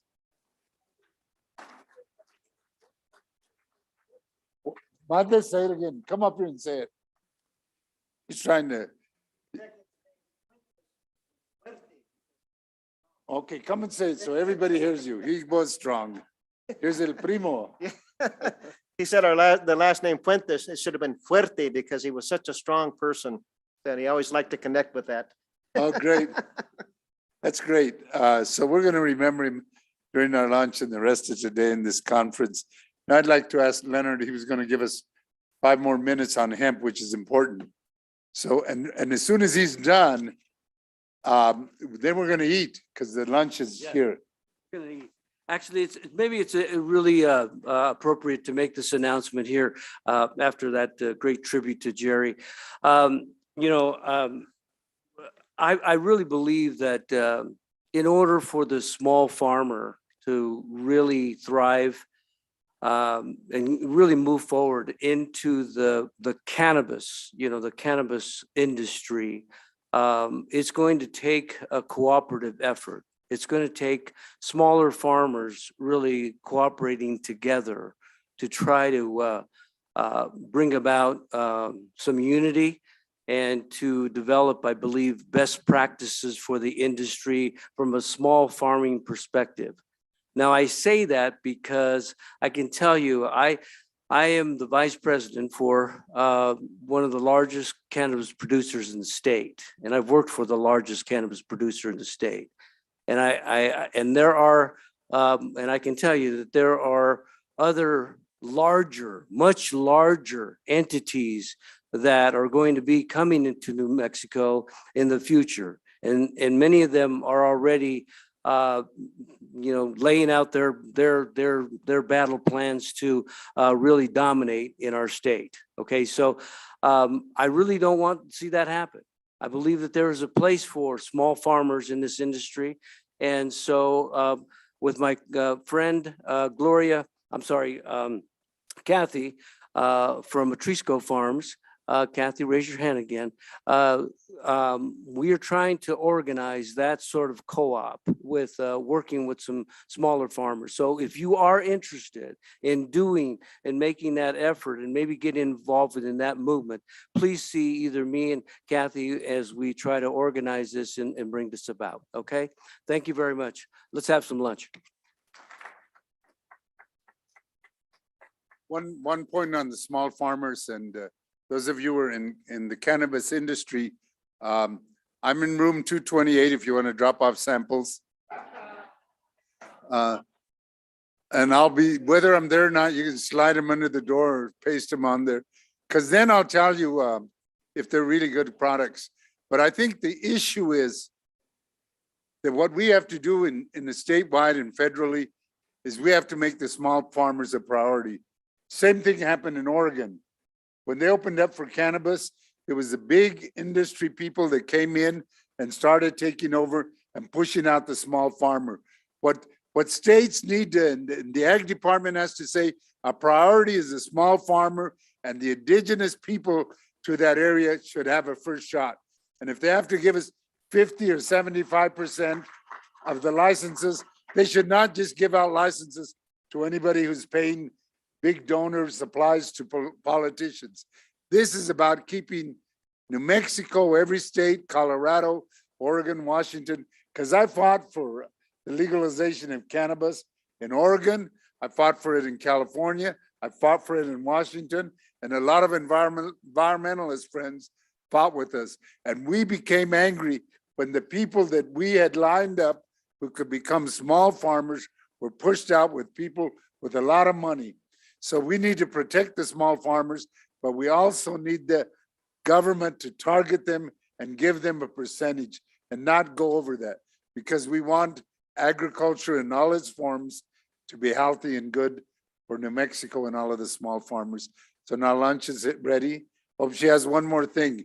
I'm not, if she does it, this is our diet. We let her speak. I just want to say, because your comments caused me to remember something about the work that we did for legalization, which is that you can see in the taxation of the cannabis and hemp how the governments look for it as like a sin tax, right? They think that they're going to be able to tax and make a lot of money, and then the corporations want to get in on it, when before their standard was always that cannabis, that neither cannabis nor hemp had any medicinal value. Oh, well, now all the pharmaceuticals companies want to do is they would like to see it to be just another medicine that you have to get by prescription, not be able to buy it at the dispensary or be able to buy CBD products at stores like we do right now. And I just want to emphasize in Jerry's memory that the work that we did for community benefit. It was not for the purpose to save corporate America so that they can stay in business another 500 years. You know, if people no longer want to buy poisonous pharmaceutical products and they're losing market share in business, well, they should go out of business too, just like a regular mom and pop shop does. If people don't want their products, let them go out of business. That's what I say. So. Wow, the sister's on fire, but that's exactly the right way. And some of the people that I worked with in the West Coast to legalize cannabis, we're also doing work to protect peyote for our Native American ceremonies, because they're trying to take that away. The pharmaceuticals will sell you all kinds of pills that don't heal you, but prolong you. And what we know whether you're Republican, Democrat, Independent, we know that people of all stripes are using medical marijuana to help them and their families. And it helps, it has a lot of remedies. Every day I hear of people that, young kids who have emotional problems are doing stuff. There's testing going on with hallucinogenics to deal with PTSD, natural hallucinogenics, because the PTSD treatments that they give our veterans coming home or people that have been raped or abused does not work. So we have to find natural remedies. Our indigenous people taught us that. So we have to protect that. Come, you do a prayer. Okay. Okay, they asked me to, if I can have your attention, tell the brothers that we're going to do a prayer.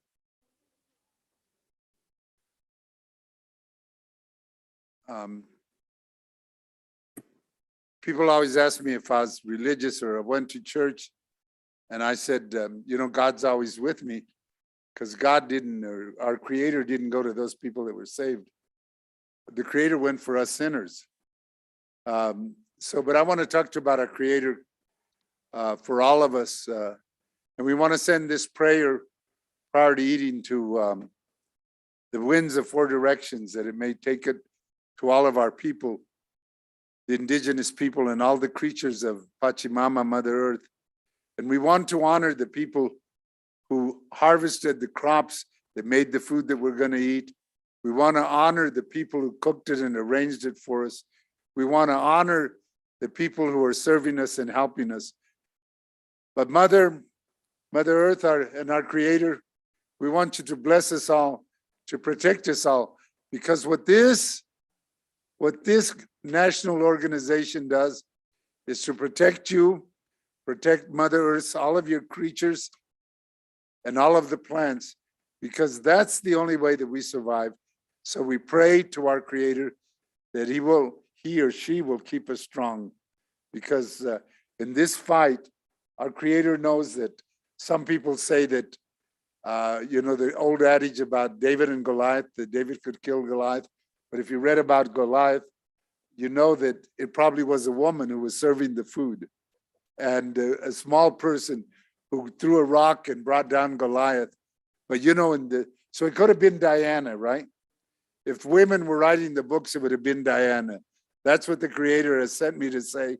But in this fight for small farmers, both in hemp, both in corn, both in whatever we grow, and the ranchers, is that we need both Diana and David to get Goliath down on their knees and to respect us. So to our Creator, gather us as a family, protect us in what we do and what we dream, so that we can help future generations in the future. Aho. Now lunch is served to somewhere back there.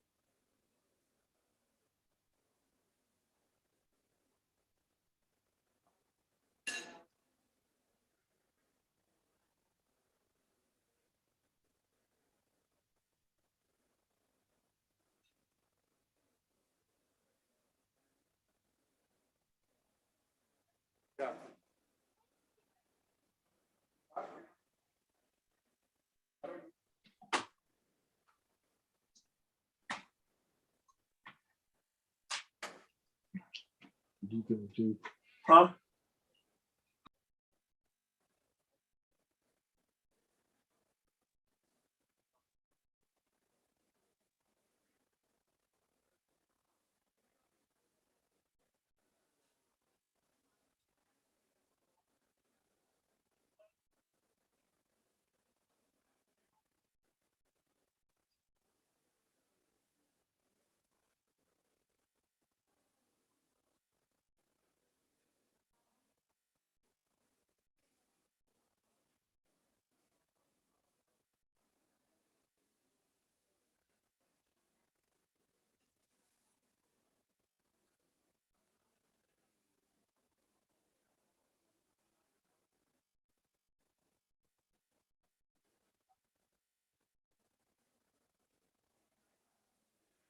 Buenas tardes. Hello? Hello, can you hear me? We're going to go to our lunch and keynote speaker. It's going to be virtual. So I know you all were having good conversations, but we can catch up with them later. But we have an important person waiting to speak to us. And I think one of the things that I admire about this next person who's going to speak to us via the internet is that the land that they take care of. Somebody else talking besides me? I'm like the bad priest. I want the attention from the choir. But this land that saddles between Colorado and Wyoming, can we, if you're gonna have a conversation right now, can you go outside and keep going? But we're gonna have a program here. Por favor. I'm waiting. Okay, but it's important because not only have they taken into every aspect of their cattle and sheep ranching, but they have used all the best environmental practices. The other thing that I like about them is they're just not concerned about their own cattle and their own sheep, but they're concerned about all the flora, the fauna, the animal life that lives in their territory. So for them to have a healthy ranch, they consider that they have good conservation practices, that the wildlife that's in the area, that is supported and protected, as well as their cattle and the sheep. My experience as a 13-year-old, I went up into the Dakotas with a sheep shearing crew from El Valle in Texas, and it was the most incredible when you go up into the lonely plains and you see thousands of sheep and cattle. It amazes you about the hard work that is involved in that. And so we're really blessed to have Pat O'Toole come to us today and to talk about his ranch, to talk about the practices they have and the dreams they have of continuing 6 generations more on this wonderful ranch on the border with Colorado and Wyoming. So ladies and gentlemen, let me introduce to you, I hope I get to the ranch one day, our friend, Pat O'Toole. Pat? Gracias. Thank you so much. I'm really humbled to be able to speak to you all today. I couldn't make it. I have been to your event before, but today we shipped 2 loads of lambs and a load of ewes, and I just couldn't get away. It's correct that our ranch straddles the Colorado-Wyoming line. The river crosses the state line 32 times. And so our ranch has evolved to be a 2-state ranch, and we have all the complications of being in 2 states, not just on our private land, but we're public land ranchers. And so this year, in the summer, all of our cattle and sheep are in the national forest, and they've now left, and we are on private land shipping. Next week we ship calves, but we have a complicated set of relationships with both the federal and state systems, and I'll talk to you a little bit about that today. But first, I want to thank my friend Rudy for inviting me. We have been friends for a long time. We both were asked to be involved in a group called Agree. How do you feed 10 billion people in the next 30 to 40 years? And that process is still going on. And the reality is the best thinkers in the world think we should be producing 50% more food at a time when we're losing farmers and ranchers at what I consider to be an unsustainable rate. Rudy and I have done work in Congress together. Robert Bonnie and Rudy and I did some serious work on immigration, labor issues in the past. We're looking forward to working with him in the new administration. And I actually talked to him day before yesterday. And you know, Rudy will tell you, we talk all the time about all kinds of different issues. But I am so blessed to be able to live on this ranch that my wife's great grandfather started 140 years ago this summer. And he trailed horses from Eagle Pass, Texas to Wyoming and raised horses for the Army was how we started. And now, you know, my grandchildren, I have 6 grandchildren here. They're bodegueros and vaqueros, bodegueras, vaqueras. And they are another generation that we see being able to do what we do. And what we have tried to explain to them is that we do a lot of things. And we as farmers and ranchers, you know, we are recognized obviously for producing food, but it's much more than that. You know, you know, the wildlife that are here are because we're here. And I do a lot of things because, you know, it's self-preservation. You know, we want to stay here, and to do that, we have to fight for our ability to be on the land. And I'll tell you some of those stories. But first, I want to say that my first experience in a major way with New Mexico is my friend Norman Behill, who is with NRCS in New Mexico. He was in Baggs, Wyoming, when I first understood the value of NRCS. And he was the most wonderful person who got things done. And I work now with a guy who says, I don't want to be on any more think tanks. I want to be on do tanks. Well, Norman Behill was a do tank guy. When he showed up, things got done. And I was able to listen to a little bit of this morning, the discussion on NRCS. And in this valley, we have a tremendous respect for the federal system and work with it.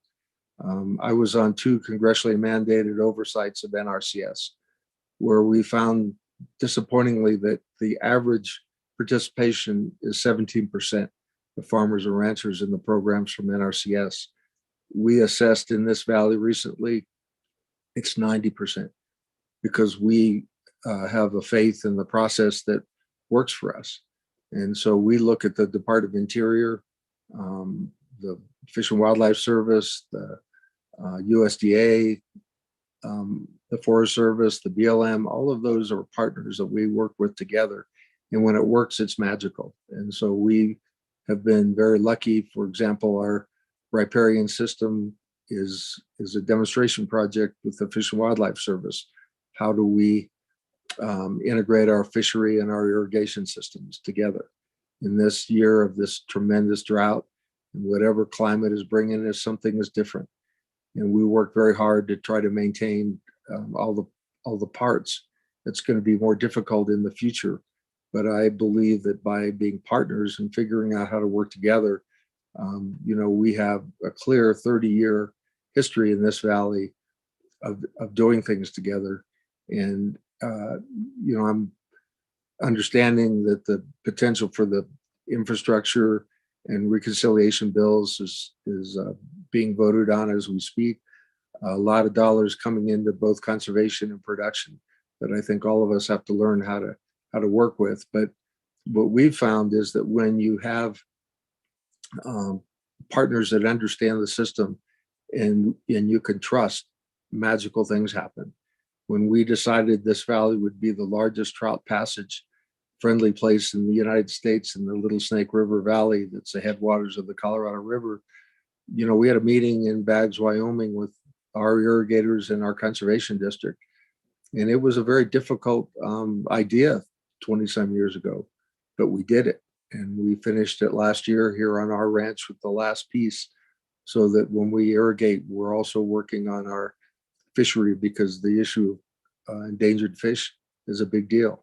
And we, I heard this morning that the issues in New Mexico are very similar to what we have up here.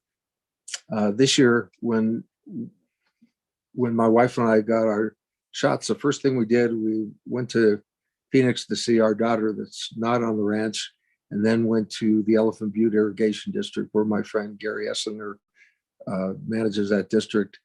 And we wound our way up the Rio Grande from El Paso to into Colorado, San Luis Valley. And it was just such a great tour of how things work in your part of the country and how you're suffering there in New Mexico like we are. Mike Hammond was a great host at the Middle Rio Grande, and we were at a one ranch in Hatch where chilies were being planted and alfalfa and cattle and all the pieces, but several hundred sandhill cranes rose out of the cottonwoods at the same time that we're there. It was magnificent. And part of what we're all tied together, whether it be at the upper Colorado River, Montana, Idaho, all the way to the Mexican border, the integrated ribbons of life that are the wildlife that we sustain because of our agricultural practices, I think are really important to understand. And things are changing. We all know that. I tell people when I was younger, we rode horses through trees. That was our life in the forest in the summer, riding horses through trees. You don't do it anymore because the trees are dead. The forest is not functioning. It's pickup sticks. How do we fix that? We fix that by working together and understanding that a non-functioning forest at the headwaters of the Colorado River here means that water doesn't go in the river. There's a study in my part of the country that 160,000 acre feet of water isn't going down the North Platte River. That's at the Continental Divide above me. Well, the same kinds of numbers are happening on the Colorado River because we have allowed our forests to turn into non-functional rather than functional. And so the challenges of the future are really about, how do we work together to come up with solutions? So in the last few months, I've had multiple people from sawmills to Trout Unlimited to foresters to conservation districts.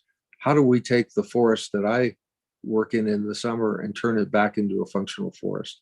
And we're going to be doing that on every river, every tributary, every part of BLM, private land, because we're in a crisis. And, one of the roles that I play, I'm president of the Family Farm Alliance. We represent irrigated agriculture in the 17 Western states and, have multiple members from New Mexico that I mentioned. Gary Esslinger is the chairman of our advisory board.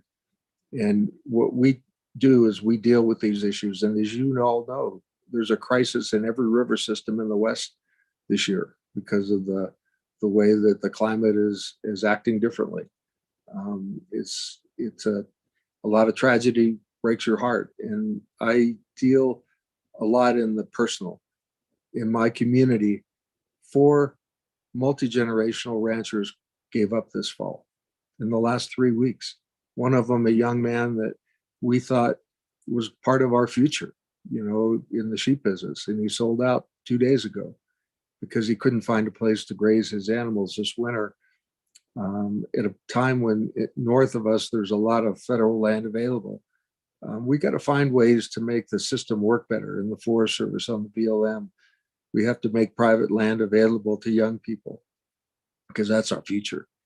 And how do we do that? We do that by working together. Rudy and I are working together with USDA on some of the ideas you're all familiar with. And how do we bring in a younger generation in a way that they're stimulated and incentivized to do good? And part of that is tying, in my mind, conservation and production, so that if we're working on conservation practices, those young people get an incentive, low interest rates or no interest rates for 3, 4, 5 years till they build up equity in their places.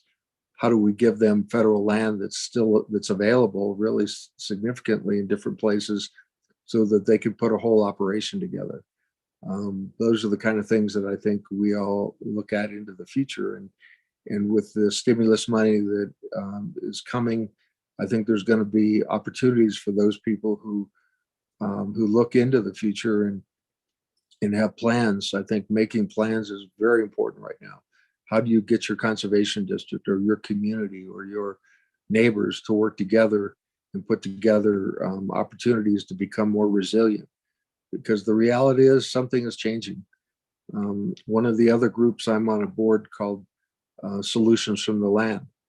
Next week, my wife and I will be going to Glasgow for the climate discussions.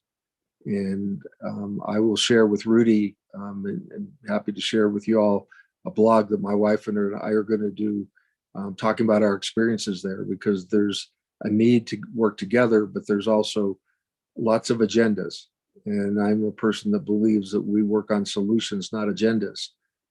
But the people that are on the Solutions from the Land Board, who represent virtually every crop in America that are going, they have been to the previous meetings and said, when are the people in the cattle industry, in the range industry, going to show up? Because you're being demonized and being manipulated with agendas. So that's our purpose, is to go there, tell our story, tell our visions for the future. And I think all of us need to realize this is not something that's going to go away. It's something that we have to embrace, figure out solutions.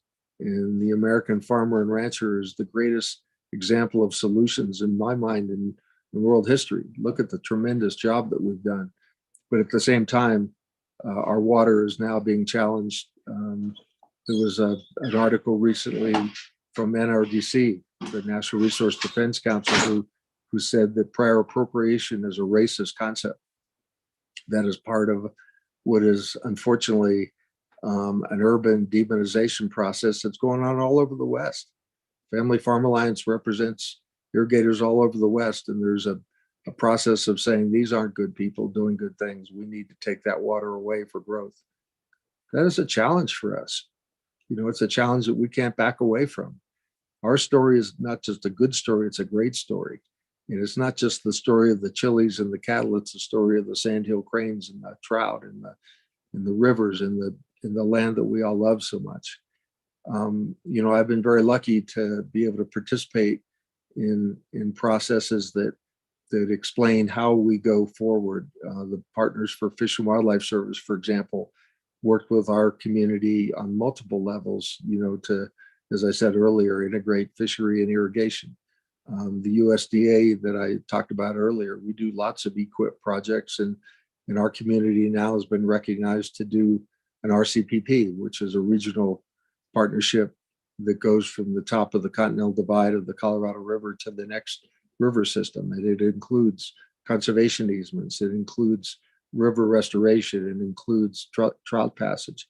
But we have to take advantage of these programs that are coming out of our federal system and recognize that we're under an awful lot of pressure to how are we going to produce 50% more food if we're losing farmers and ranchers in an unsustainable way. Also, I wanted to talk to you a little bit about the Intermountain West Joint Venture. We're doing projects in New Mexico now with Mike and with Gary and others. We know, you know, about how do we use the migratory birds that we sustain as part of a, you know, way to get more dollars into projects to maintain our food production. And really understanding how important farmers and ranchers are to our food production, how we're all in this in so many different ways, is a challenge for us. Because if there's one weakness, maybe is we haven't done as good a job telling our story as we could, and we should. I know that, you know, when I go to DC, one of the first people I call is Rudy, because we generally are working on projects that are projects together. And as we deal with these climate issues, it's going to be all of us together telling the story of how important agriculture is, that I think is going to be the most sustainable thing we can possibly do. I would just want to leave you with one last story. And I was asked to be on a federal water commission in the 90s, and it was called the Western Water Policy Commission. it was designed to take water away from farmers, really. And after a while, it became obvious. So I asked if I could write a minority report. And essentially, with the Family Farm Alliance, we explained how important irrigated agriculture was, not just to the West, but to the country. And they allowed me to write a minority report that got published. We took it to the legislatures of the Western states. They supported that over the president's report. And we're fighting the same battles today that we were back then. But one of my proudest things that I have is a letter from Maria Varela, who many of you probably know, thanking me for supporting the acequia culture. And, you know, there's many things I'm proud of in my life, but that's one of the proudest. And I am so humbled to be able to speak to you today. And I'm available. Rudy knows how to get a hold of me. Anything I can do to work with you all or help you is certainly something I would love to be able to do. And thank you again for allowing me to be here, if not in person, but the way I am. Thank you.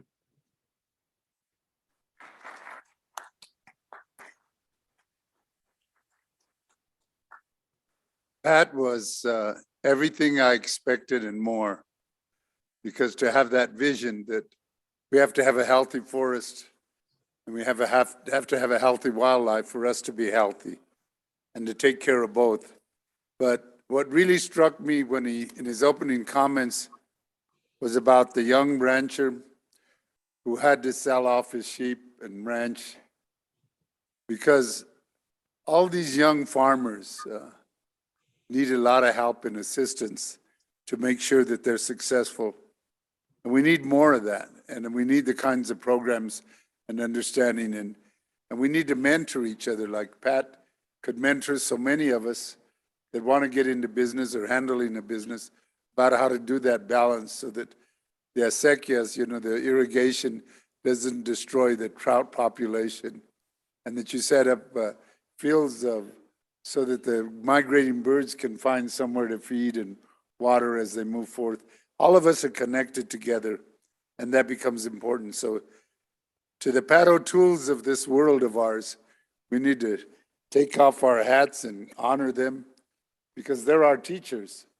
And as you've seen through the videos that we've had online of people who said good things about Rudy, I'm glad they said them because I don't have anything nice to say about Rudy. But it's good to know you have some friends, Rudy. We all need friends. It's about time. Ya era tiempo que consiguiera unos amigos. Normally he pays people, but so Rudy, you can pay to get friends. You can buy them at Walmart. I need some help with this next part of the program. My understanding was that it was adjusted, but I don't know what the adjustments were. Who was the adjusting on this afternoon's program? Yeah, but I can't hear you. You got to come closer. You'll take care of C. Well, you're the boss, man. What time is it now?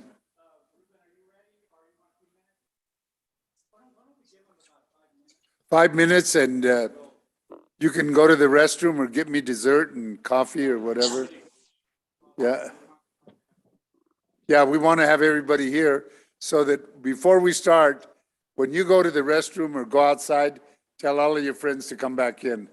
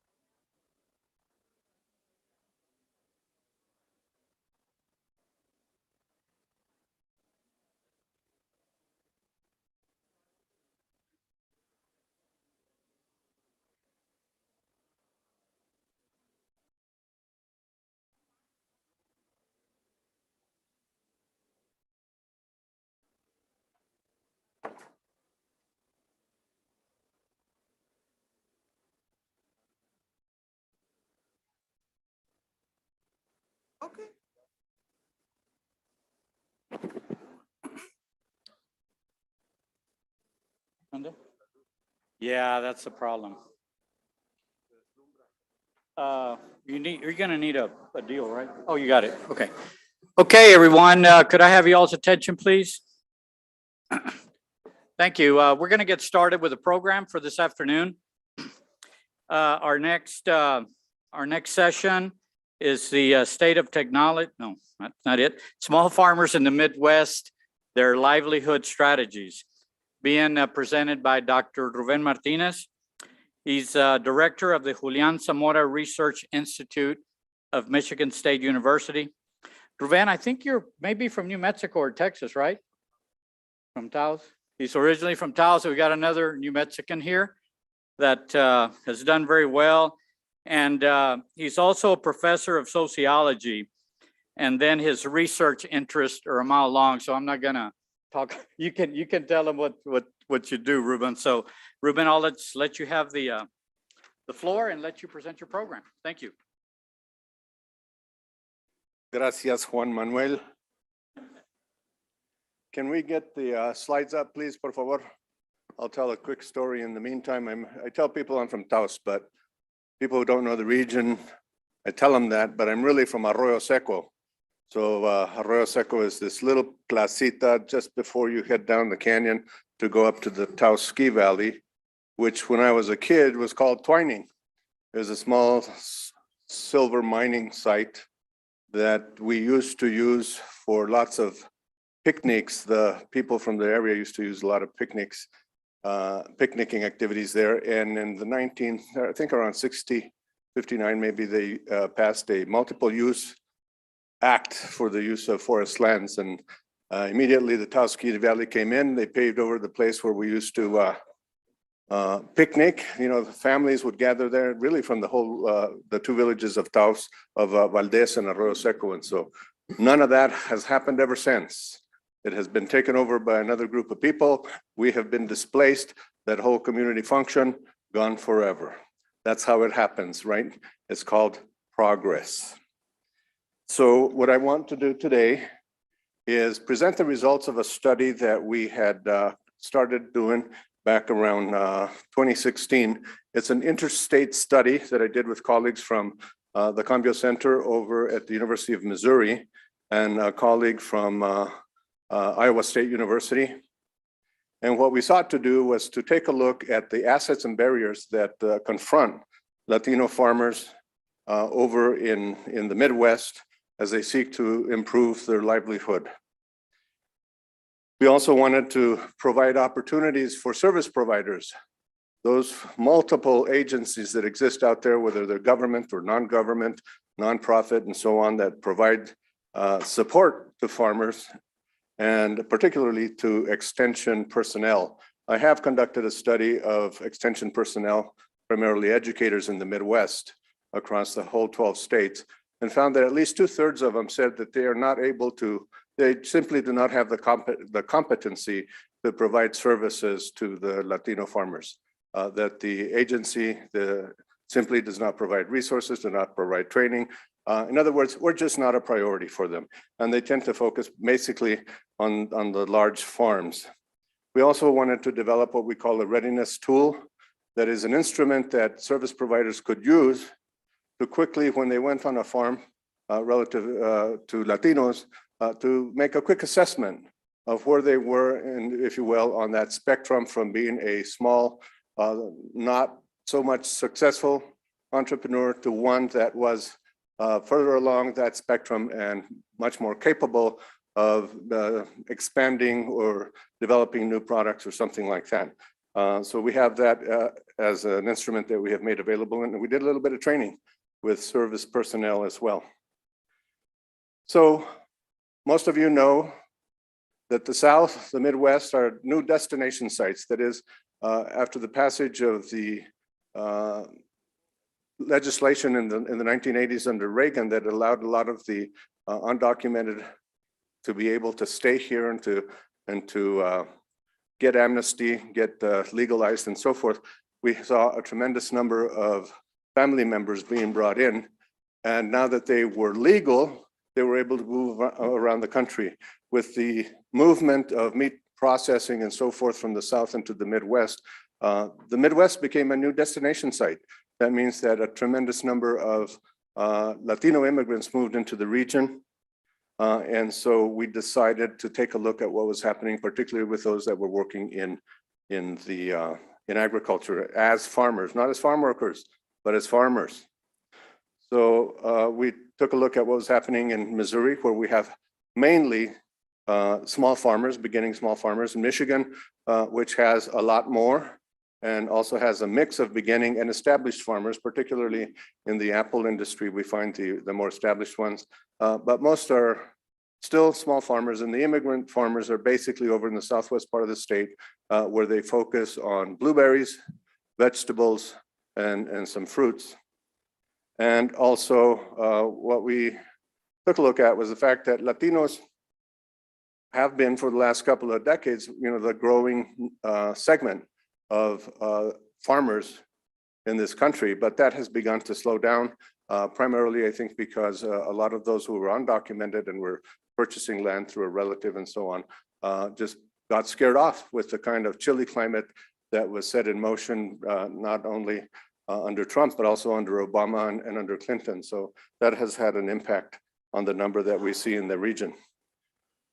So we wanted to take a look at the livelihood strategies, and we developed this little model where at the top you see diversified livelihoods. And by diversified livelihoods, we mean they're not just farmers, but members of the household who are bringing in income to the household are working off the farm. Maybe the farmer himself or herself is working off the farm. Maybe they own a small business on the side. So they're diversified in terms of the streams of income for the household and the farm. And those that were non-diversified, that is those that are completely commercial farmers.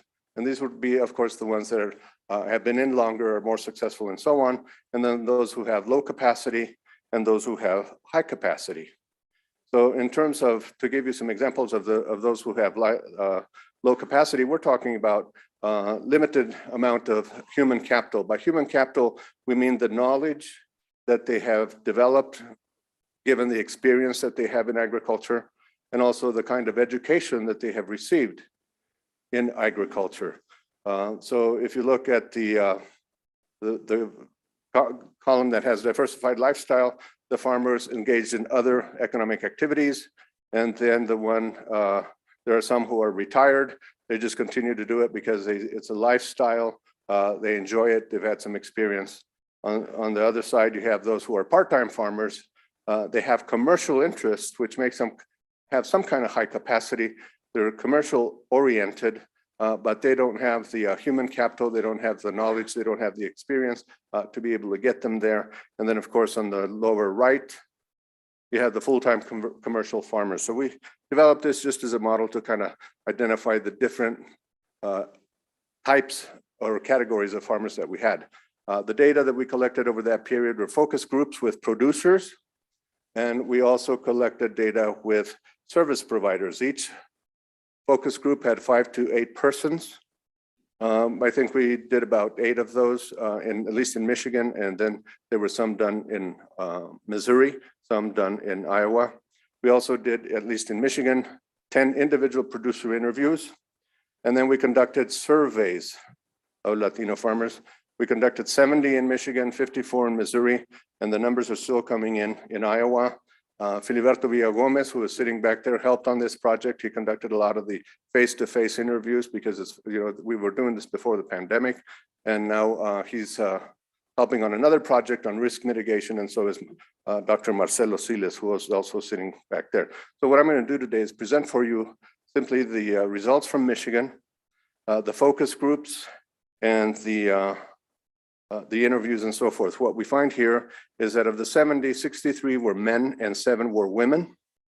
The age of them was right around 56. The average age was between 55 and 64, although we had, as you can see, a sizable number who were under 54 years of age.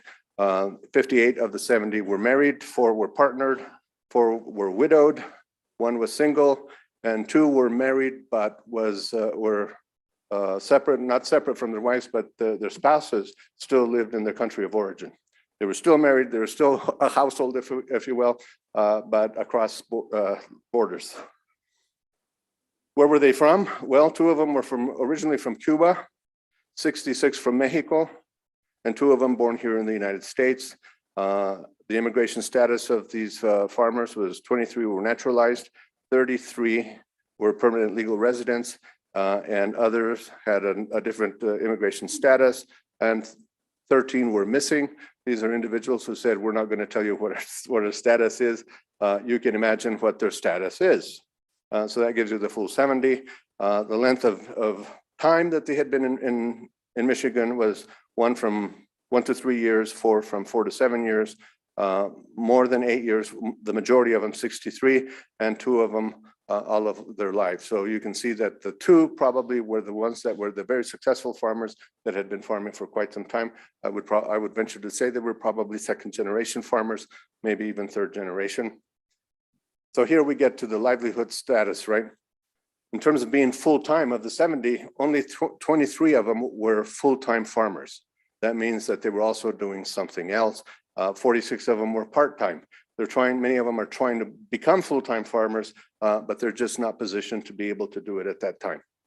And 1 of them was missing, not sure what that one was doing. Years of farming, 15 of them, that's 1/4, little under 1/4 of them were just beginning farmers. They were, less than 5 years. 21 were 6 to 10 years, and 34 were more than 10 years experience as farmers. That we tend to be a category of farmers that are relatively small in terms of the acreage that we hold. So you will see here, 12 of them had less than 5 acres, 21 had 5 to 9 acres, 21 had 10 to 19 acres, 11 had 20 to 49 acres, and then only 5 had more than 50 acres.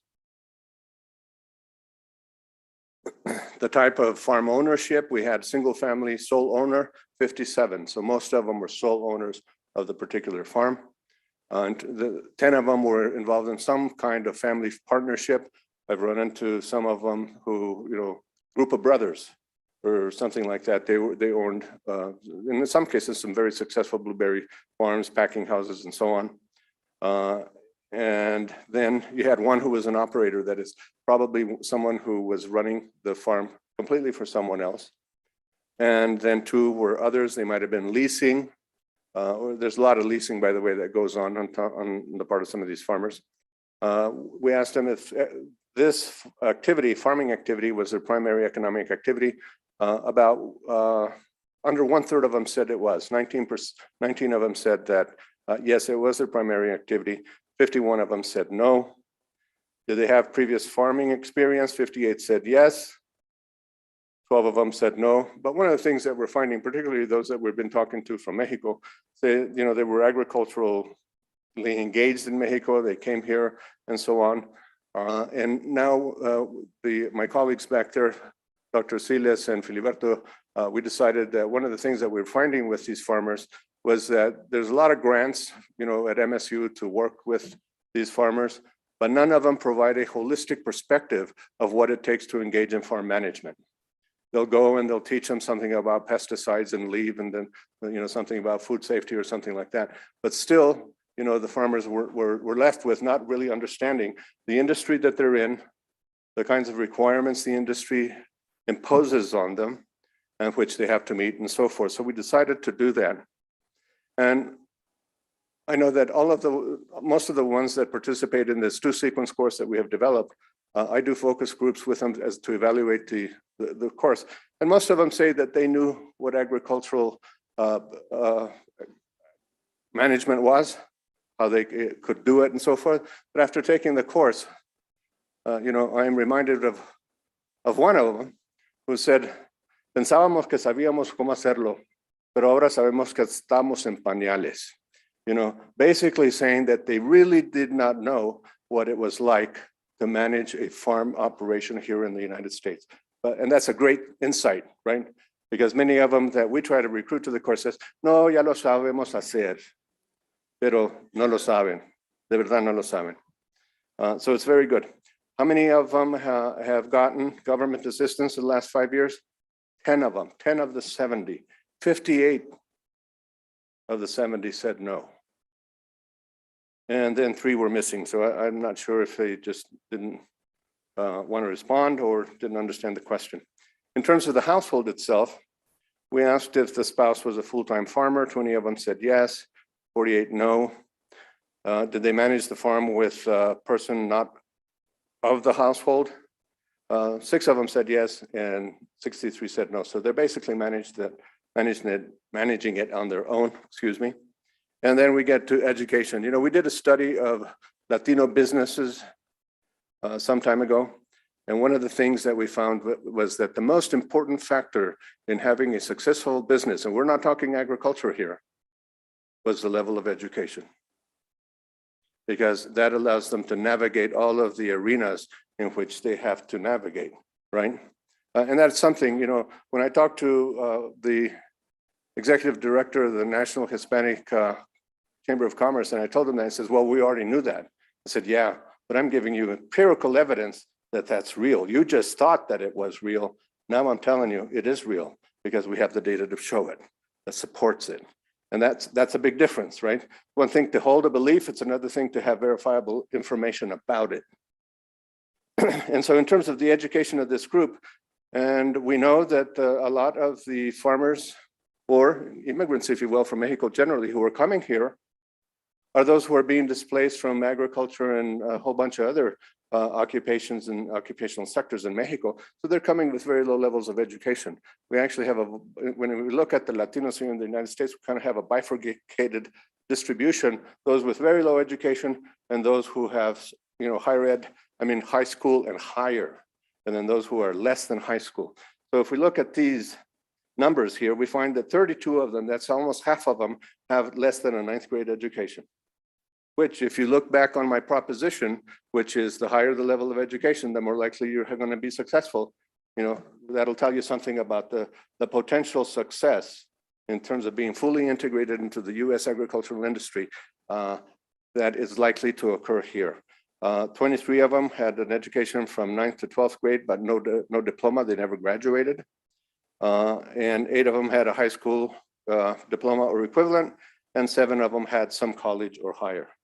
So you can assume that the ones that were more successful were the ones with the higher level of education. So let me give you just a few results from the focus groups.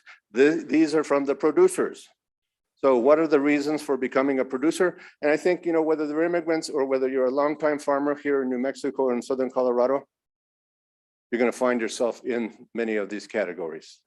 So why are you a producer? Generational continuity. I have a primo up in Taos who had taken over the lease of the Forest Service grazing lands that my grandfather had. And he does it. He takes cattle up there and he does that even when he's only got maybe 50 cattle. But he does it just to maintain it in the family and to continue doing it because that's what the Martinez in Arroyo Seco used to do, right? That's what he does. Others do it because it's a way of living. It's a lifestyle they appreciate. And I know when I was living in California and I couldn't see any dirt, nothing but black tar and sidewalks, I really missed the dirt. Although when I was in Arroyo Seco, I hated it in the spring because it was a muddy mess. But you learn to appreciate in hindsight, right? Others say it's a family activity. They like to work the farm as a family.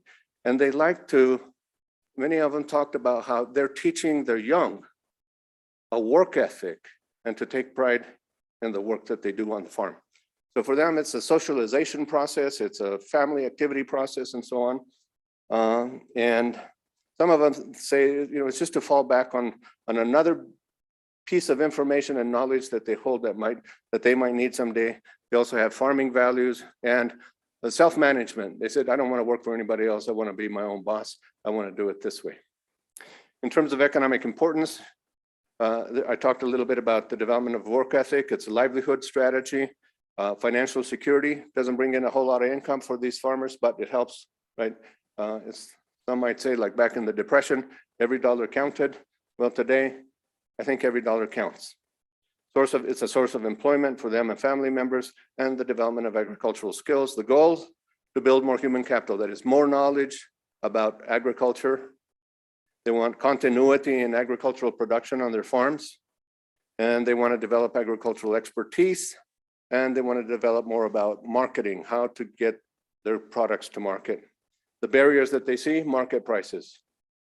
You know, those in blueberries constantly complaining that the prices are too low, that they can't really afford to keep going with the low prices that exist right now. Price uncertainty. They still don't engage in sort of getting a contract before the season, so that when they are able to harvest, they've already got a contract to sell their produce. There's a shortage of working capital. Well, we know that for a fact among just about all of us, right? There's a shortage of workers that they confront all the time. There's a low return on investment, particularly when the prices are low. They have difficulty in controlling pests. And we heard this morning about climate change. They're dealing with that too. As the climate continues to change, they continue to develop new challenges. Some of them in Minnesota the other day were telling me about the droughts that they're facing over there and how it's harming their agricultural production. And then the high costs of production.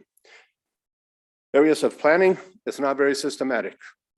It's ad hoc planning on their part. You know, sociologists years ago used to describe us as a fatalistic population because we weren't planners, but we weren't giving up. We just didn't plan, right? Every day brought something new. It's just an orientation that we need to deal with, because agriculture in the United States does require planning. And so there's got to be this cognitive shift that's got to take place. They're waiting for the opportunity to buy. They're not necessarily out there pushing and positioning themselves to buy more land. They're sort of saying, well, I've got some money stashed away, but if it comes up, I'll take advantage of it. Well, that's sort of like, you know, waiting for something to happen. Or as they used to say in that famous play, waiting for Godot, and Godot never showed up. Take advantage of emergent opportunities. They don't really plan to do that, but if it arises, they will.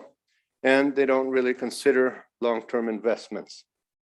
Areas of difficulty, record keeping. This is a big one. This is a big one that influences, you know, applications for loans, for grants, for claims on risk insurance, crop insurance, and so forth. Payment methods, you know, they're too much on a cash method. They need to develop relationships with banks and others that provide some access to capital. They have difficulty securing markets. There's, you know, if they're going to hire workers, they need to understand that there's a whole set of compliance issues that revolve around hiring workers that they must become familiar with. They have difficulty and unfamiliarity with accessing government support, and there's a bit of a fear of trying to tackle that bureaucracy, right? Because, you know, those forms, they just get more complicated. They don't get easier, right? You leave it to the legal beagles and they will give you the most difficult form to fill out. And yet it doesn't facilitate much of anything. And then of course there's accessing production knowledge. People need to be able to have that knowledge about how to do this.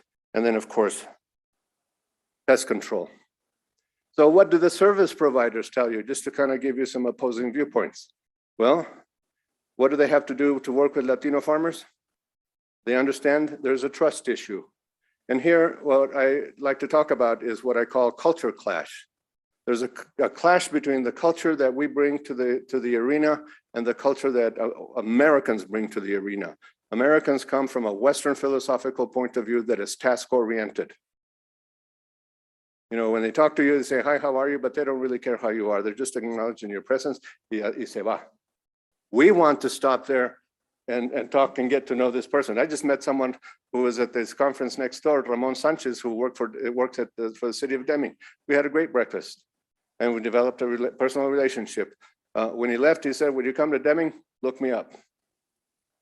There's no such thing like that going on with the Western-oriented persons. It's about, you are just a means to an end for me, and I don't need to get to know you. And I know that when I talk to parents over in Lansing, they tell me, I thought my boss didn't like me. I said, no, it's not that he or she doesn't like you. It's that they don't have time for you because they work from a different cultural orientation. It's that simple. He says, oh, okay, now at least I understand what's going on. There are, of course, language barriers, which you would expect. There are barriers to outreach on the part of these folks. As I said early on, the extension folks, they don't have the resources, they don't have the training, they don't have the priority of their units to be able to follow up on this. And there's the challenge of a willingness to adapt. That's always a variable, right? Some of us are willing to adapt to changing environments. Others are not. They want to sort of ride it out and see if they can make it till they retire or something like that. And you know what they do, and this is a good thing, is that they use other Latinos and community partners as brokers to build relationships with these farmers. So they talk about going to churches, they talk about going to restaurants and so forth, and trying to use that as a mechanism for getting to know some of the farmers. The challenges that they have in terms of servicing these farmers is viewing outreach as relational. That is, as a relationship. You have to build a relationship for these folks. When I did one of the focus groups, this person who worked for one of the USDA agencies said, we serve everybody that comes through that door.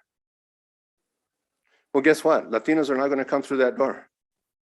You're going to have to get out in the field and you're going to have to visit them and you have to get to know them. You have to talk to them. You have to develop a personal relationship. If you do not do that, you're not going to be servicing all of the farmers in your area. You're just going to be servicing the ones that come through that door, right?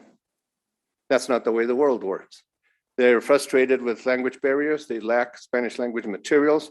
They don't understand the Latino culture, especially this task-oriented difference.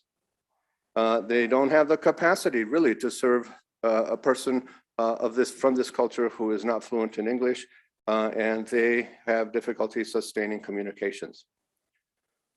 What do they perceive to be the challenges that the Latino farmers experience? Well, they lack planning, which is true. We admit it. They don't understand government programs. That's true. If you don't walk through that door, you're not going to understand that program, right? They don't understand food safety. They have trouble accessing financial capital. There are lots of issues there, right? There's credit history problems. I was just reading something last night and this person said, no credit history is better than a bad credit history. So if you have a bad credit history, you better figure out how to fix that, because they can work with the no credit history, but having a blemish on yours, well, that's a different issue, right? There are, again, language barriers. They must engage in effective record keeping, which is one of the things that we emphasize, and they have issues with habitat management. So they continue with a lot of these issues, but most of them I think are sort of replicated here, and just for the sake of time, I will skip this a little bit.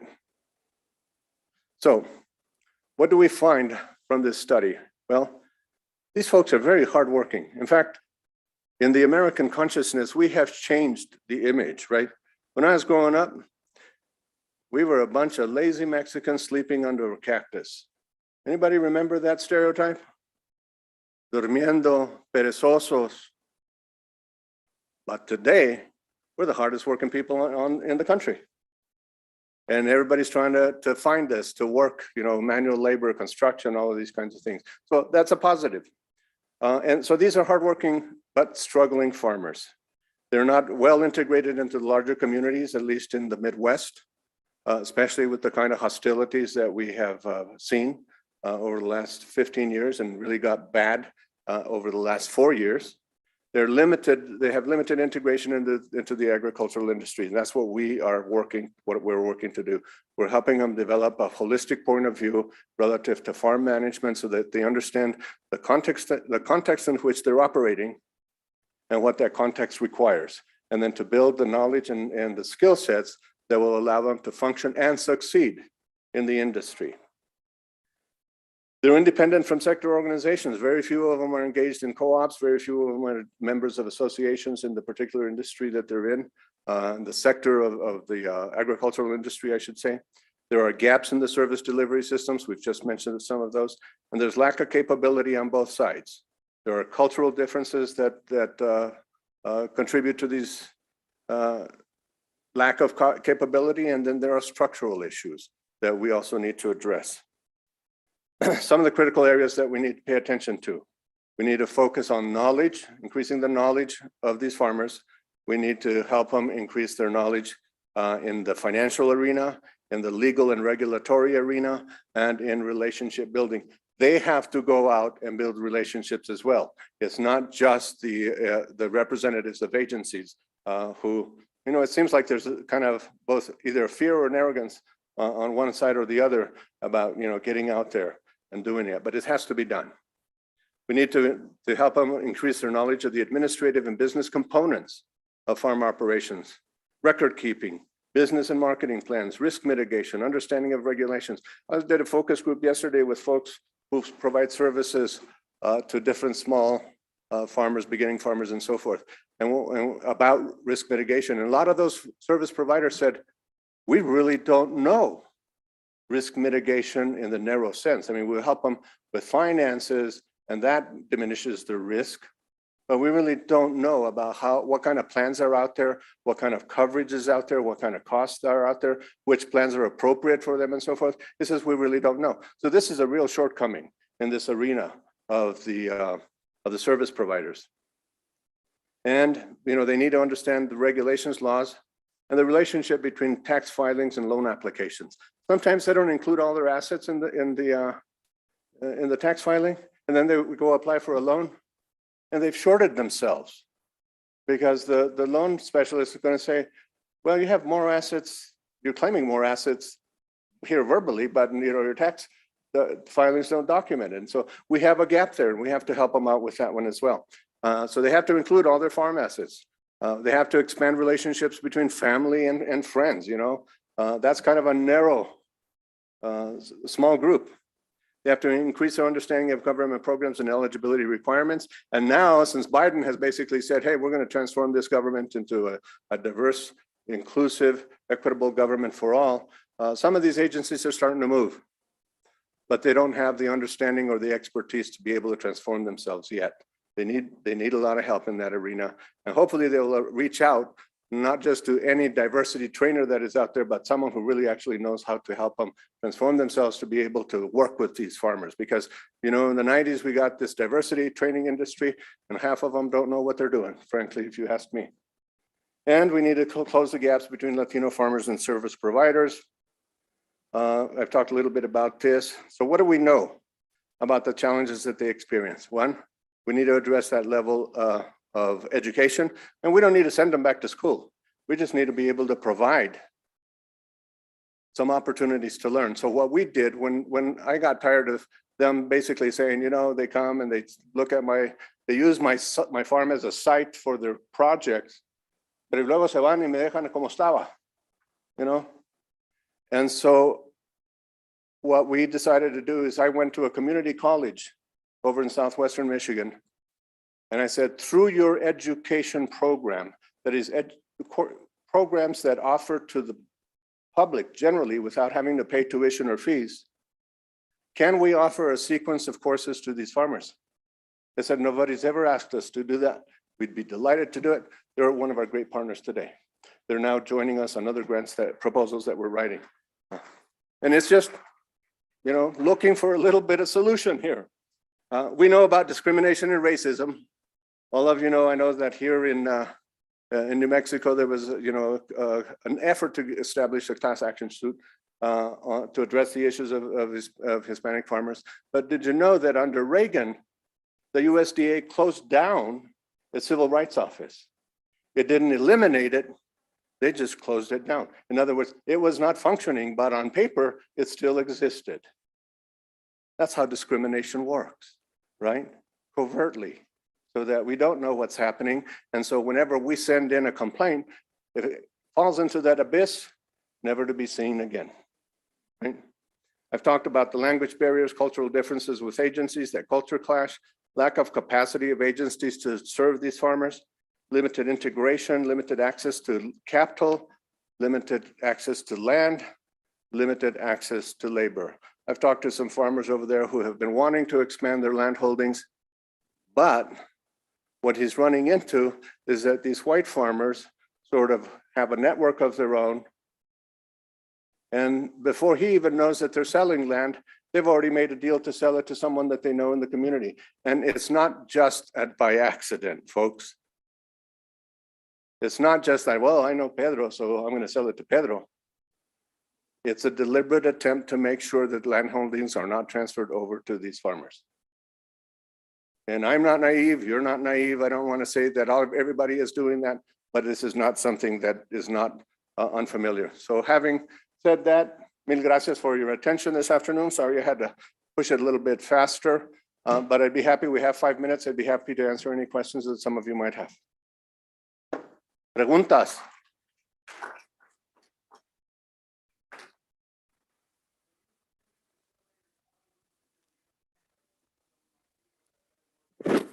Those guys back there, sorry, I'm getting tangled up with my own mask.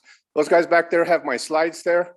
If they would convert them to a PDF, send them to Rudy or whomever is has the list of people here, you can have them. Yeah, but be sure to convert it to a PDF, por favor. Someone else? And on our website, we have a lot of these reports. We have a lot of studies. We publish these things. We have a research newsletter we called Nexo, in which we have about 3 or 4 articles.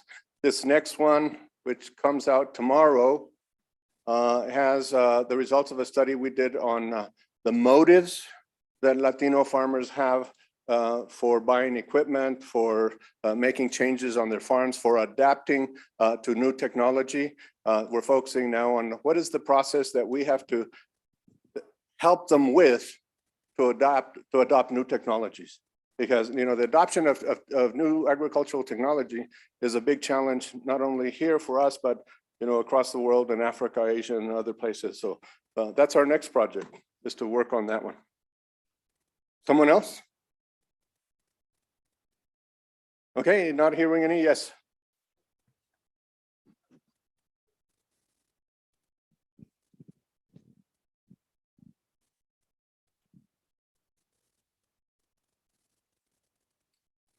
Well, we continue to try to convene service providers and train them on the use of that readiness scale that we talked about. Also, we provided a very brief description of how to work with Latinos. So a lot of them don't understand that there's a cultural clash happening, that they don't understand that they work from a means-end framework. In fact, most Americans don't even understand that they're an ethnic group, right? They think that we're the ethnics, but anybody who has culture, who has language, who has beliefs is ethnic in one way or another. So, I mean, some of these things, it's so taken for granted that they don't understand that part. So we work on that culture clash piece. And now we're going to work on the technology piece.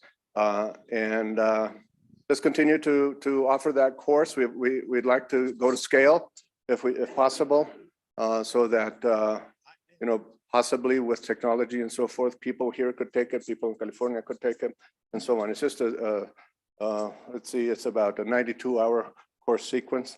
It requires commitment, but if you talk to those who have taken the sequence of courses, they'll tell you that they're no longer in pañales.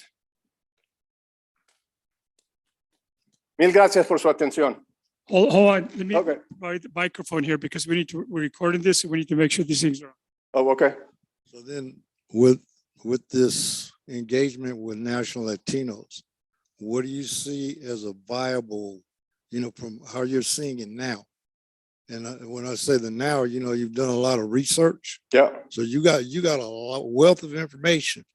So then where do we go from here with you? Well, my view, and I've been having this conversation with Rudy for some time, we need to go to regional centers of excellence, which are one-stop sites that are funded by the USDA and that address all of have support mechanisms in all of these areas. But we can't do it como lo hacen with those other single-minded projects, right? We can't go onto their farms and say, okay, we're going to help you with this or we're going to help you with that. We want to have a center where they can come and they can get the specific attention and support in the specific needs that they have, as well as get comprehensive perspectives on farm management and all of these other areas that I've been talking about. We need a mechanism to be able to do that. Rudy? Yes, Ruben, thank you so much for, actually, one of the things that Ruben and I discussed was that exactly in terms of regional centers of excellence for Latino farmers and ranchers, because we are since we have nothing more than a cadre of volunteers, it's extremely difficult for us. We don't have the infrastructure to be able, I mean, we do it as best as we can. I think we've done an excellent job. However, I really appreciate you bringing that to my attention And we want to utilize the relationships that we have established for regional centers to replicate elsewhere in the country. So thank you very much for that. Absolutely, you bet, yeah. No podemos seguir al troche y moche, como dicen. ¿Alguien otro? Ok, mil gracias.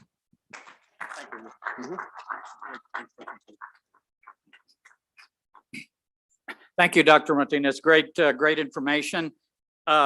Just want to let you know about a month ago, well, back in September, of course, USDA is really pushing the racial equity services for our farmers and ranchers. And they had a call with several stakeholder groups. Dr. Martinez was on that call with myself representing Latino farmers and ranchers. Lorette was also with us in the same group, discussing, what the barriers were that producers and small farmers were facing in accessing USDA programs that Dr. Martinez brought up. So I just want to really quickly mention to you a document that Latino farmers and ranchers sent up after that call for consideration, really quick. And it really falls in with a lot of the information that Dr. Martinez mentioned today. So the first question was, what services, does our constituents benefit the most from USDA? Well, farm loans, access to capital. Dr. Martinez mentioned that. Farm loans is a very important area that our small farmers need. They need land, they need capital, right, to farm. Risk management is another thing. You have a natural disaster, they've got to be protected against that to some degree, of course, not all, but that's risk management, that's insurance. And USDA has a non-insurance assistance program that's really free for the socially disadvantaged producers, right? But now you talk about crop insurance. A lot of the crop insurance products are not available for the specialty crop vegetables under crop insurance. So that's another issue. And of course, conservation, the EQIP program. I think he mentioned something about the participation, or somebody mentioned today about participation of our farmers in conservation programs. So what other barriers did our farmers, our constituents experience? So what we submitted was limited English proficiency producers, lack of bilingual employees in USDA service centers to explain programs and assisting completing forms that are not in Spanish. Of course, difficulty understanding program forms, fact sheets not translated into Spanish. There's a lot of information out there, a lot of information that needs to be translated. USDA agencies, I think Dr. Martinez mentioned that. He mentioned extension does not do an adequate job in marketing their programs to Latino farmers and states. Latinos need to trust the agency that they're going to help them. I think that's one thing we talked about, Ruben, during that call. It's a matter of trust. USDA personnel do not adequately explain the reasons. If they disapprove the loan, they don't bring the producer in, the potential borrower in, and explain to him, this is why we couldn't approve your loan. Dr. Martinez mentioned about, the assets that they don't list on their income tax records because they may be not reporting them. Sometimes that causes a loan not to be approved because they can't cash flow. But the other issue is they don't explain the program, the reason, face to face. That's where the trust comes in. Look, I wish I could help you, but because of this, I can't. They send him that nasty disapproval letter. What's that producer going to do? He's going to get mad. He's going to want to have anything to do with USDA again. Conservation program funds, EQIP funds. As many of you know, there's a state technical committee in every state that sets priorities for the EQIP program. Then it goes down to the county level. That needs to be looked at really close to see what particular practices our small farmers need, so that they can provide cost sharing assistance to help them with those practices. And again, I mentioned the crop insurance that may not be available for specialty crops for risk management. There's a lot more to the paper that we sent in, but just wanted to tell you that we have been engaged in discussions on how USDA can better provide services for our small farmers and ranchers throughout the country. So thank you very much. Thank you, Dr. Martinez, for your presentation. And we're going to see more tomorrow. Marcelo Silas and Filiberto Villa Gomez are going to do a presentation tomorrow at one of our sessions of the particular farm management program that they do have in Michigan. So thank you all very much for your attention.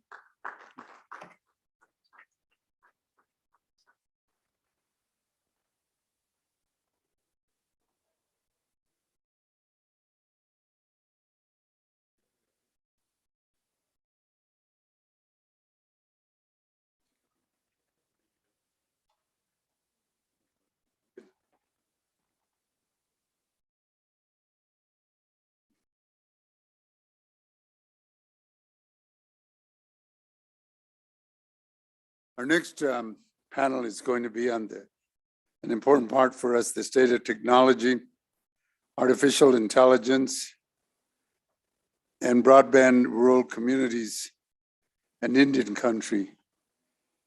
And is Rudy on this? He's in the second panel. I'm trying to figure out what the second panel is.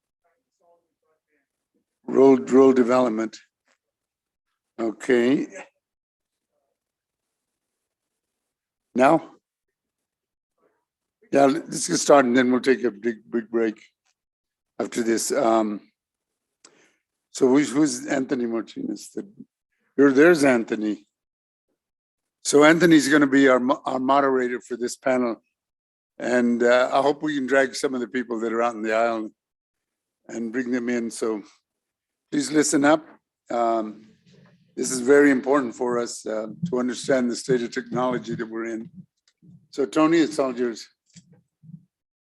He's got a bow tie on, so he has to move slower. If you had, what do you call those ties, the New Mexico ties? Bolo tie. Bolo ties. See, these guys got the right ties, right? And he's got Oh, you got the word there. yeah. Okay, it's all yours. Okay. Okay, thank you very much. We're sort of behind schedule and ahead of schedule for Chris McLean. He's been waiting for a while. We had him on schedule before now. So I think what we'll do, let me give you a quick overview. If I could get this slide 0. Okay, so this particular session originated in concept 2 years ago when we met for the first time as the National Latino Farmers and Trade Association. And when I came to the conference, I was dressed the way I'm dressed now, wearing a bow tie. And people sometimes ask, what the heck is a guy with a bow tie doing with migrant or these farm workers, Latino farm workers?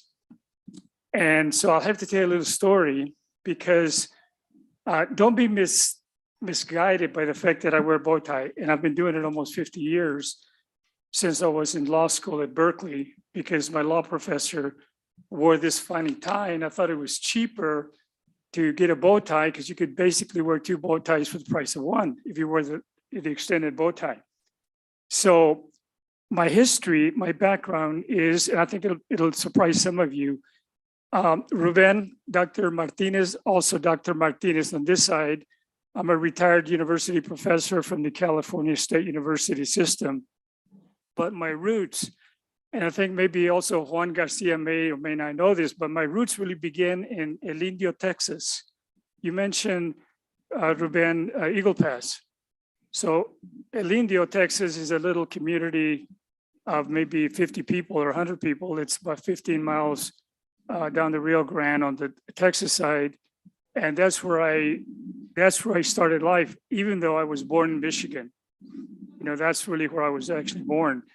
So I was a farm worker like Rudy was as well. I spent many years as a farm worker from the age of, I think someone mentioned 11 years old. I probably started even before that. So The history is I went on, of course, got an education, was very fortunate through the work of the Jesuits who wanted me to be a priest. And so the reason this particular session is here today is for a number of reasons. 2 years ago, having spent 40 years teaching in the Bay Area, and all my former students ended up in technology, I felt very strongly, having moved back to my home state of Arizona, that technology, AI, and broadband were very much needed in rural communities, in the Indian country included. So what I proposed at the time was we needed to integrate technology in solutions, in economic development and so forth. And so what I have done in this particular packet that we have here is brought in applications of technology from a startup Navajo company in broadband to an individual who's going to talk about banking and the use of technology, including technology and banking in Indian country. And then we have another presenter as well. So could you please move this forward a little bit? You got the slide. Okay, so the panels, of course, here we have Chris McLean, who is from the USDA, acting administrator. He'll be speaking on broadband. Hang in there, Chris. Hopefully you're still with us. Harold Scow, who is the founder and CEO of Yalti Telecom Communications, 100% owned Navajo, a startup. Goes back to the beginning of what happened 2 years ago. And what I was hoping to do is to bring technology. And so I've been spending the last 2.5 years working with Navajo business interests as part of their Navajo Dene Chamber of Commerce. Dr. George Rivera, also here to my left, the Chief Science Officer for Yalti Telecom, and they'll be talking a little bit about what their presentation is going to include as a startup, and they're actually on their way to great success. The next slide, please. We'll have Edward Lonergan to my left over here. Edward will be presenting a model that integrates the food systems, how to grow abundant food using 97% less water. And in that presentation, he's going to talk about the role of technology and 5G. Again, it's an integration of technology with almost everything we do. And that was really the concept behind when I presented the proposal 2 years ago. And then online virtually today will be Reynaldo Gill, a close friend of mine, known for many years. He's a real guru when it comes to technology. He lives there in Silicon Valley, so he will be presenting virtually. He's a great asset to the Latino community and beyond. The next panel group, for example, we also have Greg Goodell, Dr. Greg Goodell, who I met a couple of weeks ago. I was in Montana for the 12 Nation Native Economic Conference, and he presented one study he did, which was a tribal digital economic zone banking system. We've talked about new banking avenues for Indian country, including the Navajo Nation. He's got a great model he's going to be talking about. He's virtual. And then I guess the last piece here really has to do in the area. I've taught law, I taught law, taught ethics, business for 40 years plus. And my main focus today is sustainability and ESG. ESG being environmental social governance. It's really the new corporate space for investors that want to do well for communities. You know, there's a new definition in effect of what corporate purpose is, and that is getting investors, which there's a huge number of investors that are now redirecting their monies towards communities where they're doing things pertaining to environment, education, economics, equity, and ethics as part of the ESG model. So without further ado, I'd like to go ahead and if you could just shift and leave that blank. Could you please get Chris McLean on for us, please, to present? Hello, Chris McLean is here. Can you hear me all right?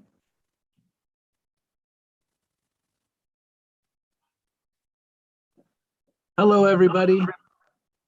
My name is Christopher McLean. I'm the acting administrator of the Rural Utilities Service. And we're feeling very excited and thrilled today because the president made a very exciting announcement this morning about progress on the reconciliation bill, the Build Back Better bill, as well as the bipartisan infrastructure bill. And those two initiatives together are going to really transform rural America and the nation in general, and address some of the very top priorities that the country faces, including the recovery from COVID, advancing equity, and addressing climate change. And one of the big agenda items that is in the infrastructure bill is a commitment to broadband. This last Friday, our Secretary of Agriculture made a very important announcement. And so I'm going to ask you just to take a note. I'm going to ask you to make a note of two things. So if you're out there in the audience or in the listening audience, take out your pen and pencil and just write www.usda.gov.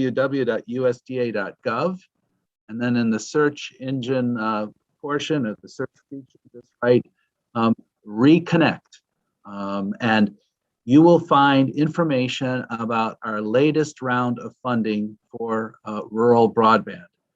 And it is an extraordinarily important funding opportunity.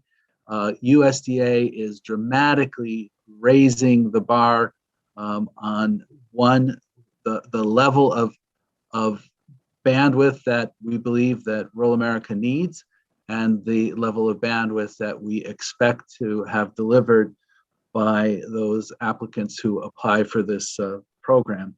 So Reconnect is a unique program. It provides loans, grants, and loan grant combination funding to provide broadband services to rural areas.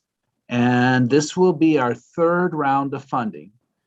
In the first two rounds of funding, the level of the entry level for broadband, for eligibility to participate in the program, was pegged to the statute that Congress passed a few years ago at a broadband speed of 10:1. So 10 download, 1 upload.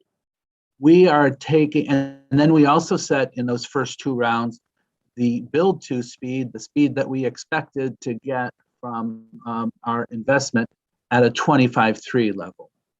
What we in fact received for about 90% of our 180 plus awardees was a fiber to the home type of 100 by 100 level of bandwidth. So that brings us to Friday, when Secretary Vilsack, as part of the administration's infrastructure agenda, announced a funding opportunity of over $1 billion of loans and loan grant combos and grants for broadband, but we raised the bar substantially. So instead of saying that 10:1 was your level of entry, we have really upped the ante to 100 over 10. And then the build to speed is 100 over 100. So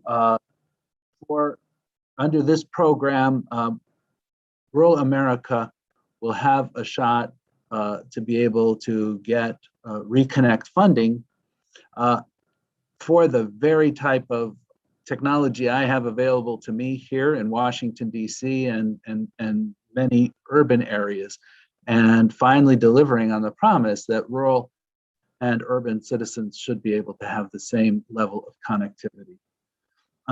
With regards to nonprofit entities, cooperatives, municipal utilities, tribal utilities, the scoring matrix encourages nonprofit, gives a 15-point a bonus to nonprofit, cooperative, and municipal entities. There are special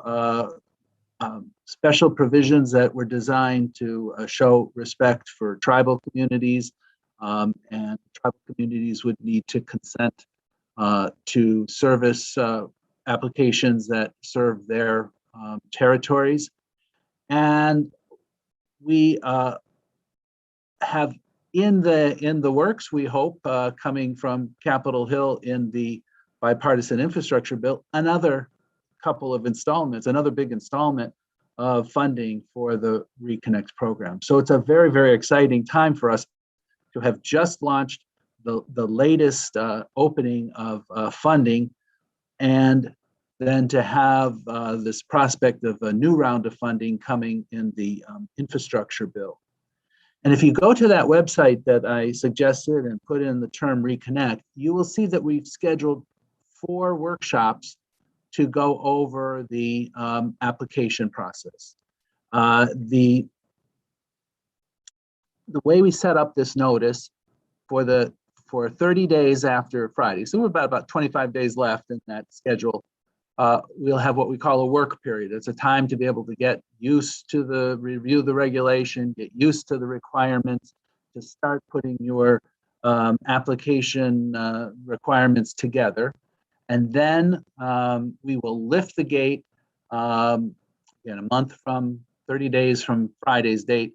We will lift the gate on the application window, and we will have 60 days to accept applications into our online portal.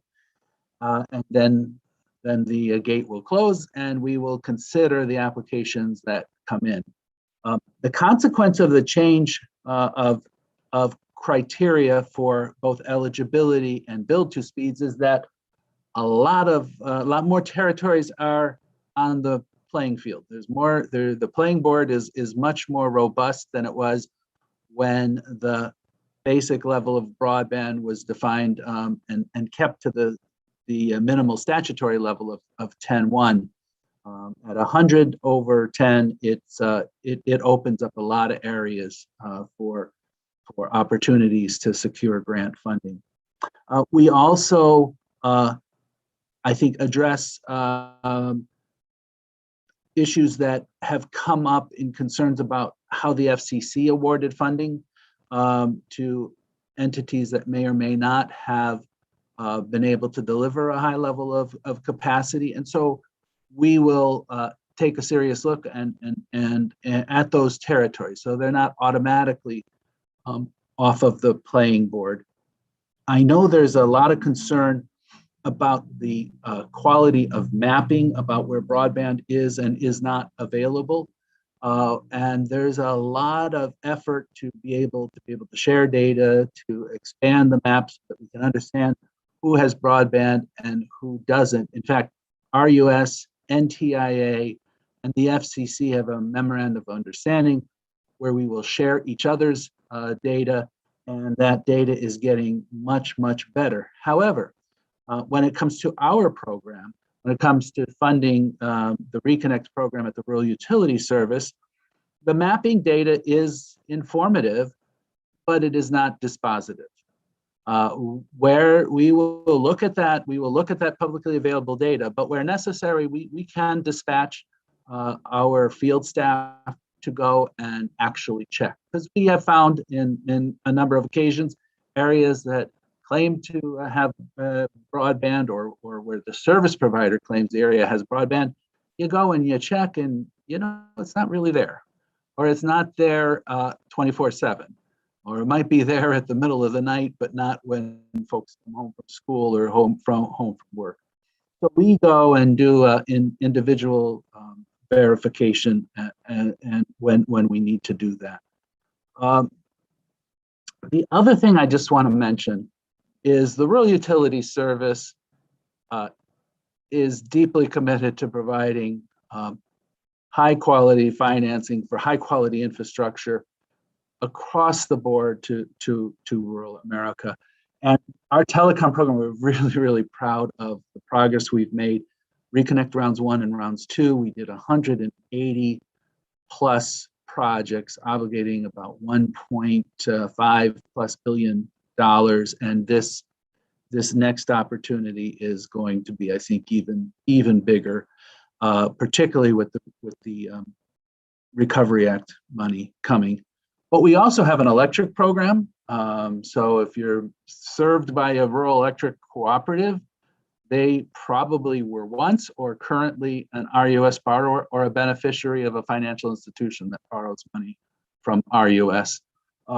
We also, and we have a new initiative, a relatively new initiative on energy efficiency, which you can convert, you'll make a loan to the utility to relend to consumers to be able to improve energy efficiency at consumers' homes and finance that improvement through the energy savings that they have, and the consumer can pay back through an on-bill financing mechanism, which not only adds to energy efficiency, addresses climate change, but also improves the quality of life. And then we have a great water program that finances rural water and sewer systems. And so I just wanted to get an advertisement in for all of our programs. Our water program has some special funding dedicated particularly to the colonias and also to tribal and Alaska Native villages. So we have a whole array of tools. We're the one-stop utility shop. We're very, very proud of our opportunities for broadband. And we encourage you to join our workshops. There's going to be 4 of them. And a lot of information is available on that website, including the funding notice, which gives you all the details of what's required. We have an online application portal, which has a mapping feature on it so that you can be able to see what your initial service area looks like. And again, we will verify what the claims of other applicants, other service providers are, because part of our process is to give service providers an opportunity to comment on service territories. We will validate that. So in short, that's and it's a very exciting time to work at RUS, a very exciting time to be at the Department of Agriculture, particularly on a day when it looks like there's dramatic progress focused on investment, and rural America is not forgotten in either one of those bills I mentioned. So thank you very much for inviting me, and I'll be happy to answer any questions you might have. Thank you, Mr. Blakely.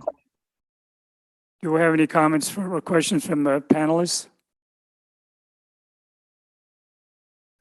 I will, in the absence of questions from the audience, just ask you regarding the concept, the space that is known as ESG, environmental social governance, which is a big arena in terms of investor interest today. And I'm wondering whether that aspect of governance, when you talk about private public sector engagement, whether that is a consideration in the new model of the ESG incorporation in the investor circle today, space. There's great interest in and focus in the stakeholder interests rather than just the traditional shareholder interests. And the stakeholder interest includes a broader engagement of community interest. So I'm wondering whether that is any consideration in terms, especially of companies that are coming and working in Indian country, as an example of where the traditional model of trying to maximize your investor return takes priority, and the local communities that need a lot of help economically, for example, the Navajo Nation. And a lot of the money is coming in either from broadband and other governmental programs. A lot of that money comes in one door and goes out the other, and they end up losing 80%, perhaps even more of the money. So I'm just wondering whether there's any consideration to balance and making sure that local communities are really not only creating jobs, enabling the private sector and the small business sector to really be totally engaged in their own economic development. Yeah, great. Thank you very much. It's a very, very good question. And so, I think the principles of ESG are fully embraced by not only RUS, but I think the president and his agenda is very much directing us to keep those issues in mind, whether we say ESG specifically or not. When it comes to tribal communities, one of the core principles that we embraced in the Reconnect funding notice is to recognize the sovereignty of the tribal government and that the tribal community. And so in order to have a complete application and you want to serve a tribal community, you will you will need the consent or the support of the tribal government. So in recognizing the sovereignty, I think that is one way that tribal communities will be able to directly address that particular issue that you raise. In terms of, I mentioned that there is a point category, 15 points for nonprofit, cooperative, municipal utilities, which I think is another recognition of that. We want to make sure that the limited funds that we have available go as far as they can and do as much good as they can. So, I think whether ESG is embraced or not, I think mentioned specifically or not, the concepts are embraced. When it comes to environmental issues, we are all in on decarbonization. One of the exciting things about the bills that are pending before Congress, and we hope soon to be signed into law, is that there are major decarbonization and renewable energy initiatives included in those bills. And one thing that we're being very conscientious about is to dramatically increase our renewable portfolio and provide investment that is supportive of the president's goals of decarbonization. Thank you, Mr. McLean. Oh, it looks like I have a question from one of the panelists. Hello? Yeah. John. Yeah, my question is, the RUS funding the grants for tribal government, that's all good. But we have Native American private business people. And it seems like we're left out when the funding goes to the tribal government, because they have their own business entities, enterprises, and the private sector is left out. And do you have any way for private Native American businesses to participate somehow? Well, again, I think that the in particular for Reconnect, I think it is definitely open for Native American businesses to participate. And again, it's recognizing the sovereignty of the tribal government, not necessarily that the tribal government automatically gets the funding, right? In other words, the tribal government gets to decide, much the way the FCC for the rest of the country gets to decide, who is qualified to be able to serve a particular territory. So we do respect the jurisdiction and sovereignty of tribes. Now, my colleague, Dr. Kwame Neal from the Rural Business Service, will be on the next panel, I believe. And Rural Business Service is one of the sister agencies of ours at USDA. We have Rural Business, Rural Housing, and Rural Utility Services, all part of the Rural Development Mission area. Well, that program is chock full of opportunities for all types of businesses to serve rural customers and rural needs and create jobs in rural areas. And so I think Dr. Neal is going to have a lot of exciting news for you at the next panel. Thank you very much, Mr. McLean. And I appreciate your comments. Very, very applicable to what we're trying to do here with rural communities and Indian country as well. So thank you again for your time. Thank you.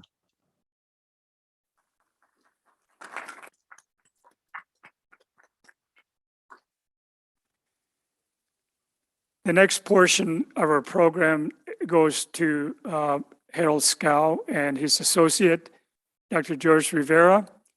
They are founders of Yalty Telecom, and they can each give you a quick 1-minute background on their history, and also we'll have a PowerPoint deck here that they will give. Essentially, this is a startup company. It was really the vision that we worked on with Navajo representatives in the last 2 years about how we could get them engaged. So this is a startup company, exceptionally qualified, Yalti Communications.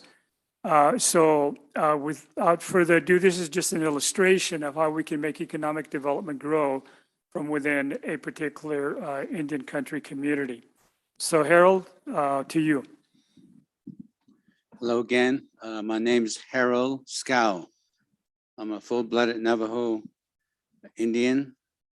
I was born in the Utah sector of the Navajo Nation. Just to get started, I just want to give you an overview of the landscape of the Navajo Nation.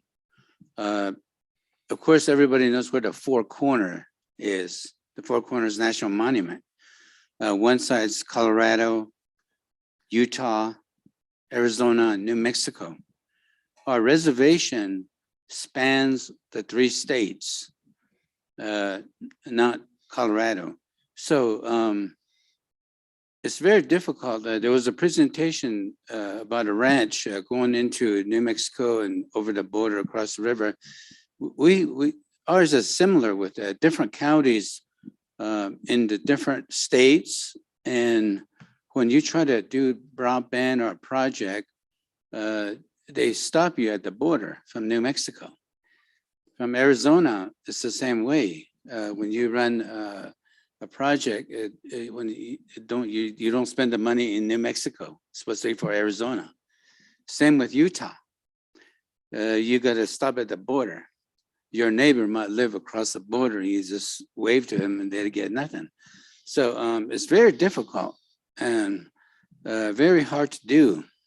And the landscape is very rugged, and it's 27,000 square miles in 3 states. And there's about 400,000 Navajos living on the reservation. And a lot of our younger generation have left the Navajo Nation. They live out in the city. They get educated and they get a job, they get married, they buy a house, and they don't want to come back to the Navajo reservation because the opportunity is not there. The job's not there. For myself, I graduated from Weber State University in Utah in computer information system and majored, and then also minor in business and economics. So I went, I'm retired right now from the Navajo Nation, but I've worked in the private industry for many years out in California. I've worked for a computer science corporation. I work at Beverly Hills at Cedars-Sinai Hospital. I work all over the place. I came back to the Navajo Nation and I helped my nation build up their IT infrastructure, what the government runs on. When I first came back to the Navajo Nation in 2003, I was so surprised being the IT director. I walked down the hallway, people were walking around with reel-to-reel tapes, those big tapes.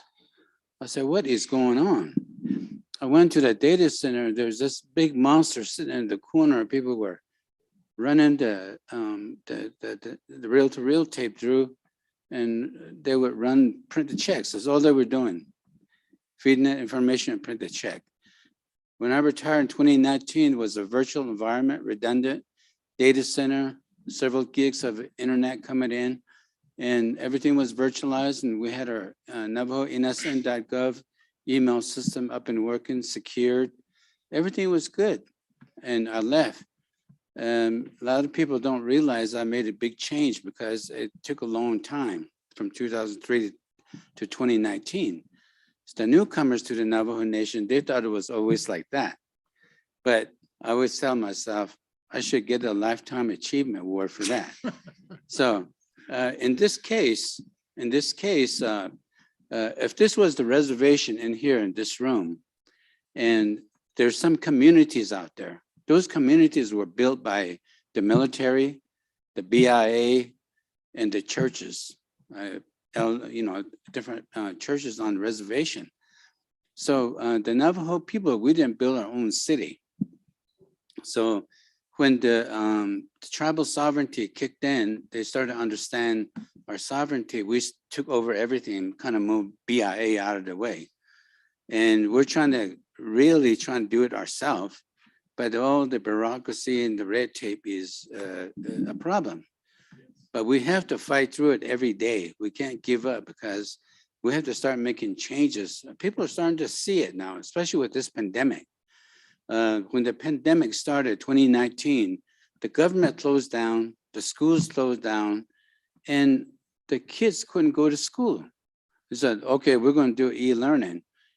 Navajo, as you go back to home, there's no electricity. A lot of them don't have running water, and there's no internet.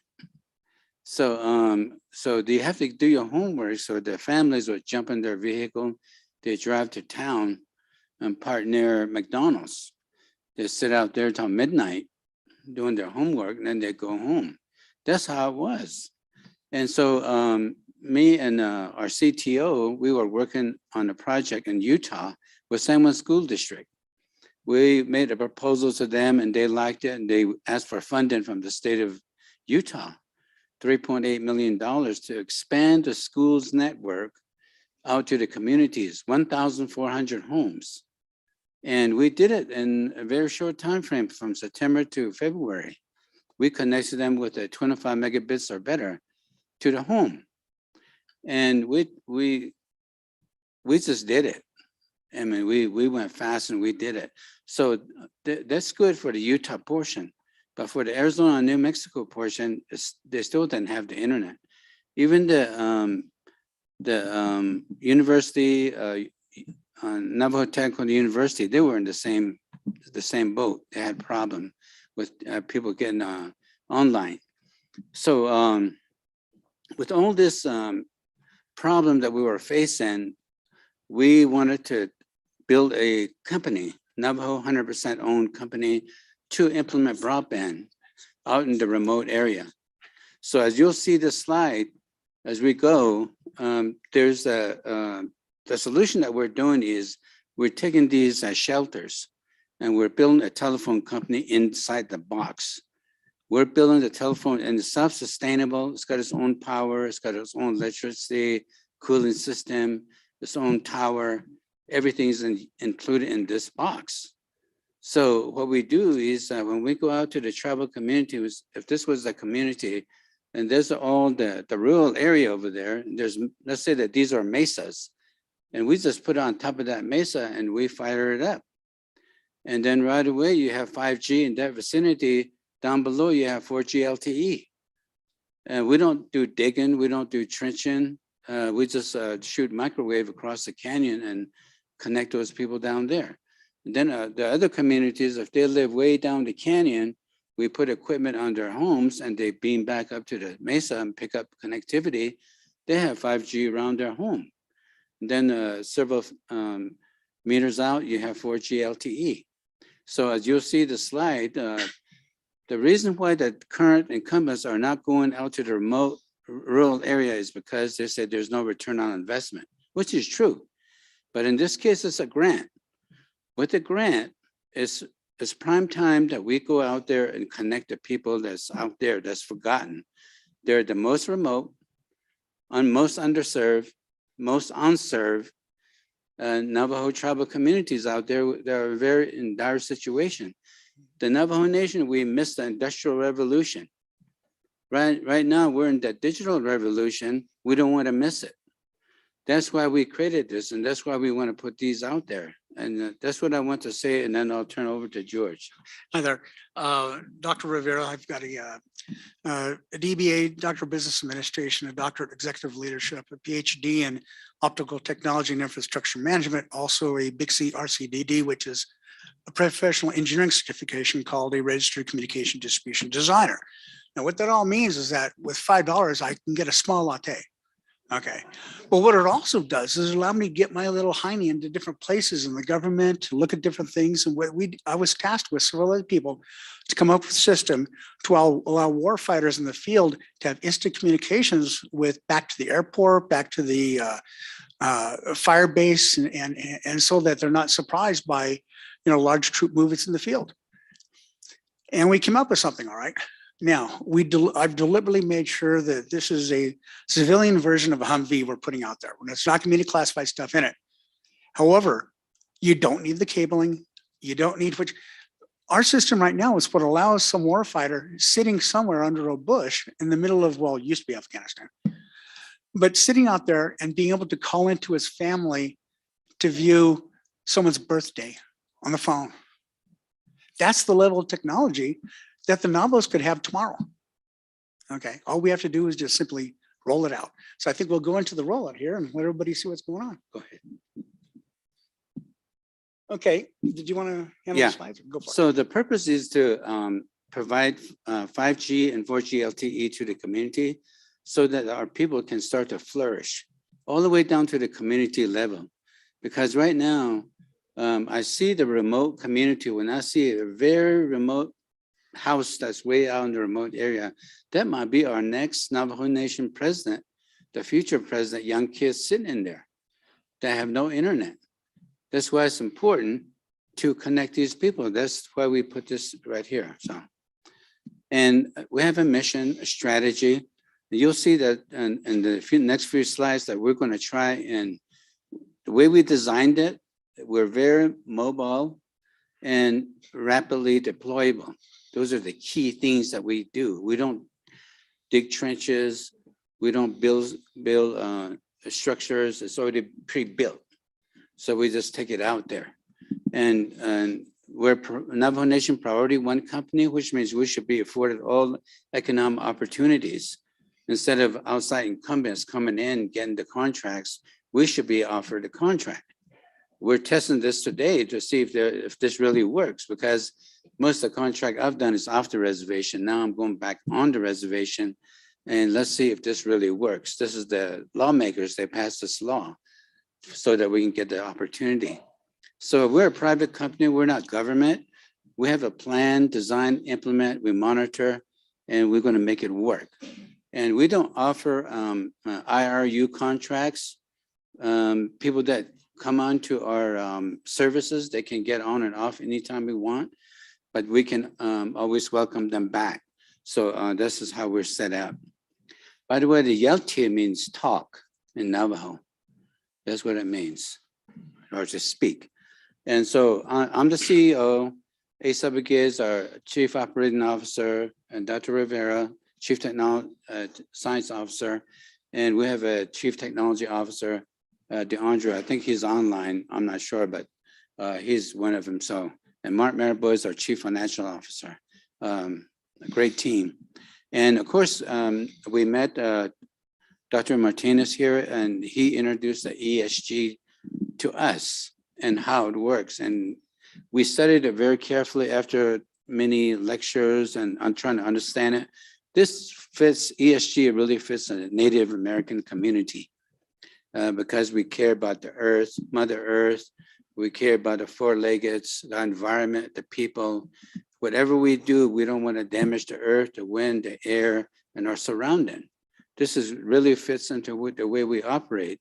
Several decades ago, the uranium companies came and they dug up the uranium, and they have tailings all over the place. This caused a lot of disease and stuff. I wish this was, back then it was this one, that wouldn't have happened. And of course, here's our certified ESG advisor. And we want to go down this track, and we want other Native American communities and Navajo entities in our tribal government to understand this and start adopting this, because every contract they should learn how to do this before they get a contract. And Yeltia Telecom, with all our resources, we've been able to connect to companies in Silicon Valley and other corporations that are highly visible and a very successful company. That's what we did. We want to be able to connect with Qualcomm from Silicon Valley. We want to use the 5G chips. We want Yeltia Telecom, a Native American company, to create our own phone, Yeltia phones. And we want to create our own apps on the Navajo Nation with Borix technology. They do those kind of things. It's the Internet of Things. And we want to be able to go into the medical field, do telemedicine. We want our apps to show that the doctor can monitor your heart rate in real time. That's where we want to get to. It may take a while, but that's the direction that we're going. And we have other companies that we're working with. This slide shows the evolution of how technology changed. 2G, 3G, 4G, 5G. 5G being on the right. Now, Yelty Telecom is new to this area, and we dove into 5G space. We don't have 3G, 4G infrastructure to clean up. That takes money to clean up to get to 4G. So we got the tribal funding or federal funding to do work. We go straight to 5G and 4G LTE. This is a big advantage for us compared to the incumbents. And the tribal government needs to know this. So this unit here is the one I was talking about. Everything is self-contained in these units. It's got its own tower. It's got its own solar, heating, redundant power, cooling system. And go ahead. This is the redundant data center. We're building the data center, a telephone company in a box. And it's easily deployable and it's very mobile. If we put it on this mesa and the tribal community build another community on the other side of the mesa, we can pick it up and put it on that mesa. And all those people have connectivity. We don't put a tower up there that's fixed in one place and permanent. These are temporary structures. So the idea is we create the redundant network across the Navajo reservation. It's a redundant network that goes this way, that way, and it has an exit point over here on the top left, top right, top bottom. This is our gateway. The Navajo Nation, we have a fiber coming from Albuquerque to Gallup and out towards Phoenix and Flagstaff. When it gets cut, everything goes down on the reservation. You can't get gas, cash basis only. You can't get cash out of the ATM machine. We're down for like a week. And with this technology, with this design, it doesn't matter if it breaks. You wouldn't even know it. We have other exit points. So this is a depiction of how the red line network will come onto the reservation. We put our unit on this mesa over here, and then we shoot out to the different homes and different communities out going backwards. And then the other red line talks to another unit on a different mesa or a different mountaintop, and they replicate each other. So it's a redundant data center. That's the way we designed it. So this one is more of a depiction for a single home.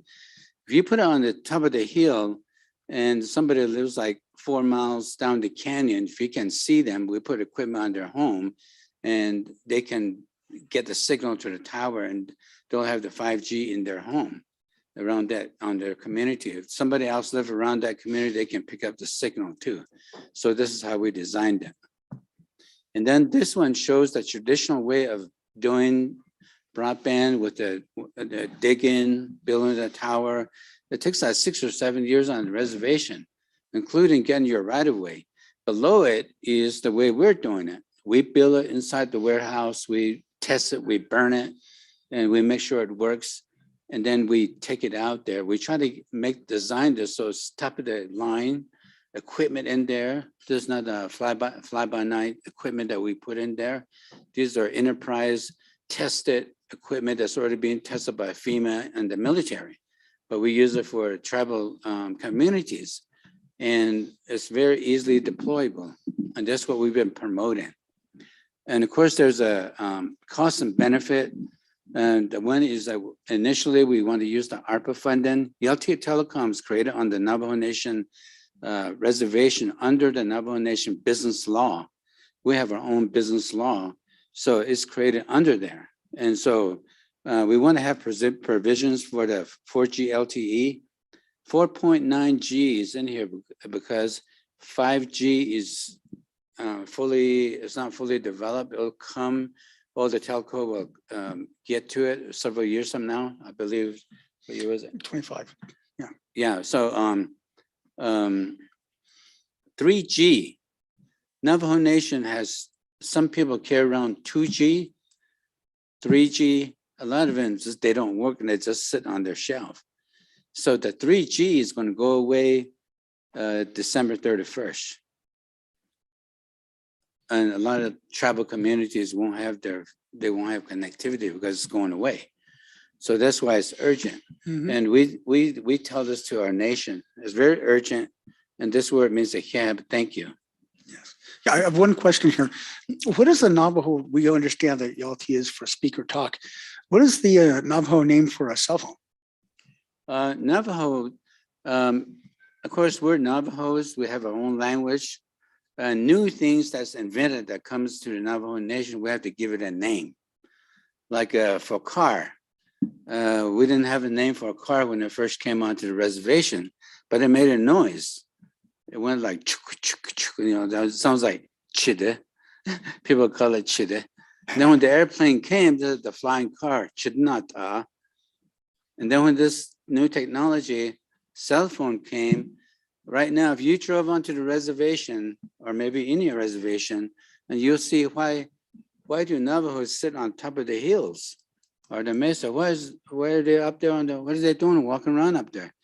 They hold their cell phone and they walk around up there like this, trying to get a signal. They call it bisinjo bate. That means you're spinning around with it up there trying to get a signal.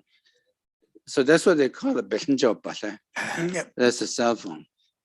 Great. Well, hey, listen, thanks very much. There may be some time later on. We got a number of other presenters, but as the audience will note, the Navajo Nation is a very capable telecom company that can do the work and job. They have strategic alliances to work with them, so they're ready to do the work, and we'll get there. Really are very capable. I mean, I work in Silicon Valley for a long time, and I know they're competitive. So any support they can give will be good. I'd like to move to the next speaker, Ed Lonergan, as a different perspective of things that we're talking about here, including the internet and broadband. Of course. Thank you. Thank you all for inviting me, Doctor. And I'm here in a totally different, not about totally different, but significantly different presentation. I was born in England. My parents moved to Canada when I was around 12 years old. I became an American. We immigrated to America when I was 13. So I was a green card holding immigrant until we became citizens. And quite honestly, regardless of everything you hear about the United States, to my thinking, it's the finest country known to mankind. So you're looking at someone that's had all kinds of opportunities. I tend to be a dreamer, an optimist, an engineer, somebody that looks into the future and comes up with a variety of ideas. And when I started college, I always wanted to be an aerospace engineer. But my dad got sick, and so I was the only son in the family and ended up going to work in a factory. That factory was outside of Buffalo, New York, and I got into the computer business through that factory. And by the time I was 19, I had my first software company. And I've never looked back from that point forward. I've made a ton of money and I've lost a ton of money. So that's life. Tried all kinds of new things and ideas. So having said that, we have a technology we've been working on for 11 years and change, 20-some million dollars invested so far. It's a company we call Healing the Earth. The different concept entirely about how to produce farming or food from a farming activity.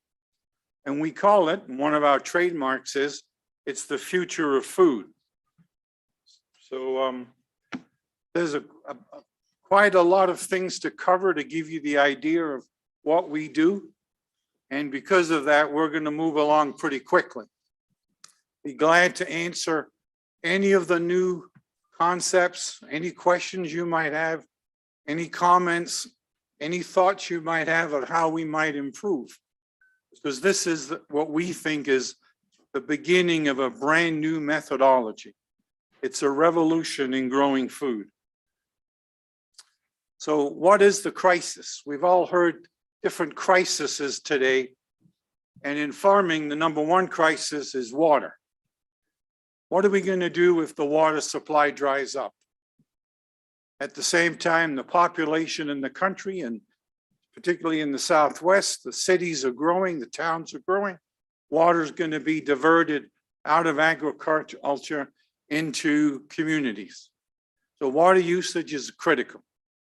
All the chemicals that are in farming was mentioned earlier about all the chemistry that sinks into the ground, eventually gets into the aquifer, poisons the water.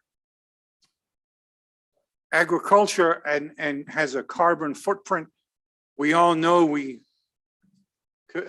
consume oxygen, create greenhouse gas emissions.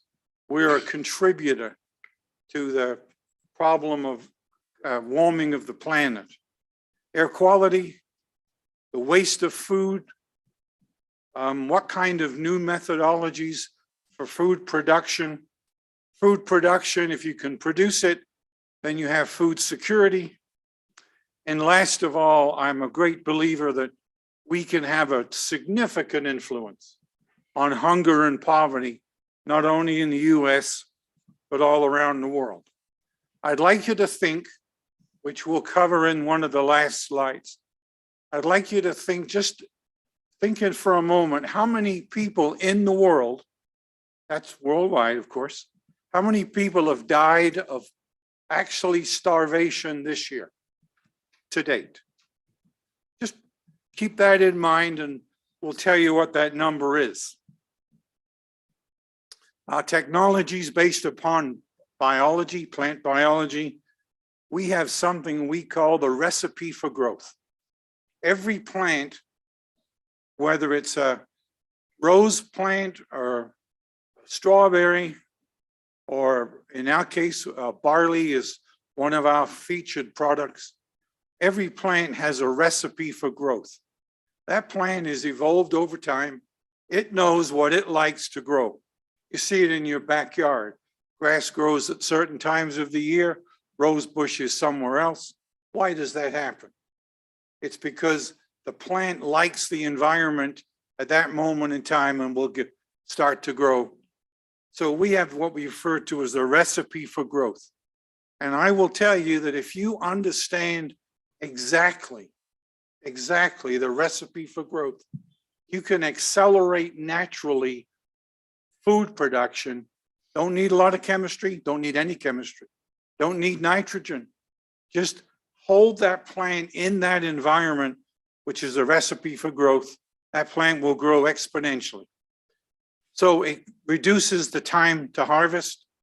It's a natural, ordinary, the organic method of growing food. It goes at least 3 times faster than what's in a field. It's done in a controlled environment. It's 100% organic. And because it's computer controlled and software driven, we control all of the water that the plant needs. So we literally use only 3% of the water that you need in a field. So we reduce water usage significantly. At the same time, we'll get more food out 3 times faster and more abundant food than ever. So we have a technology that's based on some computer and software. We have alarms built into the technology. The alarm tells us if there's something happening or something gone wrong. All of a sudden, we need to adjust something on the system. We have our own hardware, custom controller. We built our own instruments. We got carried away a little bit. When you buy a temperature gauge or a temperature thermometer, industrial thermometer, or a humidity device, you end up with plus or minus 1 or 2% variance if it's, and in our case, we wanted to know precisely what a plant needed, temperature does it need to grow to its maximum the recipe for growth. So in that case, we built our own instruments. They're good for a thousandth of a degree and a thousandth of a temperature. So it's a little overkill, but you get the idea. System runs 24/7, 365 days a year. The system requires to run on a 5G worldwide data network. You collect all kinds of data from all kinds of systems around the world, and you use that data to constantly improve the application and the technology. That's why we use artificial intelligence, which was mentioned. You have zillions and tons of data coming at you from a whole variety of locations. You got to be able to make sense out of it, organize it, and be able to present it so you can constantly improve what the system that we're working on. It has a water nutrient delivery system. We use high intensity lighting, like a greenhouse kind of an idea. But in our case, you might know that if you were going to grow lettuce, spinach, kale,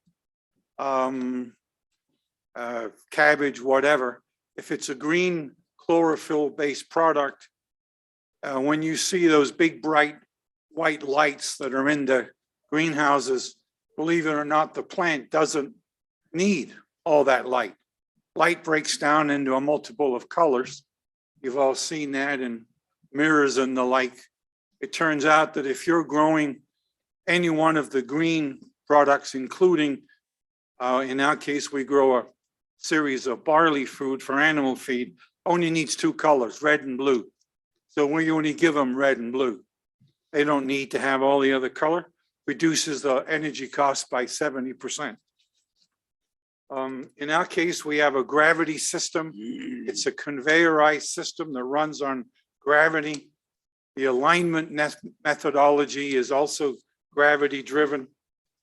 It grows in a controlled environment where the recipe of growth is actually manifested. And the units come in 20-foot segments. A small one might be 3 segments and a large one might be 500 segments. So it's expandable and stackable. This is a picture of the controller. Here's a picture of what the operator sees to operate the system. All the data is transmitted to our World Control Center. Give you some idea of the speed of growth. Here's day 1. This is barley seed in a tray, a growing tray. Here's day 4. And you can already see that not only do we have some growth from the shoots, it's a little hard to tell, but the roots have developed underneath these seeds. Here's day 6. In 6 days, we've gone from dry seed to what you see there. Here's day 8. And the interesting part of this picture is you'll notice there's a step up from the previous day to the next day. That's day 7 to day 8. That's 124 hours improvement in productivity. And when it comes down the track or the conveyor, it's a harvest, a complete, basically a tremendous harvest of food grown, in this case, for green fodder for animals. We have opportunities all around the world to put these systems in.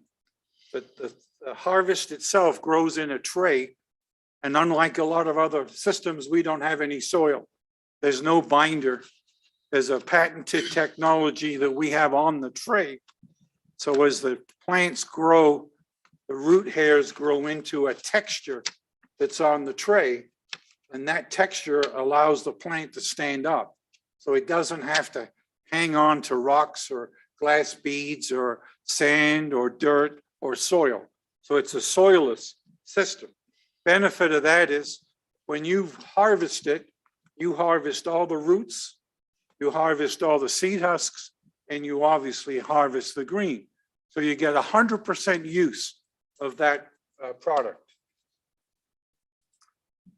It's a system that, and this is hard to understand, so please bear with me here. It's predictable. You can tell exactly how much food you're going to get every day. It's always conveyor length divided by grow time. So if I had a 60-foot system and the plants grow in 10 days, then you divide the conveyor length 60 by 10, and you harvest 6 trays a day. You load 6 trays a day, you harvest 6 trays a day. It'll grow any kind of vegetable or plant. It's a multiplier of 10 to 1. So if you put a pound of seed in, let's say barley seed, which was the pictures you saw, 10 days later, you'll get 10 times that, 10 pounds out. It can be done robotically or manually, depending on the size and the requirement of the customer. So it's a continuous daily output. So the result is that a large system that goes in a big building, about 80,000 square feet, which is about acre and a half or so. It'll feed 2,500 beef animals. It'll feed 1,500 dairy cows, 12,000 sheep, 11,000 goats, and 250,000 chickens. There's a kind of an idea of the different kinds of animals we feed. It's predictable. That's a critical part. It's food on demand. Tell us the demand and we'll tell you how much food you need, how big a system you need. You don't worry about whether you have rain or whether you have irrigation or chemicals. All of that goes away. You can put the systems anywhere, which we call at the point of consumption. There's a great reduction in labor cost. The system sucks in CO2, pumps out oxygen, creates carbon credits. So one of these large systems produces the output of the same thing you get of approximately 8,000 acres. So now you free up that land, you repurpose that land, you can eliminate all the chemistry that goes into that land. At the end of the day, you've brought that land back to be, we call it healing the earth. You don't have to beat up the Mother Earth. You can take care of Mother Earth. You can put that land back into production to absorb carbon, grow trees, orchards, but you don't have to beat it up every day, plaster it with chemistry to try to get the crops to grow. Most people realize that in the US, the vast majority of farmland is becoming less productive. There's so much chemistry in it that it's gradually tailing down. Add that to climate change, and what used to be the basket, the food basket of the world, which was the central part of the United States, is now migrating, believe it or not, into Canada. And the Canadians are loving it. Believe me, I've spoken with them extensively. So the whole concept of predictability, and you know you're going to have the food, and you know you're going to have a harvest, you don't have that same fear and concern. You don't have this, you change the banking relationships. You change what you invest in. You can reimagine how that if you could create food every day, that you don't have the variations in the selling price. So overall, you have a continual improvement. So in conclusion, this system will provide fresh, abundant food anywhere on the planet. It's highly good quality. In fact, it's organic. It's grown in union with the planet. Doesn't fight the planet, doesn't suck the water out of the aquifer, doesn't tear down the trees, as somebody mentioned, the forests are disappearing, doesn't do any of that. It eliminates food insecurity because you know you're going to have the food every single day. And just as I mentioned, year-to-date starvation deaths as of yesterday is just over, believe it or not, 7.8 million people. And in my view, that's a criminal act. Humanity can do better than that, way better than that.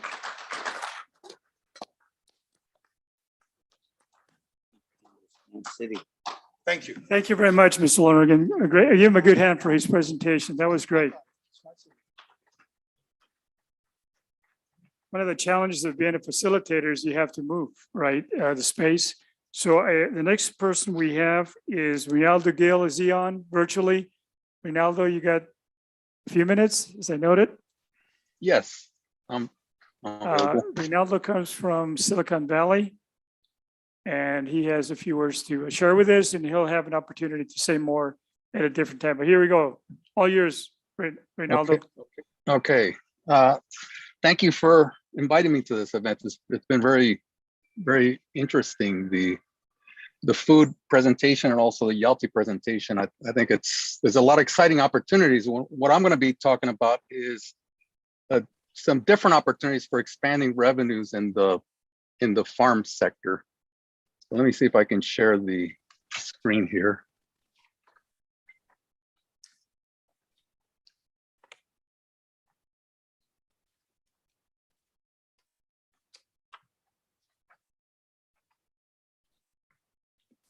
So Rinaldo and I started together about 2.5 years ago, working in terms of trying to bring technology, knowledge, AI, and so forth to this part of the country. And so we've been very closely engaged in innovation and economic opportunity. So whenever you're ready.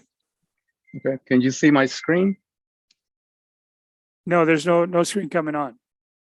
Okay, let's see here.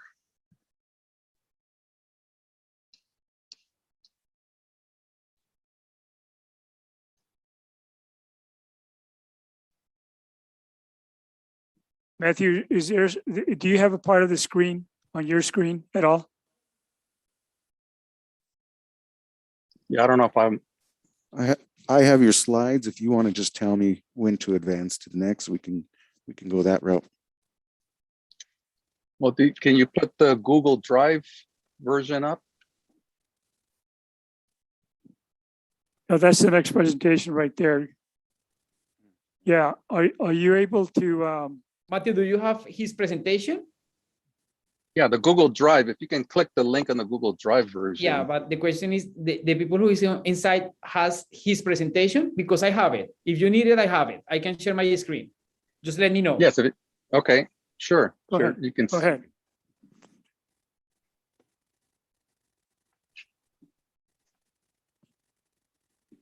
That's Juan Avellaneda, one of our technology people. Just give me a couple of minutes. Sorry. Okay.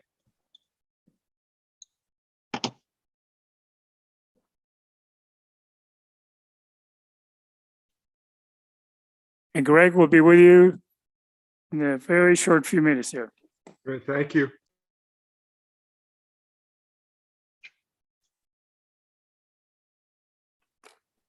So in order to stay online, we probably have maximum 20 minutes left, so we can move on to the next presentation with the other individuals that are also waiting for that. That would be the rural area, the rural development area, rural development, broadband, and other related initiatives with Dr. Neal. Okay. Now go ahead. You just okay. Tell me when I move, okay? The next slide. Okay.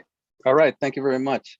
So what I'm going to be talking about, I'm here based in Silicon Valley, and I'm always at the frontier of technology. The really exciting thing is what's happening with the internet becoming a platform for marketing and sharing all kinds of experiences. And I think that Native American and Latinos farmers can expand that experience economy with cultural experiences. And I'll explain what that means. But I think the 5G technology is what's enabling the next evolution of the internet as a platform for how humans communicate and share experiences. Go to the next slide, please. And here's the topics for discussion. So I'm going to talk about my background because I've seen it all. I've been involved from the beginning of the internet through today, so I can give you my perspective on those views. And I've worked all over the world. And I'm going to define what the experience economy is, because as the rural areas become enabled with new technologies and connectivity, you're able to participate in this huge, what I call the experience economy, and many people call the experience economy. Now I'm going to talk about what has prohibited the rural areas from taking advantage and participating in this economy. And then I'm going to talk about some examples that I've participated in the cultural experience. And then we can have Q&A. So next slide, please.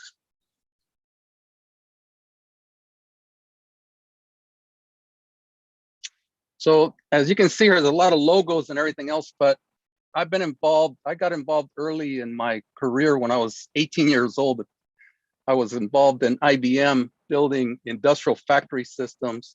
And then I went to work at Bank of America. So I've been involved from when the networks that companies used were for internal use only, all the way through when they started connecting consumers. So I was part of the team that built the first telebroker system using telephones as a way to communicate with customers for doing stock trading applications. I built applications connecting some of the biggest industrial systems with companies. I was credited with inventing the industrial internet that connected Dell with suppliers and factories in China. I've worked with industrialization and automation of cement plants in Africa and Latin America.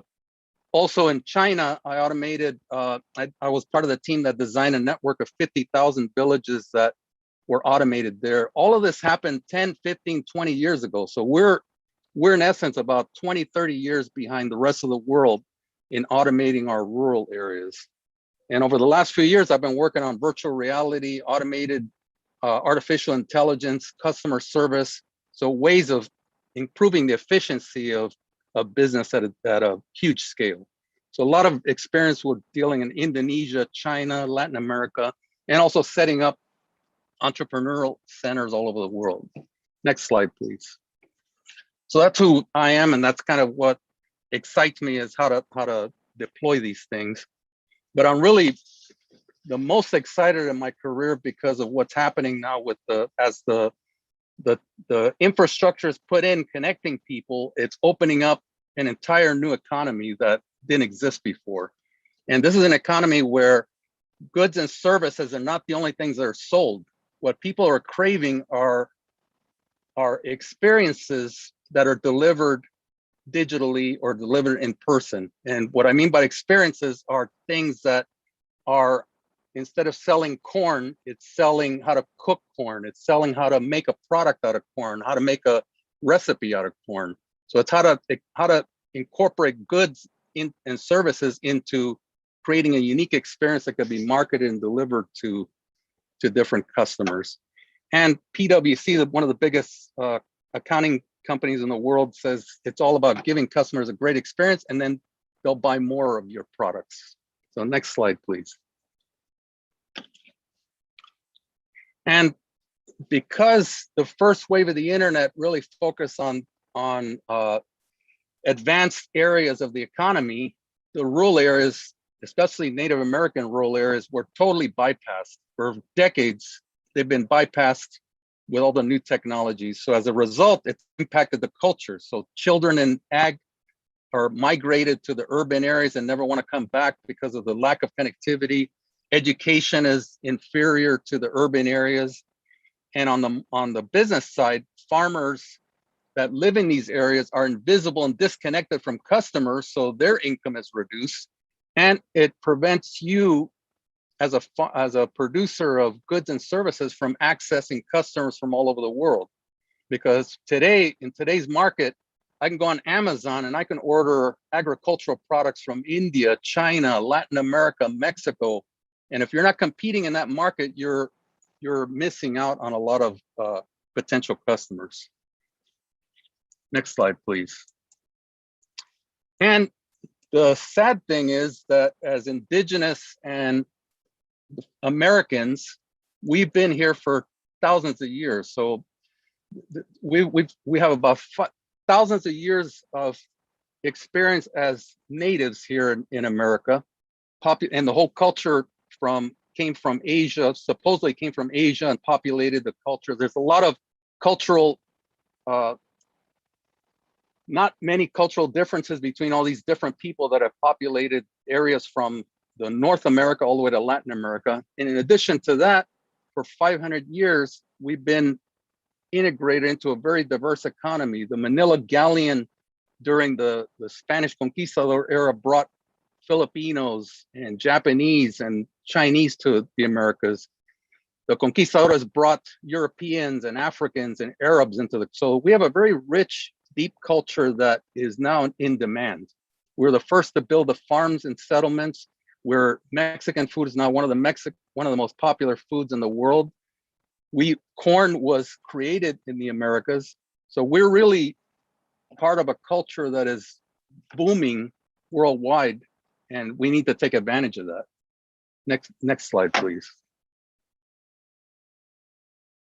And some people are catching on. So there's areas here in California, especially California, Mexico, and some other areas are very advanced in marketing culture experiences. So here you can rent a farm for $500 a night that has goats and has a, and so on. You could go online and do a virtual experience of a tequila tasting, wine tasting, cooking recipes. You can do podcasts educating consumers on culture. You can rent tents for a lot of money. These are all things that could be augmented once you're connected to the customers and so on. And there's a huge booming area of virtual experiences. People are spending a lot of money to learn how to cook tacos, for example. In addition to that, every year there's cultural experiences where the cornfields are cut into really artistic, beautiful mazes that you can charge admission for. There's a lot of farmers here are converting their goods into finished products like pies that they can sell along the roadside or whatever. So there's a lot of opportunities to really rethink how to get more revenues out of your crops. In addition to that, California and other areas are leading with Latinos. Bay Area Latino Cannabis Association is an organization here in the Bay Area that is really at the vanguard of promoting Latino farmers and Latino producers of cannabis products. And those products are getting premium prices because of our culture. The culture is what people want to buy. They want to buy products that are made by the culture. They want to buy products that are marketed under the cultural brands. Next slide, please. Just about a couple of minutes on this because we have to get to the other speaker before the time runs out. Thank you. Sure. And then these are examples of all the channels of communication that allow you to get to 3 billion connected customers. Some of these you know about, some of them are emerging virtual reality headsets, digital TV instead of going to the movies and so on. And then a new emerging area is surround sound, where some of the earphones from Apple and others are creating a surround sound experience. Next slide, please. So that's in a nutshell. I think we're on the verge of a renaissance, of cultural renaissance for farmers, because people are demanding those kind of organic experiences. And I think that's kind of the message that I wanted to deliver here from Silicon Valley. Great. Thank you so much, Reynaldo. It's very, very helpful to have that insight from a technology Silicon Valley perspective. Without further ado, let's move on to our last speaker, Dr. Goodell, Greg. And let's see, maybe we can do 7 minutes or so. I know you have a big pack of slides. I will go fast. Thank you very much. And Excellent. it's a privilege to be here with the Congress today, and my tremendous gratitude to Dr. Martinez for Yes, slide facilitating. pack number 4, Matthew. Yes. For being here. I can do a share screen if that might work. We do have it. Matthew for has it over everybody. there, number 4. Okay.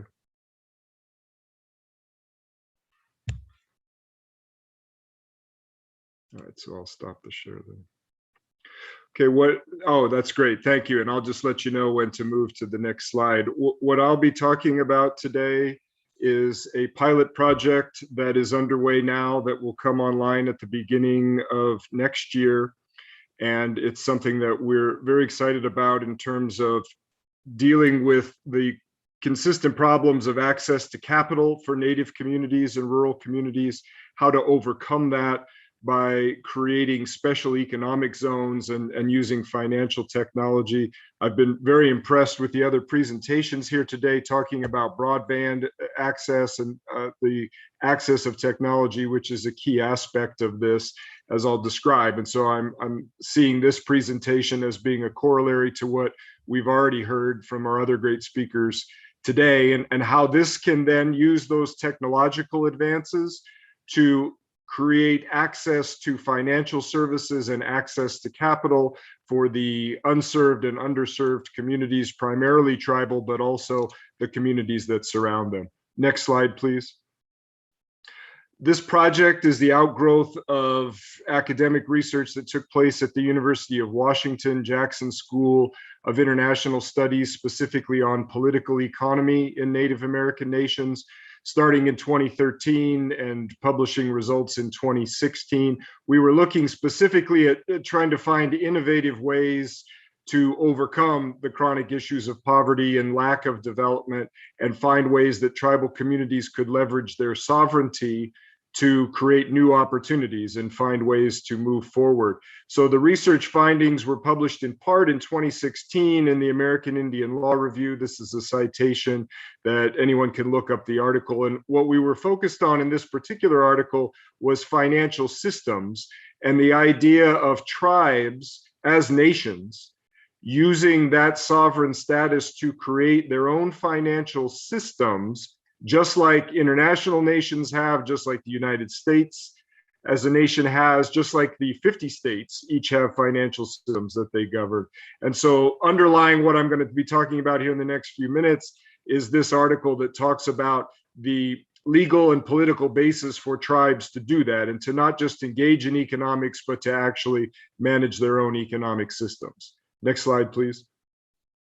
What we came to the conclusion of through that research was to try to leapfrog the chronic issues of economic development that tribes face. The first thing that's absolutely crucial is that they assert governance over economic activities. They have to be active participants in their own economies and manage this in a way that is designed to help tribal members and the community as a whole move forward economically. And one huge advantage they have is to apply sovereignty to create competitive advantages. Everyone knows about tribal gaming, and in most states of the United States, the only place you can do casino type gaming is on an Indian reservation. That's an example of how sovereignty can create competitive advantages for tribal communities, but that's only one aspect of it. And certainly you can go much broader than that. But we have geographic constraints in many areas. We talked about the geographic isolation that some communities have earlier in this session. Utilizing digital technology that has now emerged, especially in the 21st century, to connect people and to connect them with service providers and markets is crucial. And then leveraging the federal relationship. We had that great presentation at the very beginning of this session with RUS. That is a great way for tribes to maximize their access to capital and to bring it down to the level where it can really do good on the ground for the communities. Next slide, please. What we are doing now from that basis is creating digital economic zones, which is a special economic zone. Many people have heard of these or seen examples overseas, where you are looking in a particular location to create an economically advantaged and innovative space. Tribes can do this. And what we are trying to do is use sovereignty to create the zone and the digital aspect of technology to make that zone function and overcome geographic obstacles. Next, please. Special economic zones are designed to target economic activity and create an environment that is very efficient for that. And what we are doing now with tribes is looking at how to do that in a tribe-specific way and implement streamlined business regulations that will enable the tribal jurisdiction to be the best jurisdiction for doing various types of business. Next, please. what tribes can benefit from specifically here are numerous things, but the economics are obvious. You're trying to attract businesses that would not otherwise go by providing them a better environment. You can offer new opportunities to educate people. We had a number of great comments in this section about how we need to have people from indigenous communities get skills, get education, and be able to apply that in those communities. And ultimately, what this provides in terms of sovereignty power is you are expanding the governance of the tribe and the tribe's values over the entirety of an economy and key socioeconomic activities. Next, please. The digital economic zone is an innovative way to do a special economic zone. You don't need a whole lot of land. You don't need a whole lot of natural resources. But what we are doing is utilizing technology, just like was described earlier in our session, to access markets, to access services. And you can do that in a small space, in a sustainable way, with a small environmental and carbon footprint. Really an ideal solution for tribal communities that may not have a lot of land, but just have a base from which to operate the types of systems that were described earlier. That's perfect facilitation for a tribal digital economic zone. Next, please. The structure of this is a public-private partnership. The tribal nation is the public entity, the government entity, and then private businesses come in to do business there. They get an advantageous circumstance for doing that, and in turn, they operate under agreements with the tribal nation and under tribal law. Next, please. Tribal zones will attract companies to come there by forming e-corporations. That means just like in Delaware, you file paperwork to register there, you would register as a corporation, a bank, an insurance company in the tribal jurisdiction. You don't have to physically set up a building or office there, but you would operate within that domicile as an e-corporation. Next. Part of this, and this is one of the key things I personally work on, is the creation of a sovereign tribal banking system. All 50 states have their own banking regulations and charter banks. Countries around the globe do the same. Tribes have the legal basis to do that. So we are creating a comprehensive tribal banking code.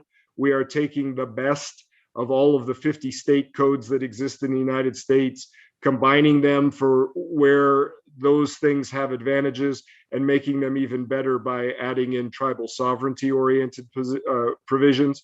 We are also creating the first tribal public bank. This is the tribal version of the United States Federal Reserve, and it would direct access to capital and be the primary interface between the tribal government and the United States government for accessing and leveraging the federal relationship, loan guarantees, and capital programs that we've talked about earlier. And it's very much oriented toward digital technology, the emerging areas of cryptocurrency, digital assets, and the things that are really the future of banking. Those are incorporated in the tribal banking system. Next, please. This is just a flow chart that shows a sample structure of how one of these zones gets organized. At the top, you have the tribal government and its economic development arm as the owners and operators. You look at the bottom, we have securities, banking, insurance, data services, pension and benefits, all of the financial enterprises that tribal members need and that tribal businesses are trying to access can be incorporated under this system and be operating from a tribal platform, a tribal jurisdiction, and under tribal law in a very advantaged way. Next, please. There are numerous benefits for companies in terms of wanting to come to a place that is a tribal DEZ. We've got, as we said, a very highly advanced legal code. We've got the ability through tribal sovereignty for them to access markets that they haven't accessed before in an expanded way, and to try things that are legal, but maybe haven't been tried in other markets because there's inertia there. The tribe can offer the opportunity for innovative business to take place within its jurisdiction. Next slide, please. The tribe will use charters for licensing businesses, and as a result, they will be operating under a tribal jurisdiction, under tribal law and tribal enforcement. We mentioned the public bank. That is the chartering entity, as well as a bank that operates to direct capital in the tribal community. And one of the things we're creating in terms of a technology is a digital currency. It's not a Bitcoin that's volatile in investing. It's simply a means of transmission between banks and other enterprises that operate within the zone. That's where banking is going now. And what we are creating in terms of a financial technology is the ability of the tribal digital economic zone to immediately operate and settle with tier 1 financial institutions, all of which is underlined 100% with United States dollar actual currency. Next stage, please. The tribe generates revenue from a number of ways. Part of its registration fees, typical types of government activity when you operate your own economy. The public bank that the tribe can create will also engage in lending and will receive revenue from that activity in a way that is culturally competent and designed to make things work as well as possible. And then you've got transactional opportunities, everything from corporations doing business with the tribe to mining of digital currencies and the revenue from that. Next slide, please.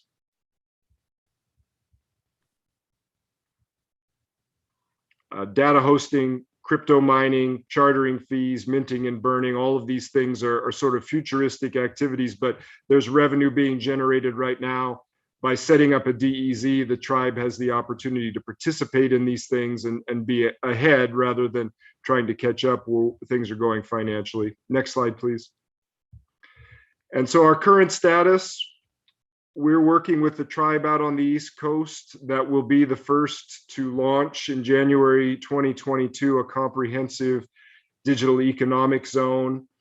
We have completed the comprehensive tribal banking and financial services code. We've also completed the stable currency system that is the method of transmission between the banks, and that's ready to implement. And everything we're creating in this pilot project is actually designed not to be for one tribe in one place, but to be adaptable and adoptable by tribes everywhere.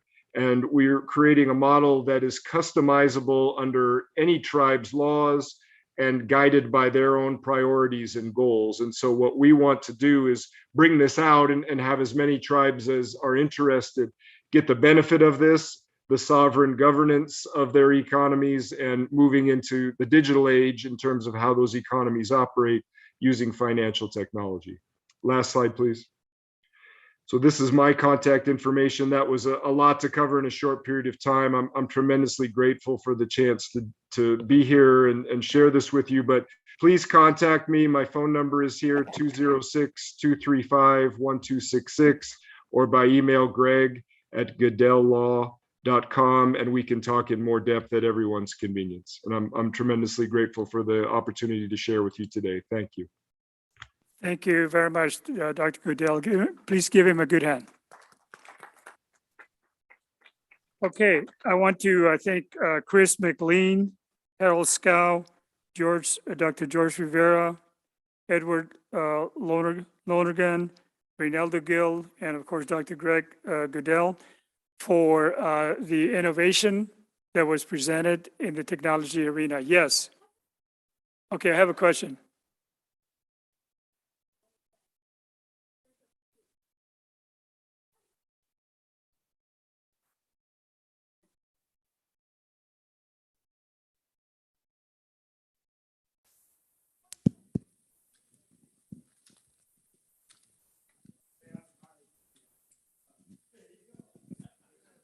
Hey, Greg, are you still on?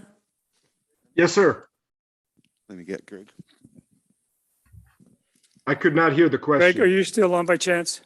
Yes, I'm still here if you can hear me, but I could not hear the question.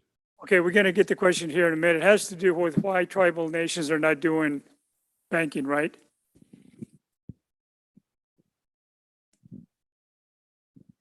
Hold on a second. Got to get the microphone. Thank you. So yes, my question is that there's already a few existing tribally owned banks. What's preventing them from providing these services at present? did you hear that question, Greg? Yes, I did. Thank you. So you're absolutely correct. There are a number of tribes that own banks, but those banks are either state chartered banks or federally chartered banks. There are no tribally chartered banks in terms of how we understand banks from a legal perspective. So all of those banks, even though they are owned by the tribe, do not operate under the tribe's laws. They operate under state law and or federal law. And so the tribe's ability to implement its sovereign competitive advantages and utilize that is not there because they're limited to doing only what other banks in that same state or under the federal system are able to do. The difference of what we're trying to do here is allow the tribe to take that to the next level, not just to have a bank that operates the same as other banks do, but have banks that operate in a fully federally compliant manner, which you must do that in the sense of if you want to be part of the federal and world financial system, you've got to have the blessing of the United States. So what we're creating in terms of tribal legal codes is 100% federally compliant, but the tribe can do a number of things better than what the typical state codes do and implement more efficiencies. That's what's absent at this time. And that's what's going to come online next year with our pilot project. And what we would like to share with other tribes is what we've created, have them see that and understand how that works and how they can build their own sovereignty and own governance provisions into banking and have a financial system that is truly tribal, not just an activity like owning a bank that's governed by somebody else's laws. Sir? Thank you, Dr. Goodell. I think this gives us an idea that we may want to do some follow-up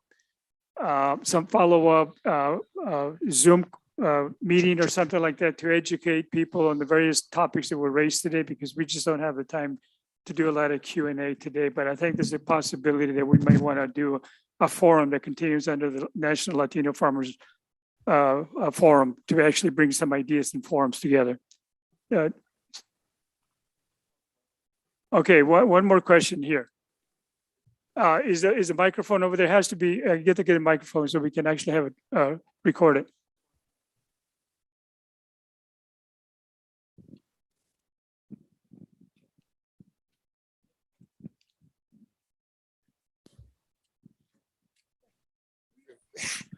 Okay, are you familiar with the Delaware Nation's private bank that was set up in the early 90s?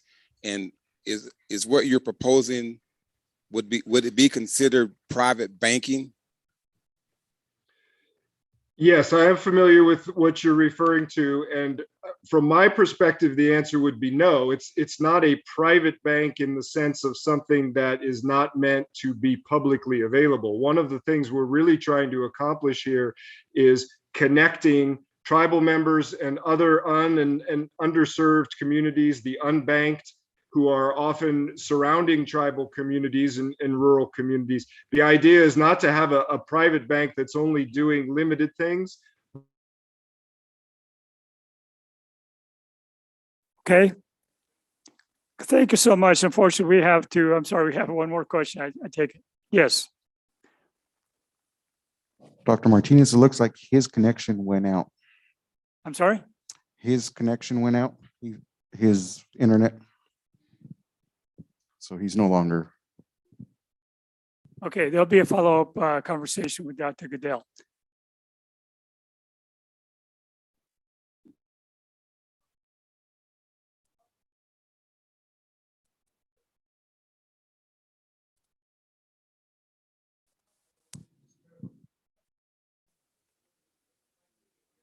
Yeah. Yeah, could you repeat that, because there's a microphone right there so it can be recorded? Now, near my city of Huron, of the Yoku people, the Tachi, they have a space 20 miles away. If they were to pursue that, how could my city, if it was advantageous, work with that bank? Yeah, good idea. Very good question. So let's work on that as a follow-up to the innovation. Taylor, did you want to make your quick question on record? Okay. Greg is back. Thank you very much. That's the first part of our program. We're going to go to the next one. Rudy, are you ready to be part of the next? Yes. So Rudy will be part of the next facilitator process. with Dr. Neil waiting on the wings, along with Zachary Sikana.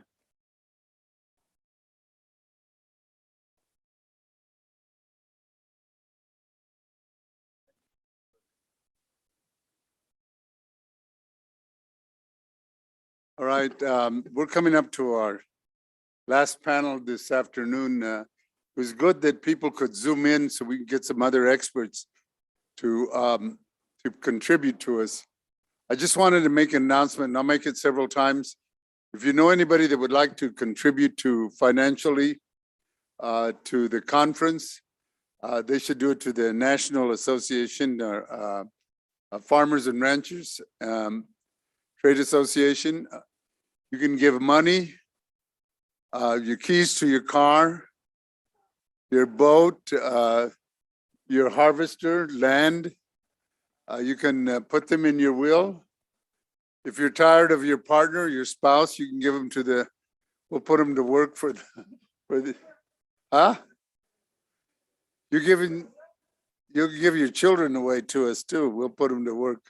But I think that the strength of our movement is that we help each other.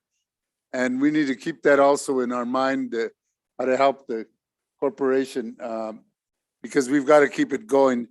And then afterwards, if you see in your program, there's going to be a little reception afterwards, so you can bring your car keys and give them to Rudy. We also take pickups with or without rifle stock in it. We anything that we can use to do money, because they're. So I want to reintroduce our president, our leader, Rudy, who's going to moderate this next panel. Brother Rudy.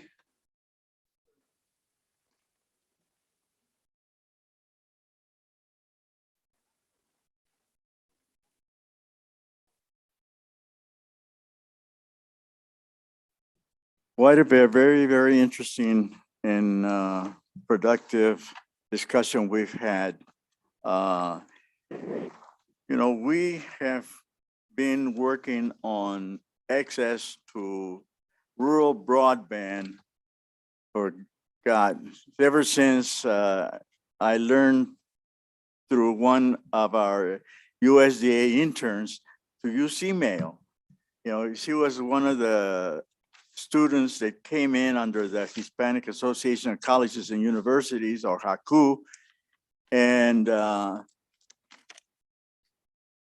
she taught me how to use email. I had no idea that that existed at all. So this, I don't know if any of you are familiar with HACU, which is the Hispanic Association of Colleges and Universities, which is a association of Hispanic serving institutions. And the Department of Agriculture and other federal agencies, they acquire a internship to come to Washington, DC. The major requirement is that they are interested in community service. That's one of the ways. They have to maintain at least a 2.5 average, and this youth are so incredible. So that's how I started in terms of being interested in terms of this communication. One of the other things that she also taught me, and by the way, it's out of New Mexico State University, is e-commerce. I mean, who knew that there was going to be such an important element in our rural economy?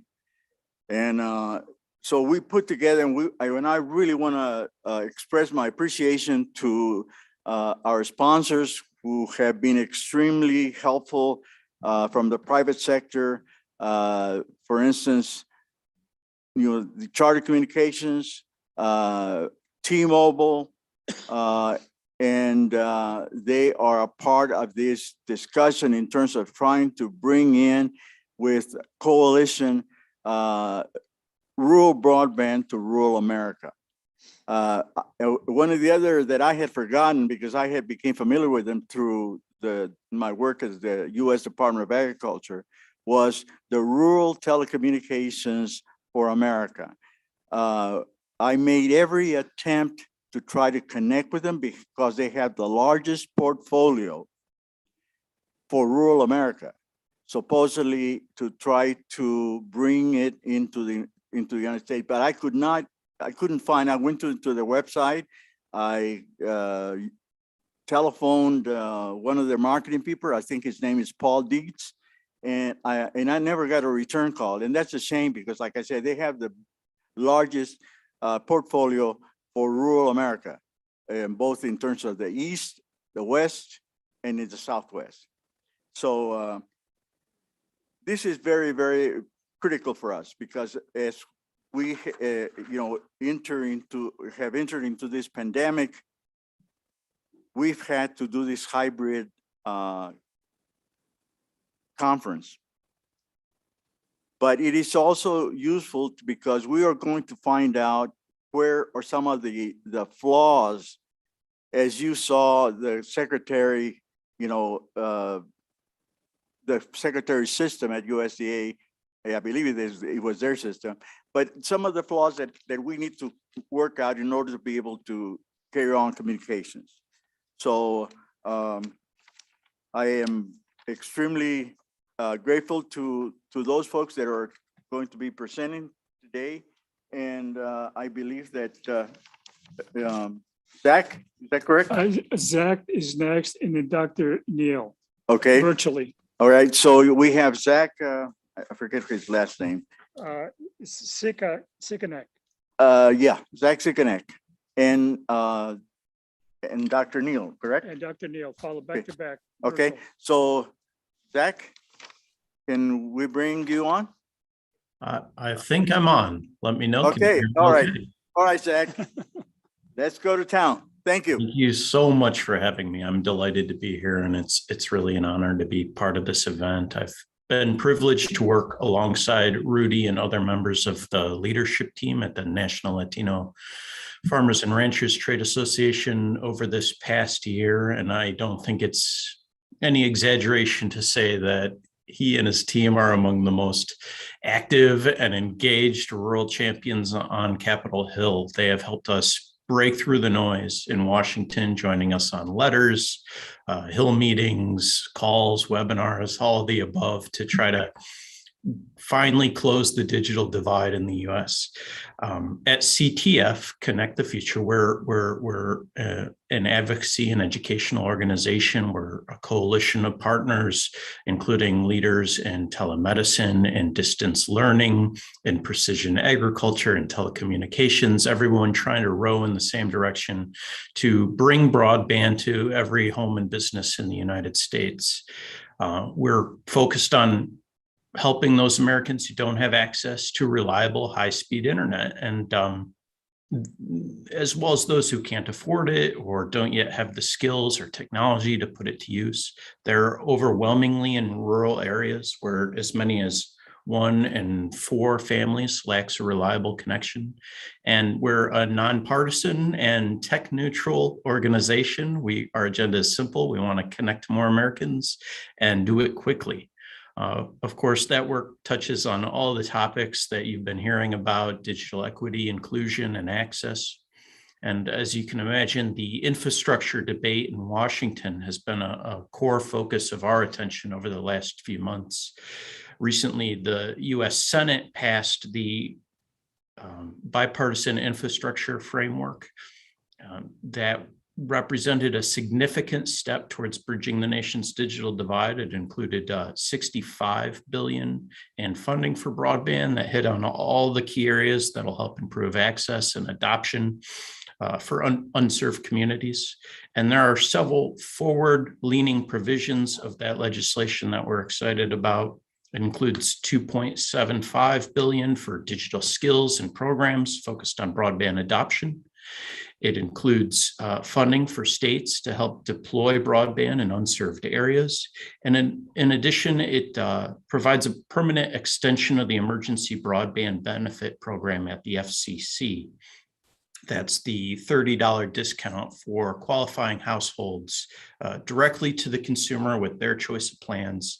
And we at CTF have a number of members of the coalition, including Charter Communications, who you heard about earlier, that are participating providers in that program that launched in May of this year.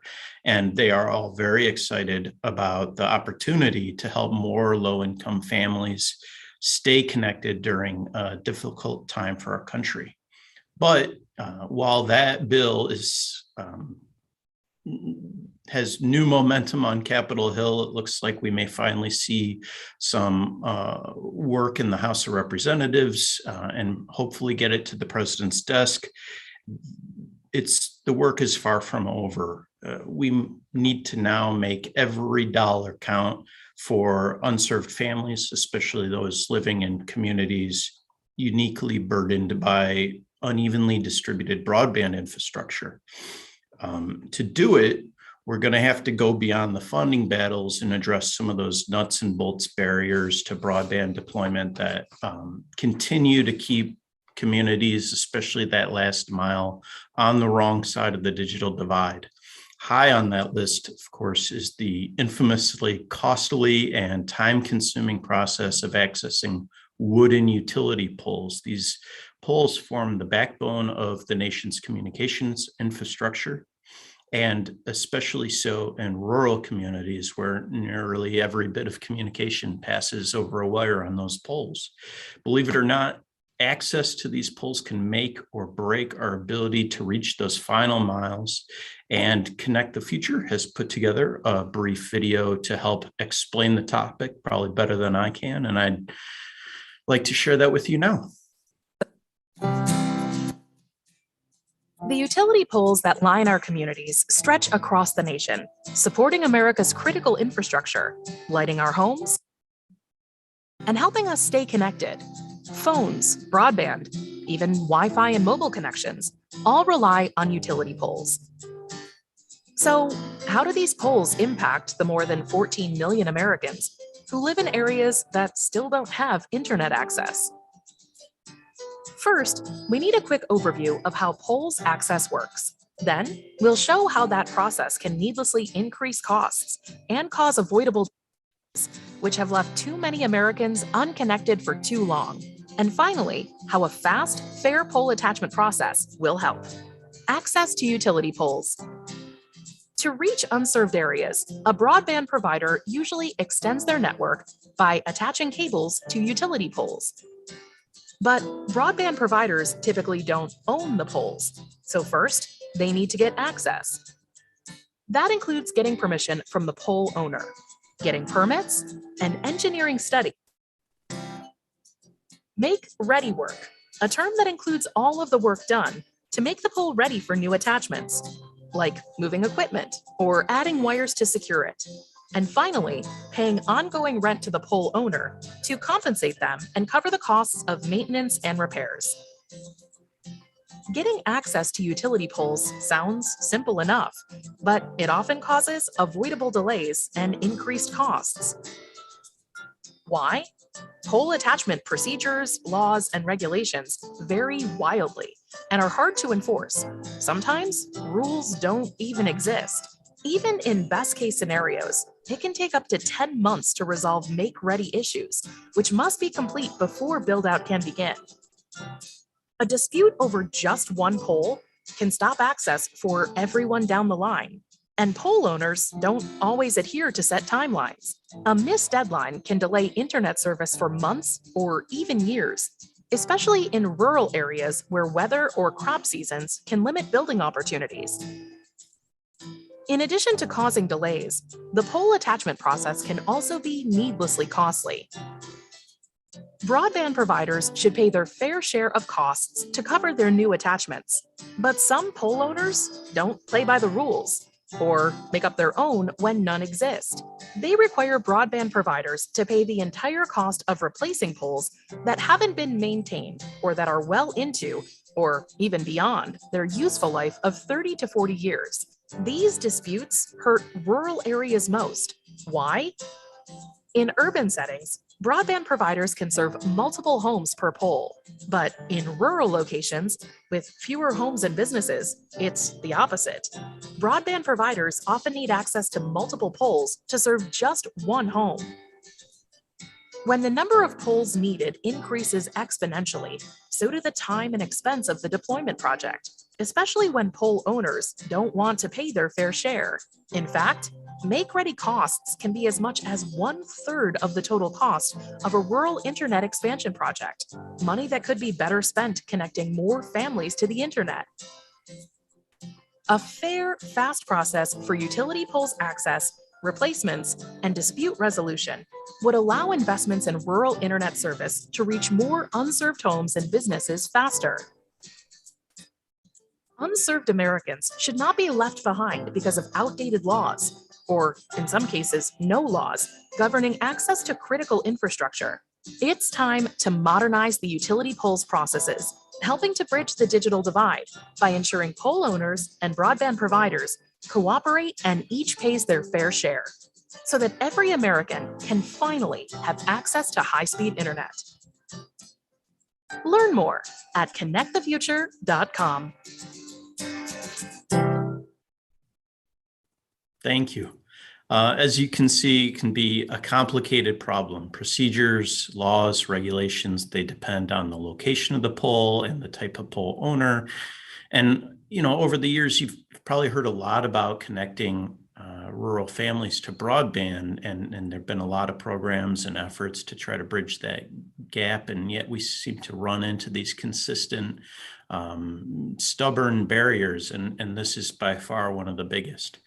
Of course, we have hundreds of billions of dollars coming down the pipeline from private and public sources now to finally end the digital divide. But that makes it all the more urgent that we adopt better rules and regulations so that those dollars are used wisely, efficiently, and connect as many families as possible.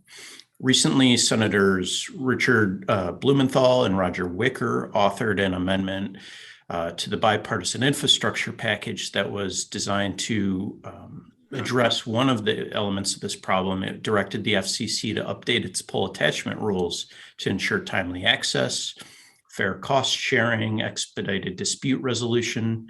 The negotiations on that package didn't leave room for a lot of amendment debate, so it wasn't ultimately voted on, but it does provide a roadmap for the kind of solutions that we're going to need to move forward on over the next few months. Another key solution under discussion includes a federal pole replacement fund, which would help offset the cost of old, damaged, or out-of-code infrastructure needed to carry broadband to rural families. Ultimately, we'd like to see action on both fronts. The quicker policymakers can make those changes, the faster broadband providers will be able to deploy access to the families and businesses that need it most. And that is ultimately why we're so grateful to have the support of the Latino Farmers and Ranchers Trade Association. With your support and engagement from your members, we know we can keep this issue front and center on Capitol Hill and finally bridge that divide once and for all. Thank you. Thank you, Zach. Thank you very much. Next, we have the Dr. Karma Neal, who is the USDA Administrator for Rural Business Cooperative Service. So, Dr. Neal. Thank you so much. If you give me just a moment, I just want to make sure I can share my screen, which hopefully will be available to you now. So excellent. Well, thank you all again for this very much for this opportunity. I'm really pleased to be here.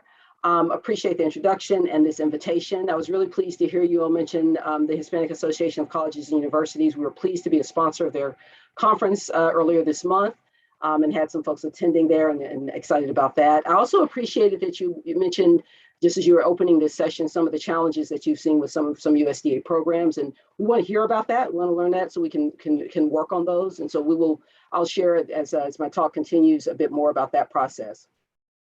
I'm really pleased to be here with you all. I wish I could be there in person, but I'm excited to be able to share with you some of our priorities, our programs, and give you a heads up on some of the things that are to come that might be of interest to you.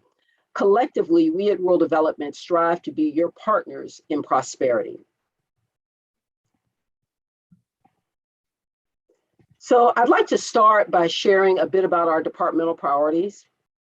USDA is committed to building rural communities. We heard some discussion about that earlier today, to combating climate change, to improving food security, to building fair and resilient agricultural markets, and to addressing longstanding inequities in USDA programs. These are all critical goals. I expect even just in the time that I've been listening in preparation for this session, have heard some of the kinds of things come up in the conversation that are relevant to these goals that USDA is prioritizing. So we're working on operationalizing these goals. And in August, the Rural Development Mission Area announced the ways in which we are implementing the priorities of the Biden-Harris administration and of the Department of Agriculture. We are particularly interested in and excited about projects that will support the key administration priorities that will help rural America build back better. Specifically, at Rural Development, we're focused on assisting rural communities with recovering economically from the impacts of the COVID-19 pandemic, particularly with a focus on disadvantaged communities. We're interested in reducing climate pollution and increasing resilience to the impacts of climate change through economic support of rural communities. And we want to ensure that all rural residents have equitable access to rural development programs and to the benefits of rural development funded projects. These priorities are used for our scoring and for the selection process for some of our programs. So these commitments are really evident in our work. I encourage you to visit our website. You'll see it listed there as rd.usda.gov/priority-points.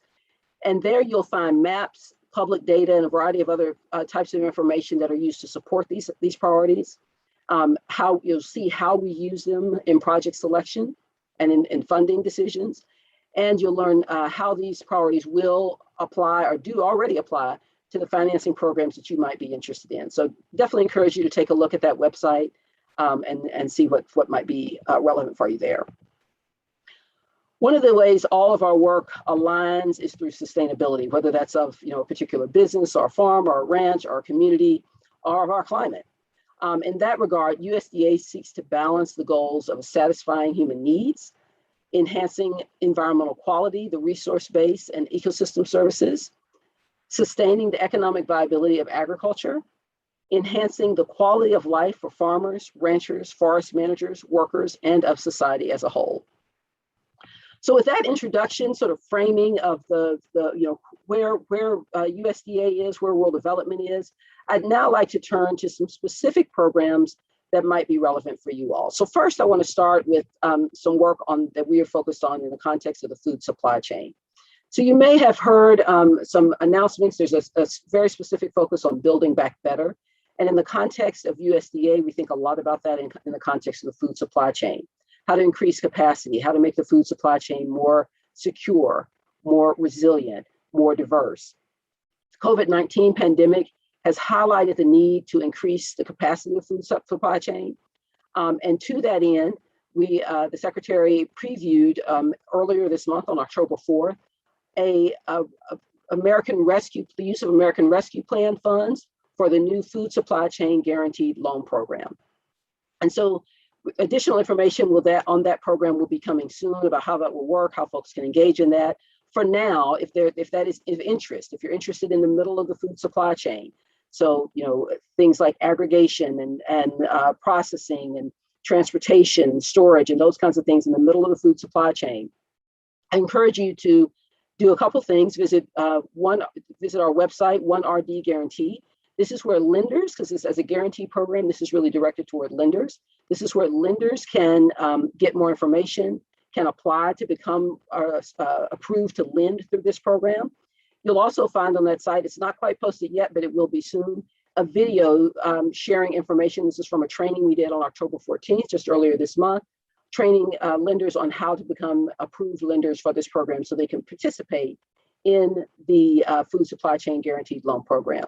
So encourage lenders to visit there. If you're not a lender, but you are involved in the sector and want more information on that, again, I encourage you to sign up at the 1RD website that's listed on the slide there. for additional information. So you'll have more information when it comes out. And I would also encourage you to get in touch with your lender and ask them to learn more information so that they can be ready to apply and ready to participate at the appropriate time. I also want to mention that, and this has been shared as well, that there's $500 million in American Rescue Plan funds for expanding meat and poultry processing in particular. So the first piece I talked about was the middle of the food supply chain broadly. And now we're talking about meat and poultry processing specifically. That work is currently in development. We expect to have applications being opened on that in March of next year, maybe beforehand, we'll see. But that work is being developed right now. It is being informed by a request for information that came out earlier this summer, and some of you may have even submitted responses to that. If so, we very much appreciate that, or have been involved in other ways. We appreciate that feedback.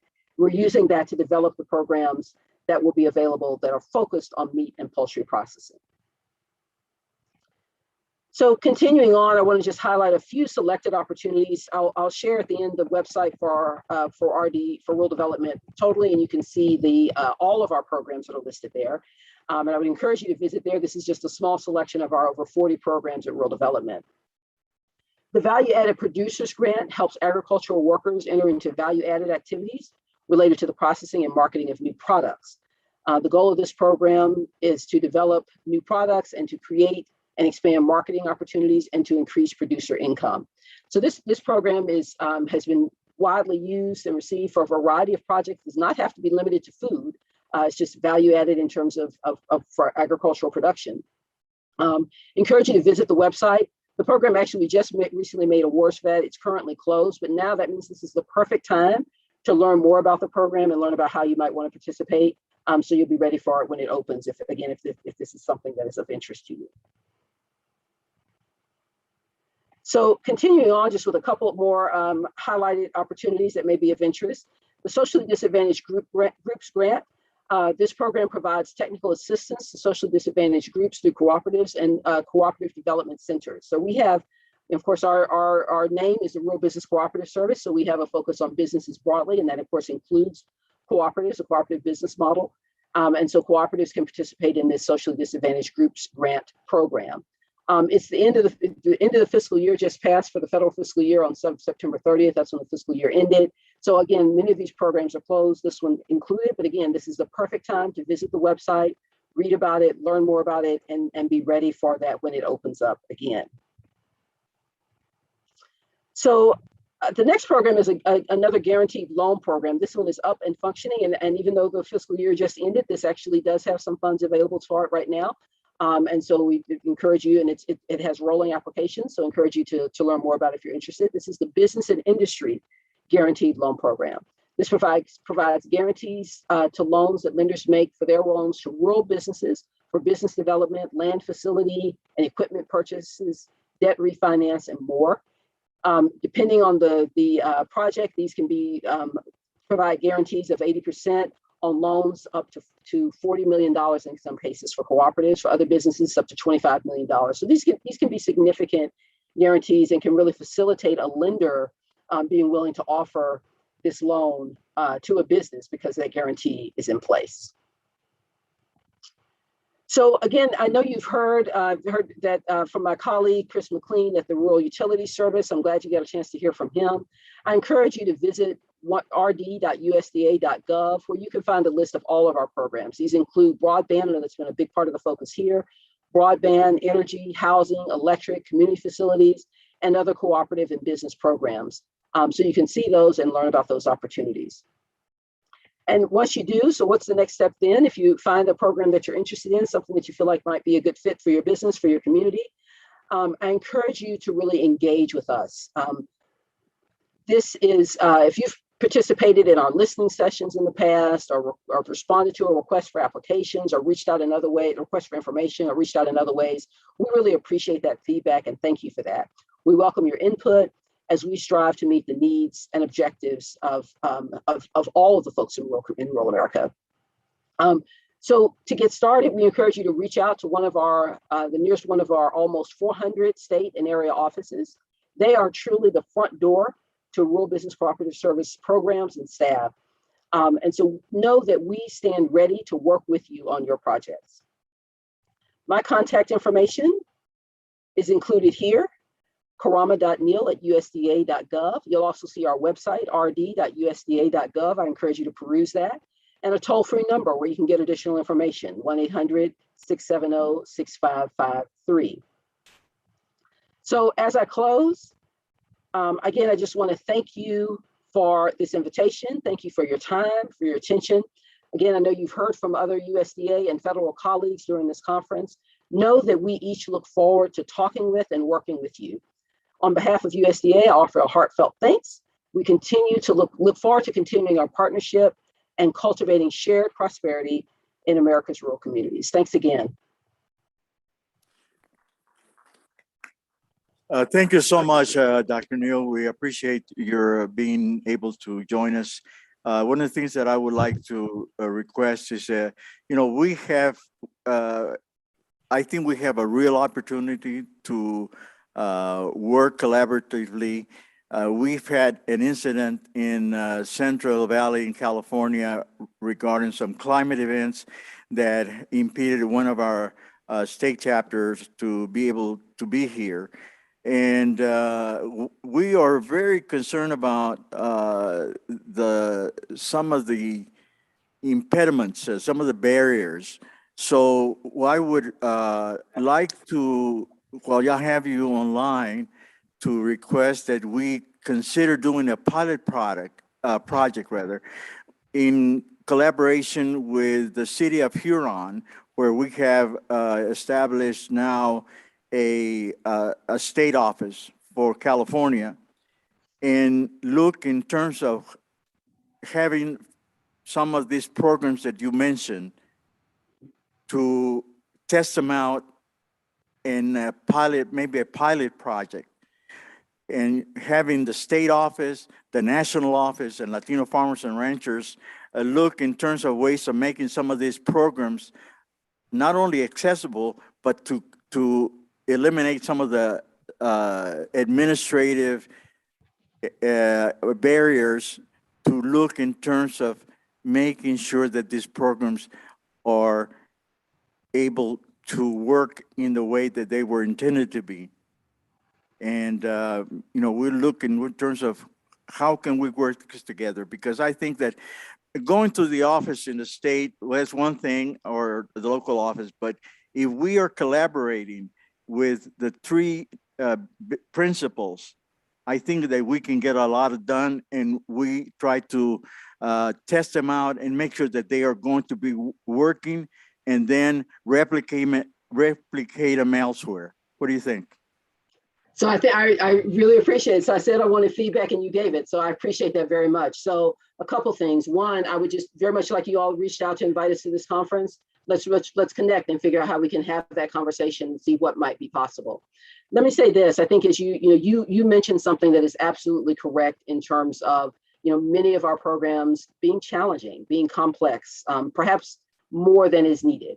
One of the things that we've talked about in our leadership at Rural Development has talked about is modernization at Rural Development. When we think about that in three areas. We think about our staffing. We want to make sure that we're fully staffed so we can really serve the needs of the people throughout our country and in various communities. We want to make sure that we attend to our IT needs, our IT needs that we have. We have a significant amount of funding that we make available through a variety of means. You've heard from Rural Utility Service, about, I'm sure, Rural Housing Service, Rural Business Cooperative Service. We're doing a lot of financing, and we want to make sure that the financing that we do lives up to what you might expect from your bank or your credit union, or the entities that you might work with, and we want to make sure that all of those services are available. As an example, there are other places where we have IT needs as well. And the third piece, and this is why I bring this up in response to your comment, the third piece is modernization of our programs. Some of our programs that we have, the instituting language has been around for decades. And it is time for a review of those, to look and see how we can modernize those, how we can make sure that they're meeting the needs of today's rural Americans.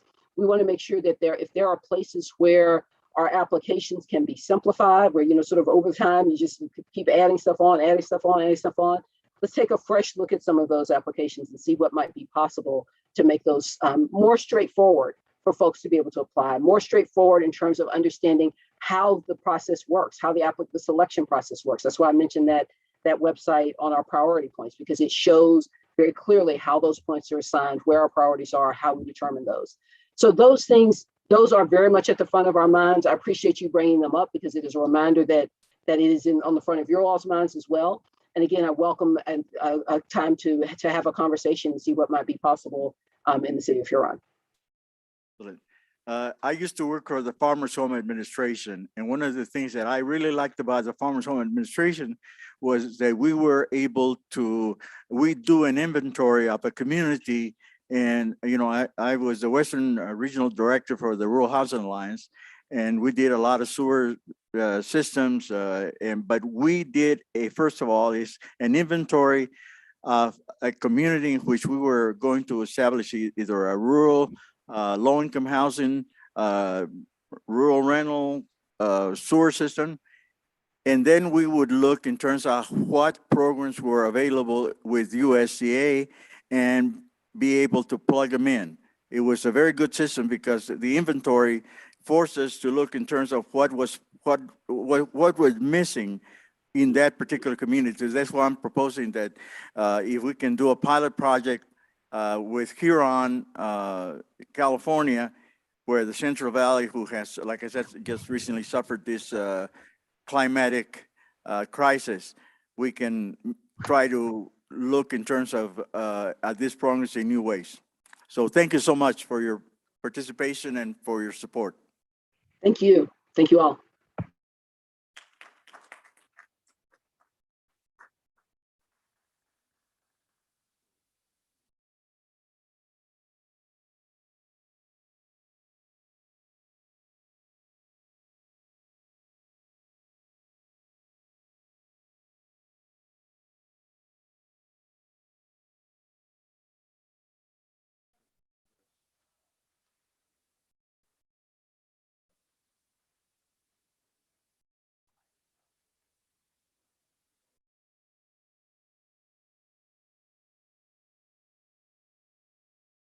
Okay, sorry for that. We had on our agenda, is Senator Padilla or representative in the audience at all? Okay, is Joanna Diaz Sofer present virtually or physically? Okay, and then how about Laura Berrocal from Charter Communications? Okay, and then is Rose Garcia, a member of the board, virtually present? Okay, so it looks like that basically concludes the whole panel scheduled for this afternoon. And we have questions from anybody? Yes, Eugene.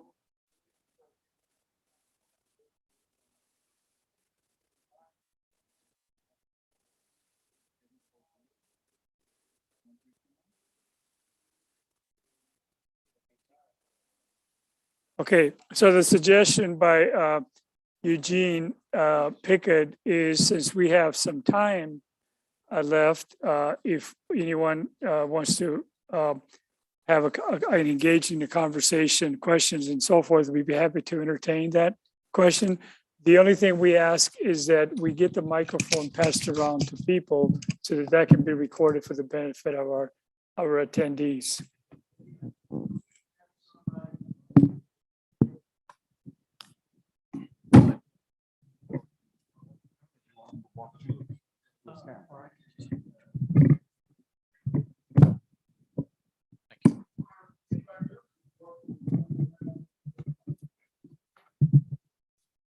Anthony, I've got the mic. If somebody. Okay, so if anybody, if you don't mind.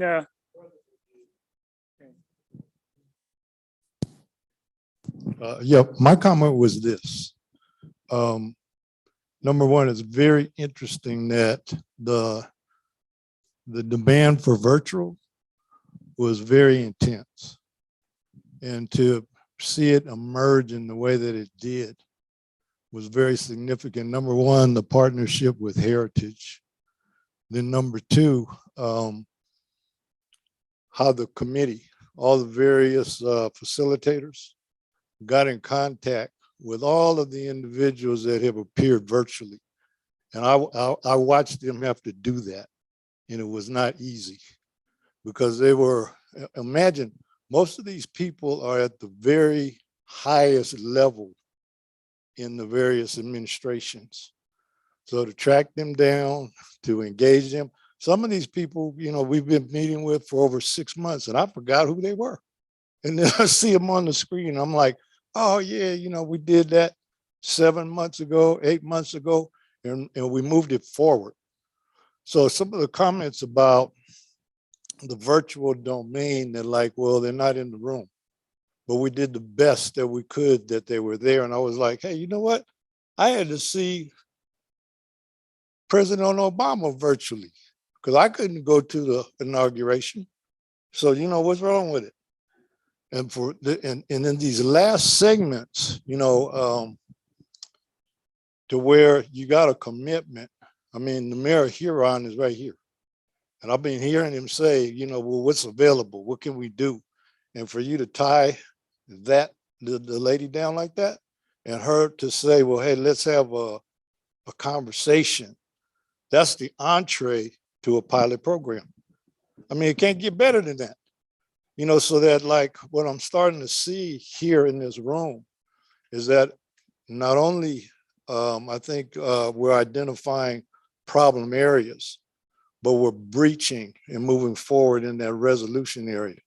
And see, on Saturday, when we go to these resolutions, those of you who are working in the various sections, if you don't jot down your resolution with the people that you're working with in your segment, then when we have to come on Saturday to bring that forward, then look yourself in the mirror if we miss you. Anthony, you at the last session, it was you who said, hey, you know what? We need to move towards technology. Okay. The reason technology is here because you were seeing it through. So it's very interesting that like when you embody whatever it is, and then you move it forward and you demonstrate the willingness to participate, the connections within the National Latino Farmers and Ranchers Trade Association take it seriously and move it forward. And we've been volunteers. You know, it's crazy to do this much work as a volunteer. You know what I'm saying? I mean, I'm like, you know, I should be back still clearing my land by hand. But we're volunteering, so there's something that supersedes the money. You know what I mean? I saw Rudy, I mean, literally bust his ass to follow up on every financial connection to subsidize this movement. And I saw the board. I mean, this board is a working board. And I made sure it was a working board. Me and Jaime laughed about that. And you can't get the board to work. You know, there don't know boards work. This board worked right up to the very end. Each committee, you know, our committee here in New Mexico worked every Thursday, 10 o'clock in the morning for the last 3 months. We engaged, you know, and they came faithfully to do this work. So the work that's moving forward that others are, I mean, Charter Communication, T-Mobile, these are major players. You know, these are not, you know, I got T-Mobile right here. Anybody else got T-Mobile? Look at them hands. You see T-Mobile all up in the house with us. You know, so what I'm saying is that before, you know, I always look at time. So when we have the time and I look at the schedule and it's like, we got 27 more minutes. Well, if ain't nobody else take the time, I'm one of those guys, like when they say testify in church, the minister or the pastor better not say, we got time to testify. Because I'm gonna say something if it's on my heart. So when I look around the room and I'm thinking like how serious we are about this, not only is the board got to hear it, not only because Anthony is facilitating this session, does he have to hear it, but those of us who are willing to participate in the process, you got to hear it because we're here to work. We're here to take care of business. I haven't slept in the last few days, because everybody that got a room that had a problem with their room, you see them people coming up here, tapping me on the shoulder. I'm resolving that. So I don't have that compassion and concern for your time, because my time don't never run out for some reason. Don't never run out. So as we're doing this and we're doing this work, and I'm not saying that anybody doesn't take it serious, okay? But I take it very serious. I'm gonna tell you a little story. Rudy needed to get a bridge for his guitar that he didn't have yet, because he wants to play tonight. We're going to the music store, and I had bought a drum, and the couple drums got away. So we go in the music store, and I was like, man, the drums came back. I got to get them drums. I don't really have the money, but I got to get them drums. There's a lady in the front. Took us an hour to wait for this lady to get out the way. A little kid comes in the store, and he's with his parents, and he wants to play all the drums, and they're kind of like, I don't touch the drums, you know. And I know, because I grew up poor. I didn't know I was poor. So I see the look on the parents' face, and me and Rudy are looking, and this little kid wants to play all the drums. And they thought I worked at the store. I'm like, play the drums, man, go play them drums. So he starts playing the drums. And the mom is whispering to the dad, you know, you gotta be careful with them drums, you know. I mean, you know, you tear them up, you buy them. Don't play them drums too hard. You know, I'm telling, play them drums, man, play them drums. That's how you get started. She said, well, what do you teach? Nah, but I teach, but I don't teach. So a drummer walks in the store, and he starts playing the drums. And he looked like he worked there. So he starts teaching the little boy about these combinations of rolls. So the little boy starts doing the combination of rolls. I was like, oh man, the kid got it. That's a little drummer. That's where you start. So they're looking at the drum pads on the wall. And sometimes, you know, $5 or $20, if you don't have it as a parent, you just don't have it. And your kid walks out and they don't feel great. I was like, you know what, put that on our bill. And they were looking at me like, put it on your bill. You know what? That's where drummers, and I know, that's where they start. So we got the pad, and the little boy was just standing there like, I can't believe this. You know, and the parents were like, man, you really got, you know what? That's where he starts at. You know, so that was a sign to me. I like to see signs, you know, signs as you go along in the world. Rudy comes back in the room. He's like, man, I found the guitar I need. I was like, where at? It was in the next room. You know, so these signs, I wasn't going to play. Jaime asked me, man, you got to play. I'm like, man, guess what? I'm not doing anything else. Period. Nah, you got to play. You got to play, bro. I know you know, because Jaime knows I play. So I was like, I don't get things like this for them to sit around. And one of my best friends, I don't tell people this story very much, but one of my best friends, okay, you heard of Earth, Wind, and Fire? Anybody heard of Earth, Wind, and Fire? My friend is Earth. He's the only original left alive.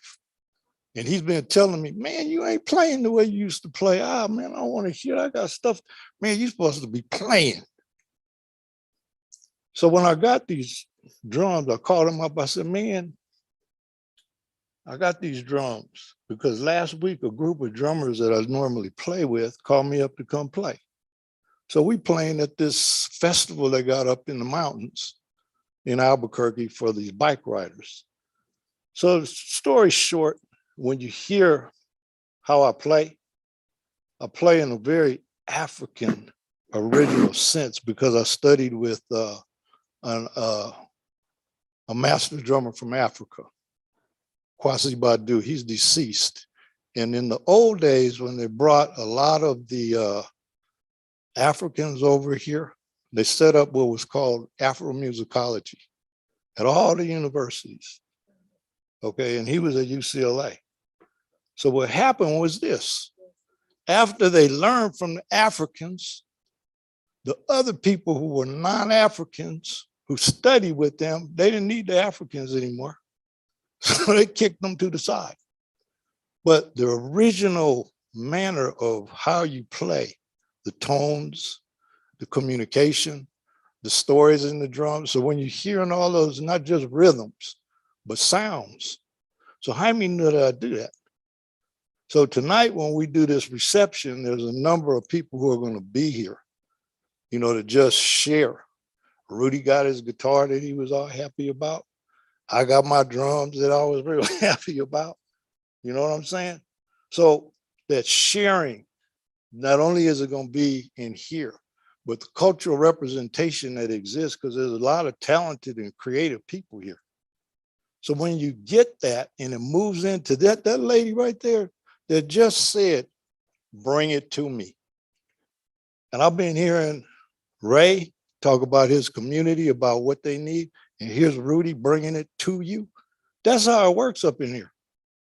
You know what I mean? Everyone who is taking notes, we're going to need to collect your notes so we can formalize this relationship so that when we leave this sacred ground, that we're going to come up with some sacred material that by this time next year, we're going to be talking about what we did in Huron, what we did over here with Kathy in Albuquerque, because Kathy been here taking notes, being serious. And I'm not saying anybody else is not serious, but the business of this, you're seeing it unfold. You're seeing it unfold.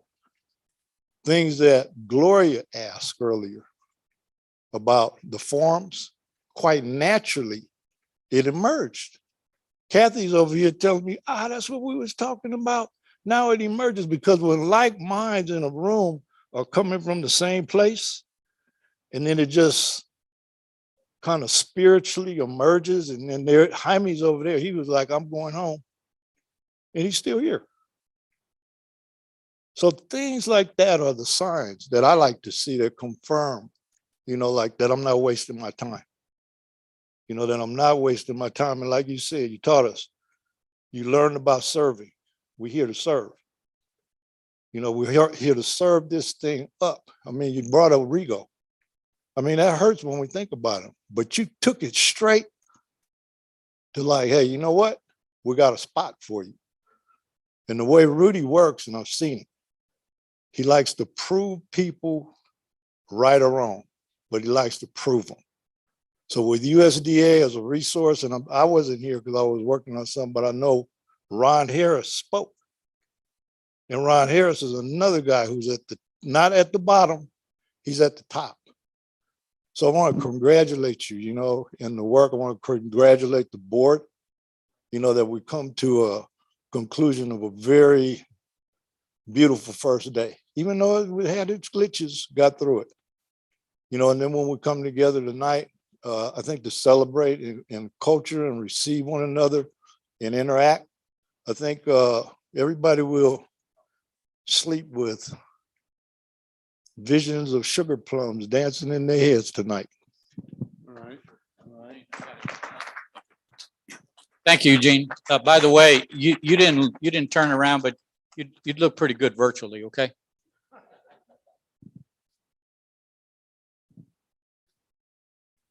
Thank you.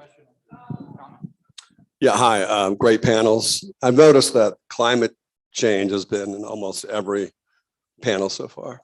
The question I have for both of you is for the Ray Leones of the world, like the Latino mayors and rural mayors and, you know, city council members, state legislators. You know, you and Ray have been talking about the need for national conference of mayors, of Latino mayors and elected officials, but having worked in Congress most of my career, knowing that you've worked in DC, there is a huge disconnect between what goes on in Albuquerque, you know, what goes on in California in the Central Valley. It's like Congress focuses more on urban. And I'm not saying that you don't do that, but they got to focus on rural too. How do we bridge that divide so that the Congress has to pay more attention to, you know, water shortages, food shortages, you know, problems that farmers and ranchers are going through because of the drought? Thank you, Joe. Well, you know, throughout my career, and as you know, over 50 years involved in the rural health policies, housing, rural development, and civil rights, labor. Those of us that are on the ground, are not reliant on politicians to solve our issues. These issues that we take as we are now. Okay, because we are not into partisan politics here. We are talking about real day-to-day lives that impact our lives and our families, our neighbors, our communities, and whatever politician and whatever label you put on yourself, it doesn't matter to me.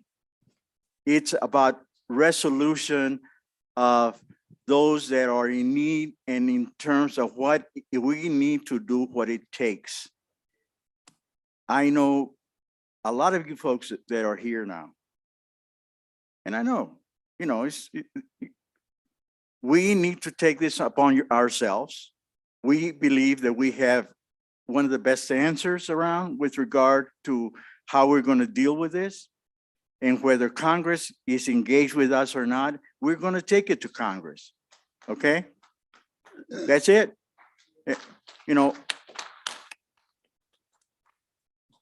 And it's not about the politicians, like I said, I couldn't care less what label you put on yourself, because we're dealing with real lives and real critical and crisis situation that we're in. And we have been taking care of it in spite of all the politics. In terms of addressing the issues in our communities, that's where we spend a lot of our time. Not, the politicians are supposed to be facilitators to making our issues to help them being resolved, but they're not. We have a partial and probably one of the best answers, which is a national infrastructure bank, okay? Which will require no new debt and no new taxes, and it has been done for at least 4 times in our country's existence.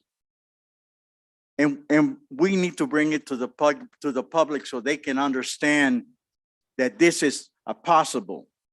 This is the way that you need to undertake and seriously help to bring these issues, because ultimately we're the ones that are going to be doing the work on the ground. It's not going to be, Senator Manchin, Senator Sinema, it's not going to be them. It's going to be us. And it's going to be the people in West Virginia that are on the ground. They're going to be able to take care of themselves. But we need to facilitate and bring the National Infrastructure Bank to its logical conclusion, which is get it through the public arena, so that the public will then be able to understand that this is the way to do it. Okay, thank you.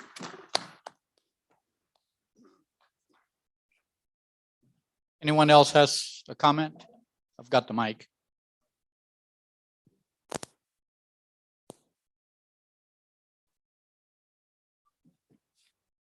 Anthony, the only thing I don't know when you want to shut down, but if Eugene would maybe give a little more on what's happening tonight, because I didn't discuss that this morning, Eugene. So if you would, please. The mayor said it's going down. I got a half a second. Well, this is what I'm going to do. I'm going to pass the baton to my brother Jaime, because that's his responsibility. I'm going to just show up my drums and do what he requests. So there's Jaime right there.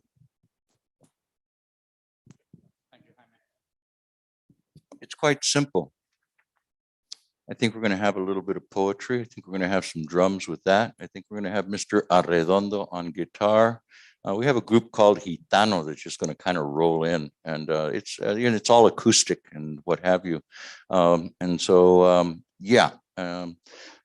I think it's 6 o'clock is, yeah, 5:30 would have been a little better, but you know.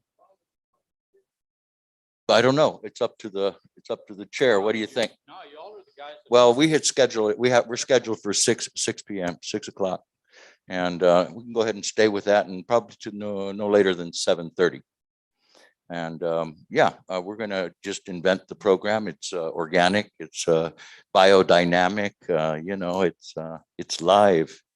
And so definitely it's poetry, man. I mean, tomorrow I'm gonna open up my session, you know, I'm not gonna sit up there. Ernie was, well, I shouldn't say, but he's saying like bunch of C-SPAN actors, you know, I mean, we got to get past that, no, we got to get engaged, you know, so I really plan on having a really dynamic engagement. We will not be sitting up there at the front of the table. I hope we're all on eye level tomorrow. So definitely, we look forward to that. Thank you. I don't know why you gave me the mic, but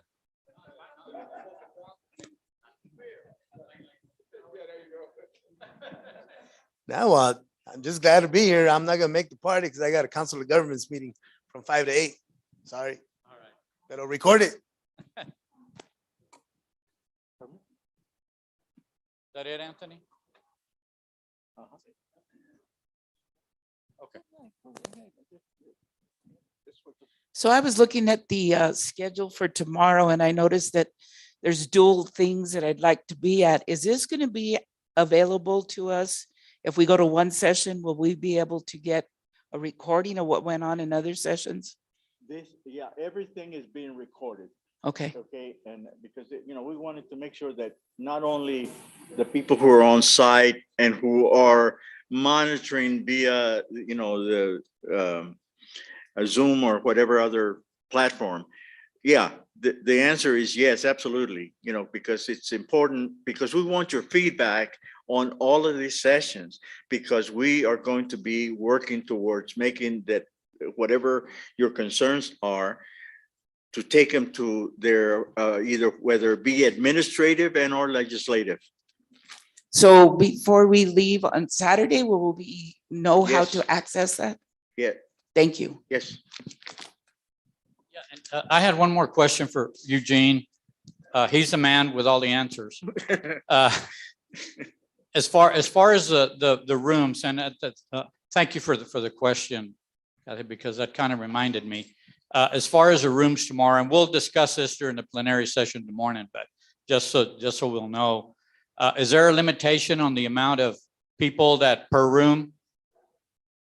Just the restrictions were altered. So what's going to happen now is we'll have 3 sessions. Ballroom C is here. Then rooms across the hall, they won't be single, they'll be doubled. You know, so you can have your capacity. You don't have to turn anybody, you don't have to turn anybody away at the door. So each section, you see, we have plenty of room in here for social distancing. And then across the hall, you want to run probably 40 to 48 in your room. And that'll keep us within, you know, health and safety. well, I think based on the participation, I think we'll be fine. Doesn't appear like we're going to have an issue with that. And Kathy, I don't know, maybe if you want to sit in a session for an hour and go to the next one, I think that'll work, right? So there's not a problem with that, as far as I'm concerned. So, yes, ma'am. Hey, I'm Lorette Pachano, and I just wanted to kind of make a comment, and also apologies to you, Mr. Pickett, because I know we kind of had like a little back conversation going on when you were talking about all the things you were just talking about. You know, and my heart goes out to you because you know that I know what it's like to do logistics. So hats off to you. The other thing I wanted to say is with respect to what Rudy was saying, it's important to keep on talking to your members of Congress. You know, the infrastructure bank is something that's not common knowledge, you know, language. You know, we started back in 1986 to say you got to pay attention to all the farmers in the country. We came up with requirements and definitions, and it took a little program, the little 2501 program, all these years, and it's taken all of these years, and the farmers are still not included. But this reconciliation bill, the Senate Budget Committee released their language this afternoon. All they have to do is make sure they're going to get the votes from Senator Manchin and Senator Sinema and all the other Democrats in the Senate. But the things that we asked for to reopen debt relief for economically distressed and the farmers that have been waiting a long time and have been promised debt relief is all in there. Not only that, you know, the Senate the ag committees now have outreach people that they never had before. And, you know, there's more money over in the department, and they listen to some of the things we told them. They listen to the specifics. They've also been listening that even if community college can't be free, there's going to be something to help kids go to college. There's going to be inclusion of immigrants. If you have an ITIN number, that the children can get child tax, they can get the tax credits for children. There'll be free lunches and childcare assistance, all of which matters also for farm worker families. So, you know, there were loud calls about that. It's not everything that we want. We have a lot to do on farm financing. We have to keep farmers on the land. We need more farmers, not less farmers. We need more workers, not less workers. We need all of those kind of things. But the point is it matters. You know, Senator Lujan's staff was here most of the day today, the new state director. And this is all about relationships. And that means building relationships with your members of Congress. And, you know, Department of Agriculture is listening in ways they've never listened before. Department of Health and Human Services, they all are. So bring your ideas and talk to them. And just remember that there are a lot of voices out there and they're listening to all of those voices. And sometimes one set of voices cancels out the other set of voices, but keep on fighting, okay? Because remember, you know, we are the government. Thank you, Laura. I'm going to do an infomercial for Ms. Lorette Paisano, Director of the Rural Coalition of the United States of America. And definitely she's here and she's a major player in the US Congress. And yeah, I'm sure she was very excited to see our Senate people here because we have working relationships with them, okay? And she's right, it's all about relationship building. No? And it's about public relationship building, okay? Because we all have our own family lives and our private lives and whatever, but this is really the place to act out, what our ideas, our dreams, and our social agendas are, and in common, okay, engaged. So anyhow, I want to do an infomercial for Ms. Paisano because she's here really about getting lined up for the 2013 Farm Bill. And in dealing with this reconciliation that's happening in live time right now is critical. So it is imperative that we all understand what the heck is going on with regard to the Biden rollout and what have you.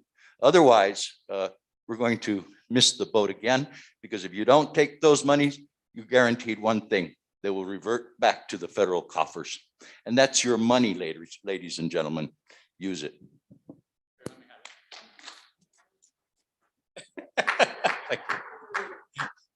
Anyway, okay, well, I guess that's it. I just wanted to recognize some people that, you know, I drove about 12, 13 hours to get here, but I know there's some folks from other parts of the country that are a lot farther. So California, anyone from California?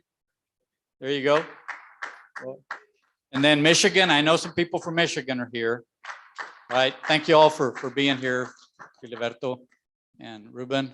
Anywhere else? I know DC. I mean, I'm not going to even mention that one, but we want to thank you all for coming. Colorado, of course. Thank you all for being.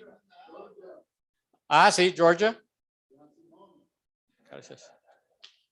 Yeah, I just want to mention one little thing. I told you all I was from the Rio Grande Valley, El Valle, ¿verdad? El Valle de Texas. But Gloria, what was that gentleman's name? Primo de Jerry that was up there with you? Don? Steve. Yeah, that was cousins with Jerry, right? And he mentioned, he put a slide up there that his great grandfather was he was in Tamaulipas, Mexico. Yeah, alcalde principal, ¿verdad?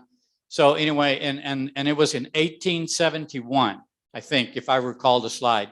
So it hit a nerve, hit something with me because I grew up, right there in Tamaulipas, which Matamoros, and I went to Matamoros a lot. It was a good place to go, right, Rudy? But Matamoros was a good place to go. But it hit a nerve with me because my great grandfather, who settled the farm that we have now, called Tres Norias Ranch, is because there were three sweet wells that the ranch had, and the people from around there were so close to the coast that their water was salty, so they had to come in wagons and their barrels and fill, for their drinking water. But he registered his brand in Cameron County, which is right across Matamoros, Tamaulipas, Cameron County, Texas, in 1870. That's when he read, and I have the original registration, brand registration. So that was quite a coincidence that he mentioned that being in 1871, Matamoros, Tamaulipas, which anyway, that was nice. So I wanted to talk to him before he left, but I didn't get a chance. Okay, good. Rudy, anything else before we shut her down? All right, thanks everybody. Great day today. Appreciate it. See you in the morning.